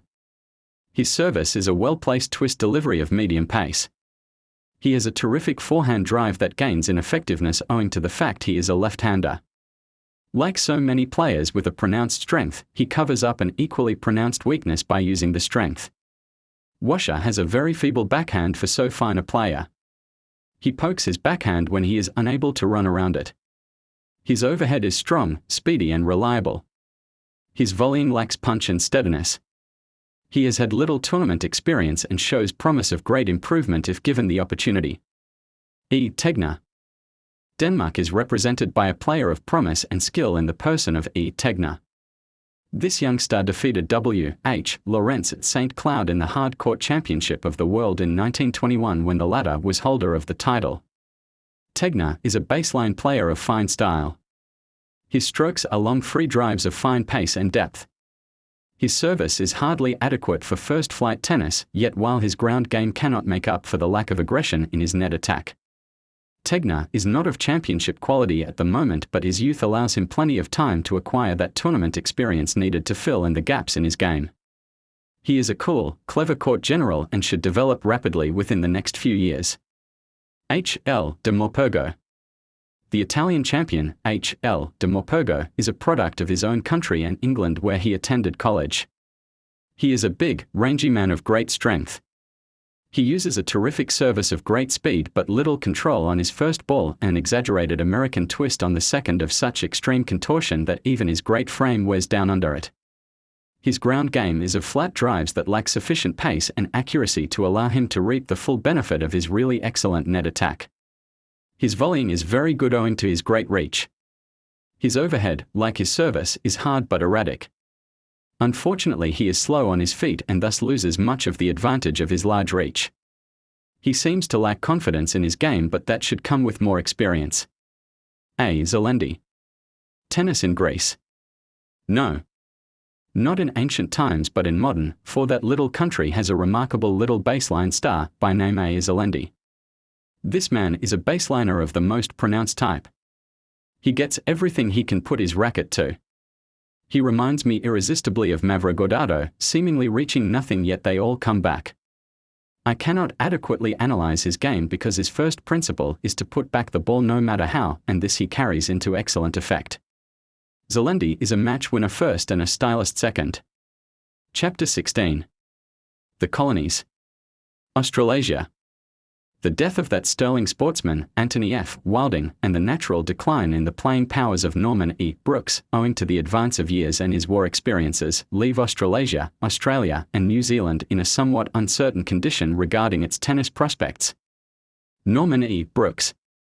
Volumes have been written about N. E. Brooks and his tennis genius, but I would not feel right if I could not pay at least a slight tribute to the greatest tennis player and genius of all time.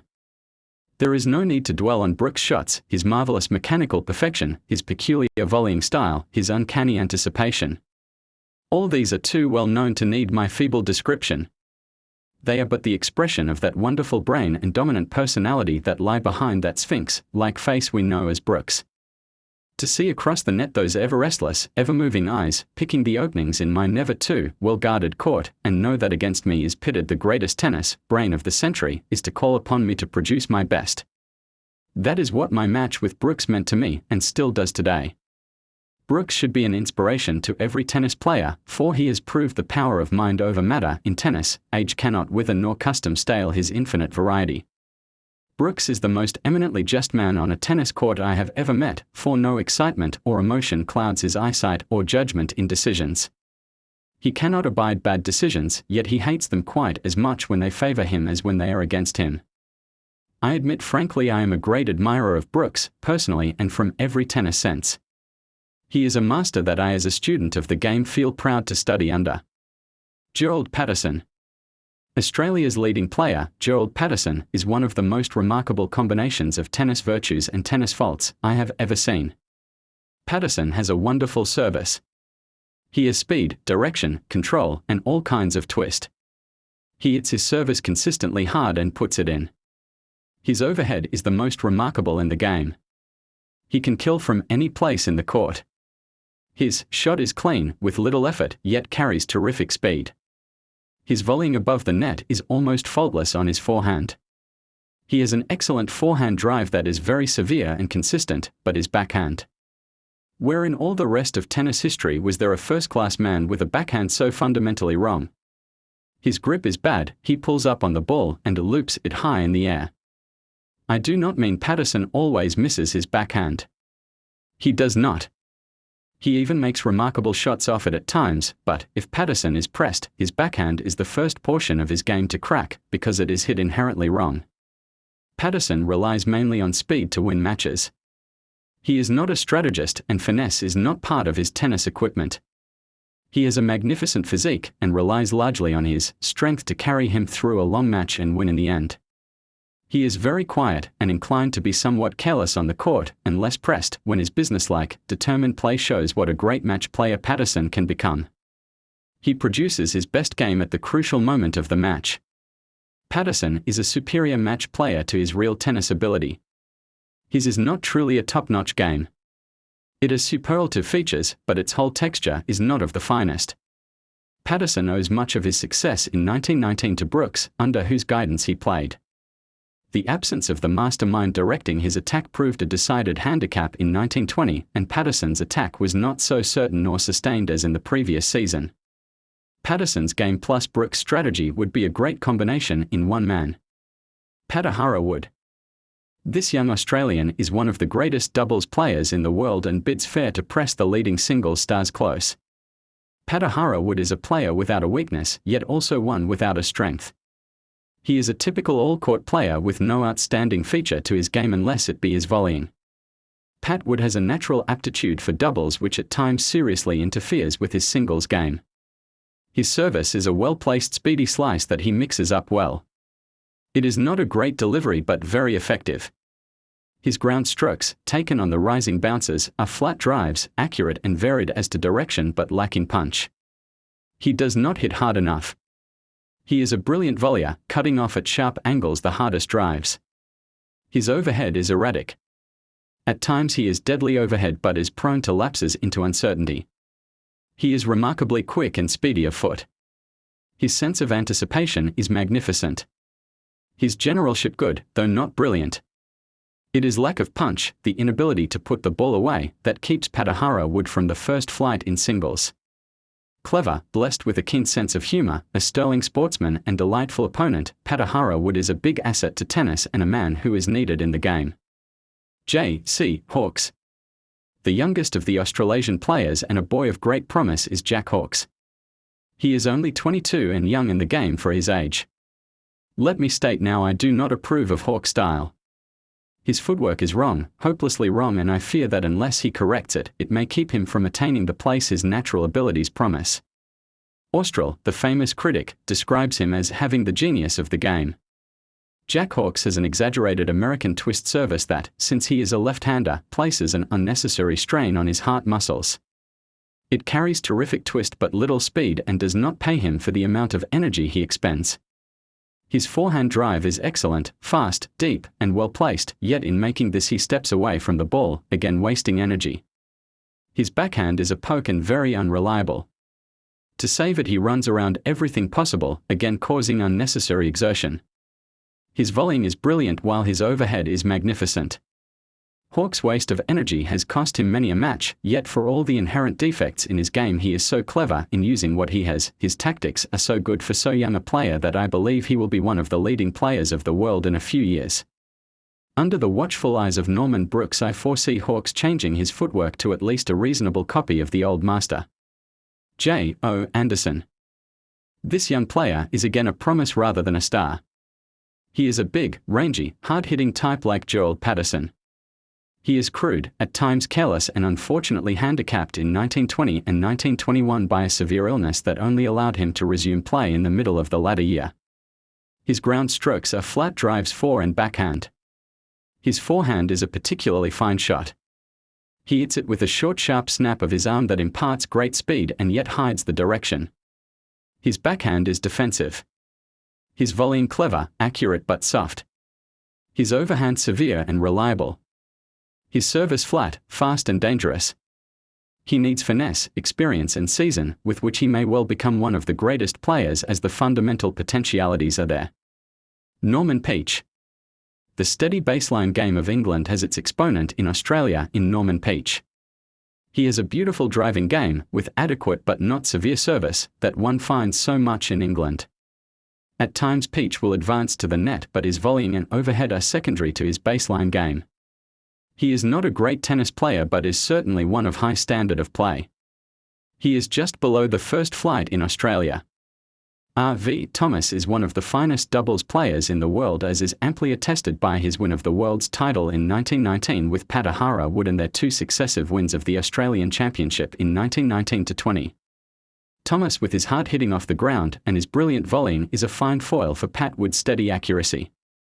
Just a word about one veteran, a good friend of mine, who is again playing fine tennis, Rodney L. Heath, hero of the famous Davis Cup match in 1911 when he defeated W. A. Land, is again in the game. Heath with his long beautiful ground strokes, forehand or backhand, his incisive crisp volleys and fine, generalship based on young experience is a notable figure in the tennis world. The mantle of Wilding and Brooks must fall on the shoulders of a really great player. Who it will be is hard to say at present. No outstanding figure looms on the horizon at the time of writing. South Africa. The 1920 South African Davis Cup team players, following their disastrous defeat by Holland, journeyed to England for the championship and following tournaments, and I had the opportunity of studying 3 players of great promise. The remaining 2 were excellent, but hardly as exceptional as the former. Charles Winslow, the leading player in the team, has a remarkable versatile game. He uses a high, bounding service of good speed, which at times he follows to the net. His best ground stroke is a severe chop, not unlike Wallace F. Johnson. He has a good drive both forehand and backhand, which he only uses when pressed or in attempting to pass a net man. He volleys very well and covers the net quickly. His overhead is very severe, steady, and reliable. He is a fine natural player just below the top flight. He is an excellent strategist and mixes his shots very well. He has exceptionally fast footwork and repeatedly runs around his backhand to chop diagonally across the court in a manner very similar to Johnson. B.I.C. Norton, the South African champion, a youngster of 20, is a phenomenal player of extreme brilliancy. He has everything in stroke equipment, drives, slices, volleys, and a fine service and overhead. Unfortunately, Norton regards his tennis largely as a joke. His judgment is therefore faulty, and he is apt to loaf on the court. He tries the most impossible shots that sometimes go in, and in the main, his court generalship is none too good. He is an irrepressible boy, and his merry smile and chatter make him a tremendous favorite with the gallery. He has a very strong personality that should carry him a long way. Louis Raymond, the left-handed star of the South Africans, has an excellent ground game coupled with a good service and fair volleying and overhead. His game is not remarkable. He is a hard-working, deserving player who attains success by industry rather than natural talent. His judgment is sound and methods of play orthodox, except for a tendency to run around his backhand. C. R. Blackbeard, the youngest member of the team, and G. H. Dodd, its captain, are both very excellent players of the second flight. Blackbeard is very young, not yet 20, and may develop into a star. At present he chops too much, and is very erratic. There are many other players whom I would analyze if I had the time or space, but in these days of paper shortage and ink scarcity, conservation is the keynote of the times. Let me turn for a few moments to the women whose fame in the tennis world is the equal of the men I have been analyzing. Chapter 17. Famous Women Players. Women's Tennis. The great boom that featured the whole tennis season of 1921 in America found one of its most remarkable manifestations in the increased amount of play, higher standard of competition, and remarkable growth of public interest in women's tennis. England has led, and still leads, the world in women's tennis. The general standard of play is on a higher scale and there is more tournament play in England than elsewhere. France, with Mademoiselle Suzanne Lenglen, Mme Billart, Mademoiselle Brocades, and Mme Golding, forces England closely for European supremacy, but until recent years America, except for individuals, has been unable to reach the standard of women's tennis found abroad. Miss May Sutton, now Mrs. Thomas H. Bundy, placed American colors in the field by her wonderful performances in winning the World's Championship at Wimbledon more than a decade ago, but after her retirement America was forced to content itself with local honors. Neither Miss Mary Brown nor Miss Hazel Hotchkiss, now Mrs. George Whiteman, followed Mrs. May Sutton Bundy in her European invasion, so the relative ability of our champions and Mrs. Lambert Chambers of England or Mademoiselle Brocades of France could not be judged. Mrs. Moller Bierstedt Malloy followed Miss Brown as the outstanding figure in American tennis when the wonderful Norse woman took the championship in 1915. Miss Brown, then holder of the title, did not compete, so their relative ability could not be decided. Throughout the period from 1900 to 1919 the Women's Championship event had been held annually in June. The result was that the Blue Ribbon event was over so early in the season that the incentive for play during July and August died a natural death. Finally in 1920, at the request of the Women's Committee, particularly on the advice of Mrs. George Whiteman, the national champion, and Miss Florence Ballin of New York, under whose able guidance the entire schedule was drawn up, the United States Lawn Tennis Association moved the Women's Championship to September. Miss Ballin, following the successful system used in the men's events, organized a schedule that paralleled the big fixtures on the men's schedule and placed in operation a circuit, as it is called, that provided for tournaments weekly from May to September. Miss Ballin, together with Mrs. Whiteman, organized junior tournaments for girls under 18, along the lines used for the boys' events. The response was immediate. Entry lists, which in the old days were in the teens, jumped to the 30s or 40s in the regular events. Young girls who, up to now, had not played tournaments, fearing they lacked the necessary class, rushed to play in the junior girls' events. From this latter class came such a promising young star of today as Miss Martha Bayard, who bids fair to be national champion at some not distant date. It was a tremendous task of organization that Miss Ballin and her assistants undertook, but they did it in a most efficient manner. Mrs. Moller Bierstedt Malloy lent her invaluable assistance by playing in as many tournaments as possible. She was a magnet that drew the other players in her wake with an irresistible force. 1920 saw Mrs. Malloy's first invasion of Europe since her American triumphs. Misfortune was her portion. She was ill before sailing and, never at her best on shipboard, a bad voyage completed the wreck of her condition. She had little time for practice in England and it was a player far below her best who went down to crushing defeat at the hands of Mrs. Lambert Chambers in the semi-final round of the World's Championship at Wimbledon. Defeated but not discouraged, Mrs. Malloy returned to America and, again reaching her true form, won the championship with ease. She made up her mind the day of her defeat in England that 1921 would again find her on European courts. The season of 1921 in America opened in a blaze of tournaments throughout the entire country. Mrs. Malloy showed early in the year she was at her best by winning the indoor championship of the United States from one of the most representative fields ever gathered together for this event.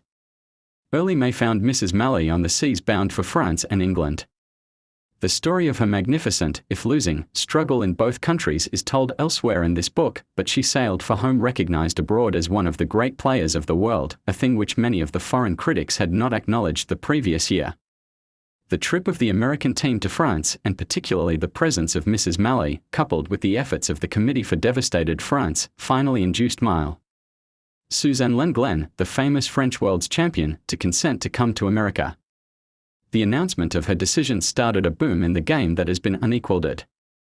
Out in California, Mrs. May Sutton Bundy and Miss Mary Kendall Brown, our former champions, heard the challenge and, laying aside the duties of everyday life, buckled on the armor of the courts and journeyed east to do battle with the French Wonder Girl. Mrs. Malley, filled with a desire to avenge her defeat in France, sailed for home in time to play in the American Championship. What a marvelous tournament this proved to be!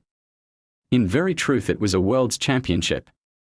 Mrs. May Sutton Bundy, former World's Champion, back again after 15 years with all her old charm of manner, much of her speed of shot and foot, and even more cunning and experience. Miss Mary K. Brown, brilliant, fascinating, clever Mary, with all her old-time personality and game that 3 times had carried her to the highest honors in American tennis. Mrs. Malley, keen, determined and resourceful, defending the title she had held so long and well, the young players, rising in the game, struggling to attain the heights, and finally looming over all the figure of the famous French champion of champions, Suzanne Lenglen, considered by many competent critics the greatest woman tennis player of all time.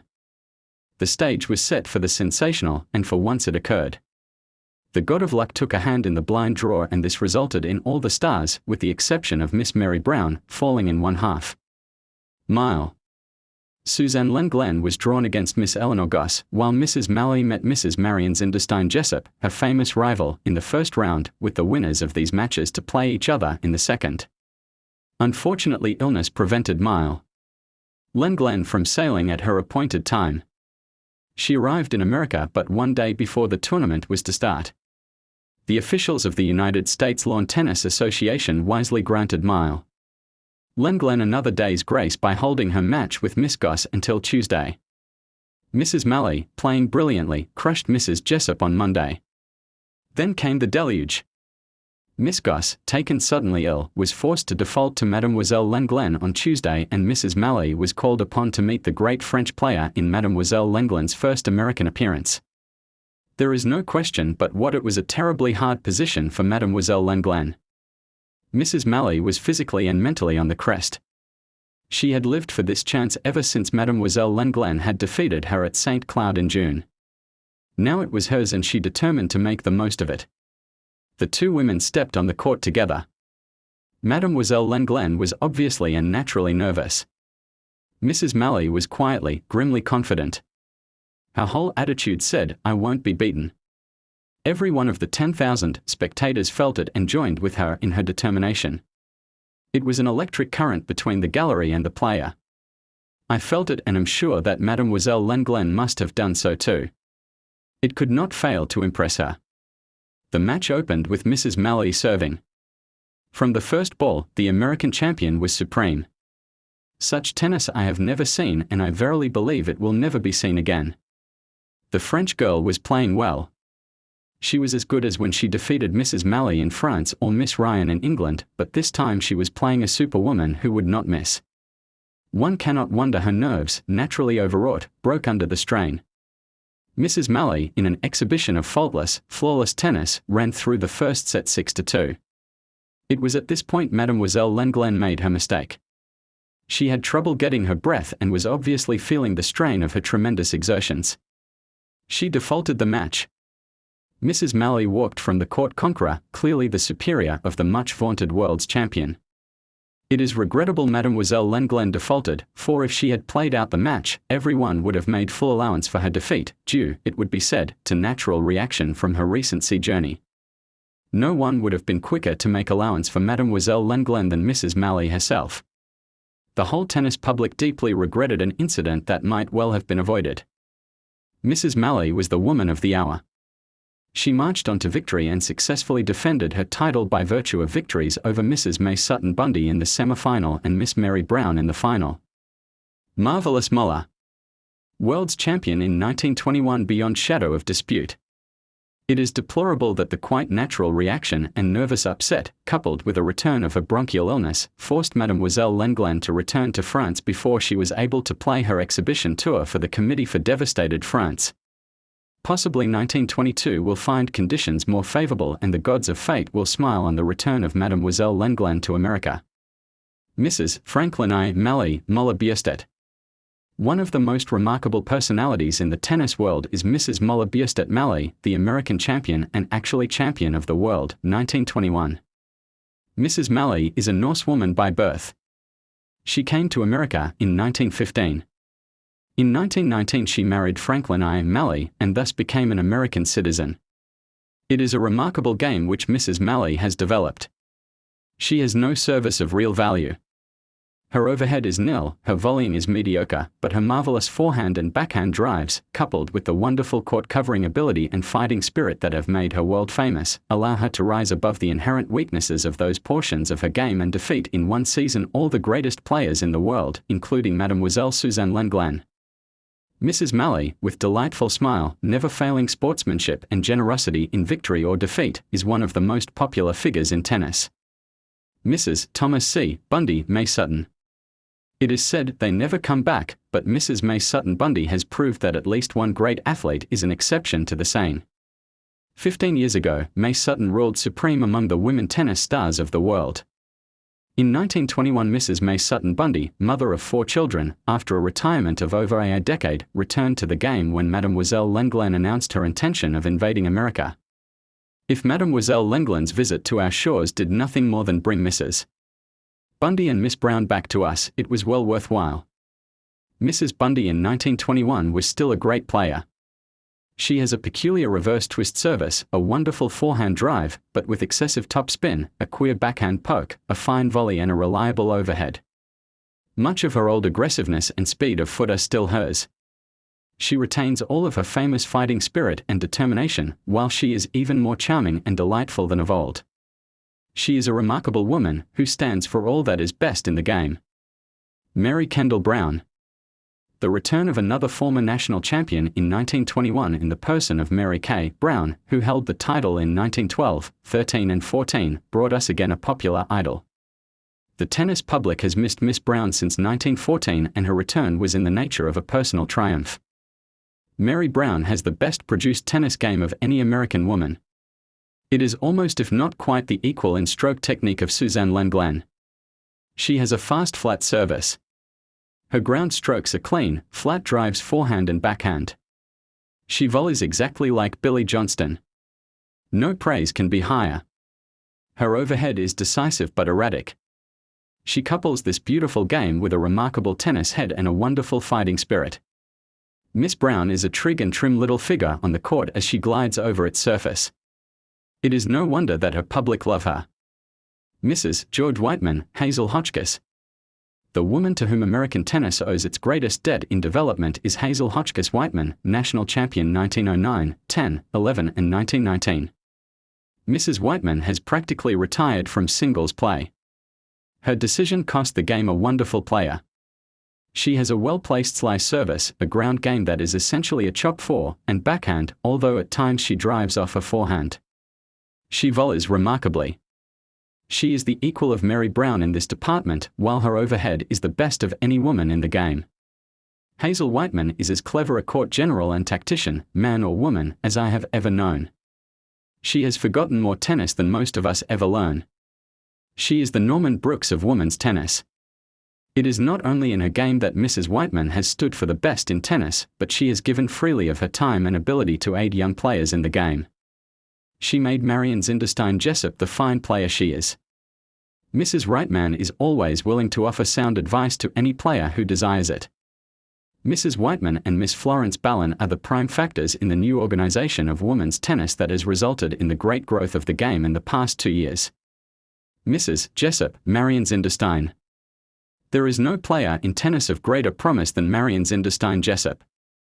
She is youth, a wonderful game, the result of a sound foundation given her by Hazel Whiteman, and a remarkable amount of experience for so young a girl.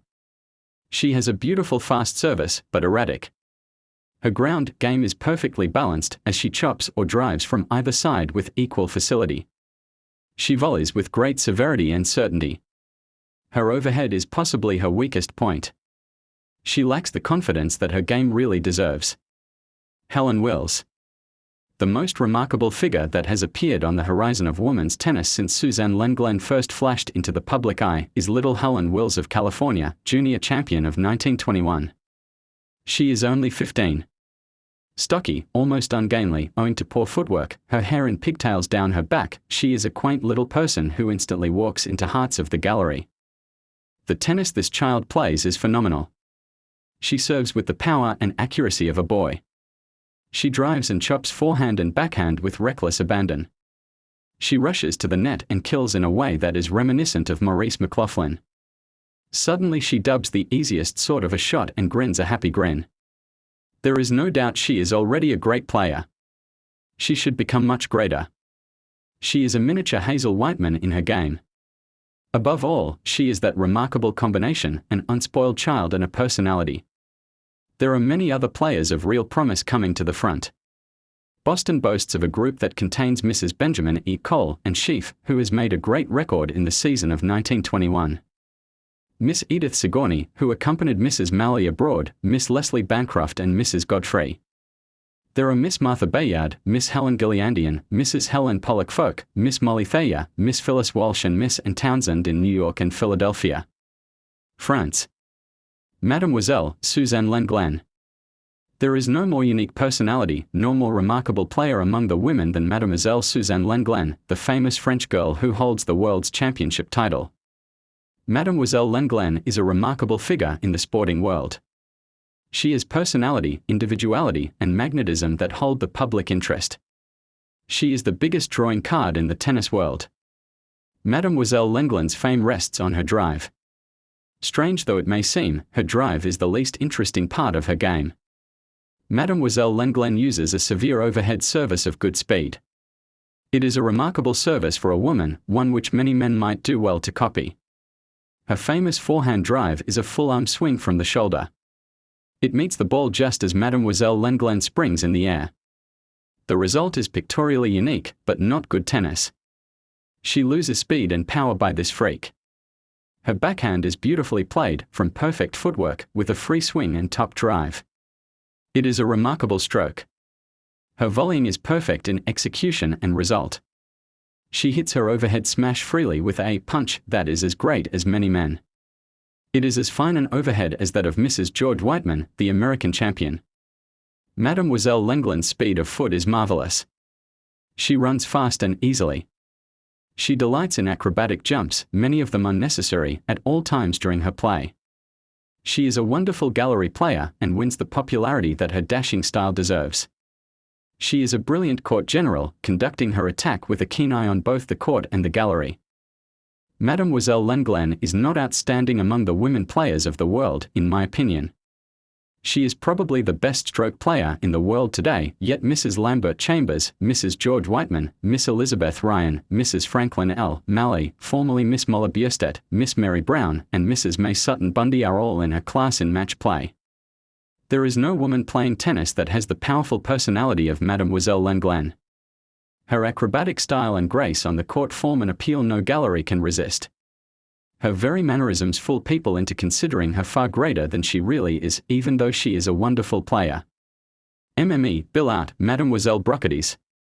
Second only to Suzanne Lenglen in France is MME Billart, formerly Mademoiselle Brocades, once the idol of the Paris tennis public. This remarkable player has as perfectly developed a game as I have seen. Her actual stroking is the equal of Mademoiselle Lenglen. Her strokes are all orthodox, flat racket ones. Her ground game is based wholly on the drive, fore, or backhand. She has grown rather heavier in the last few years and consequently slowed up, but she is still one of the great players of the world. England. In marked contrast to the eccentricities of Mademoiselle Lenglen, one finds the delightfully polished style of Mrs. Lambert Chambers. Mrs. Chambers has a purely orthodox game of careful execution that any student of the game should recognize as the highest form of tennis strokes. Mrs. Chambers serves an overhead delivery of no particular movement. She slices or spoons her ground strokes, forehand or backhand.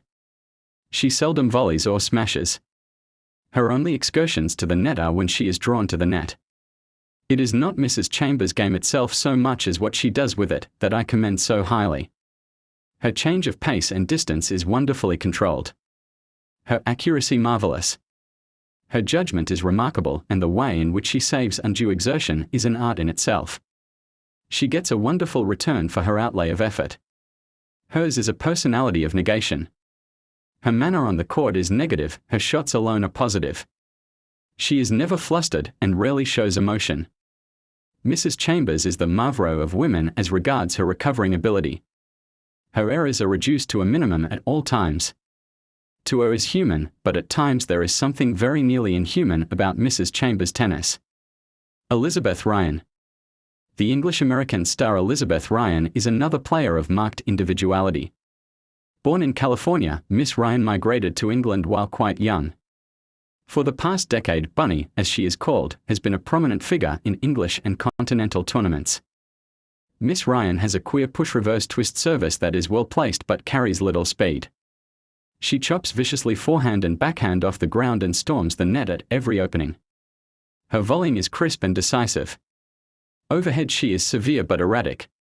She is a dogged fighter, never so dangerous as when behind. Her tactics are aggressive attack at all times, and if this fails she is lost. Although Miss Ryan is an American by birth, she must be considered as an English player, for her development is due to her play in England. Mrs. Beamish. This English player is an exponent of the famous baseline game of the country. She drives long deep shots fore and backhand, corner to corner, chasing her opponent around the court almost impossible distances. Her service, volleying and overhead are fair but not noteworthy. Another player of almost identical game and of almost equal class is Mrs. Peacock, champion of India. Her whole game is a little better rounded than Mrs. Beamish, but she lacks the latter's experience. Among the other women in England who are delightfully original in their games are Mrs. Larkham, the wonderful chop-stroke player, whose clever generalship and tactics place her in the front rank, and Mrs. M. Nair, with her volleying attack. Women's tennis in England is on a slightly higher plane at this time than in America, but the standard of play in America is rapidly coming up. International competition between women on the lines of the Davis Cup, for which a trophy has previously been offered by Lady Wavertree in England and in 1919 by Mrs. Whiteman in America, and twice refused by the International Federation, would do more than any other factor to place women's tennis on the high plane desired. This plan has succeeded for the men, why should it not do as well for the women? The end.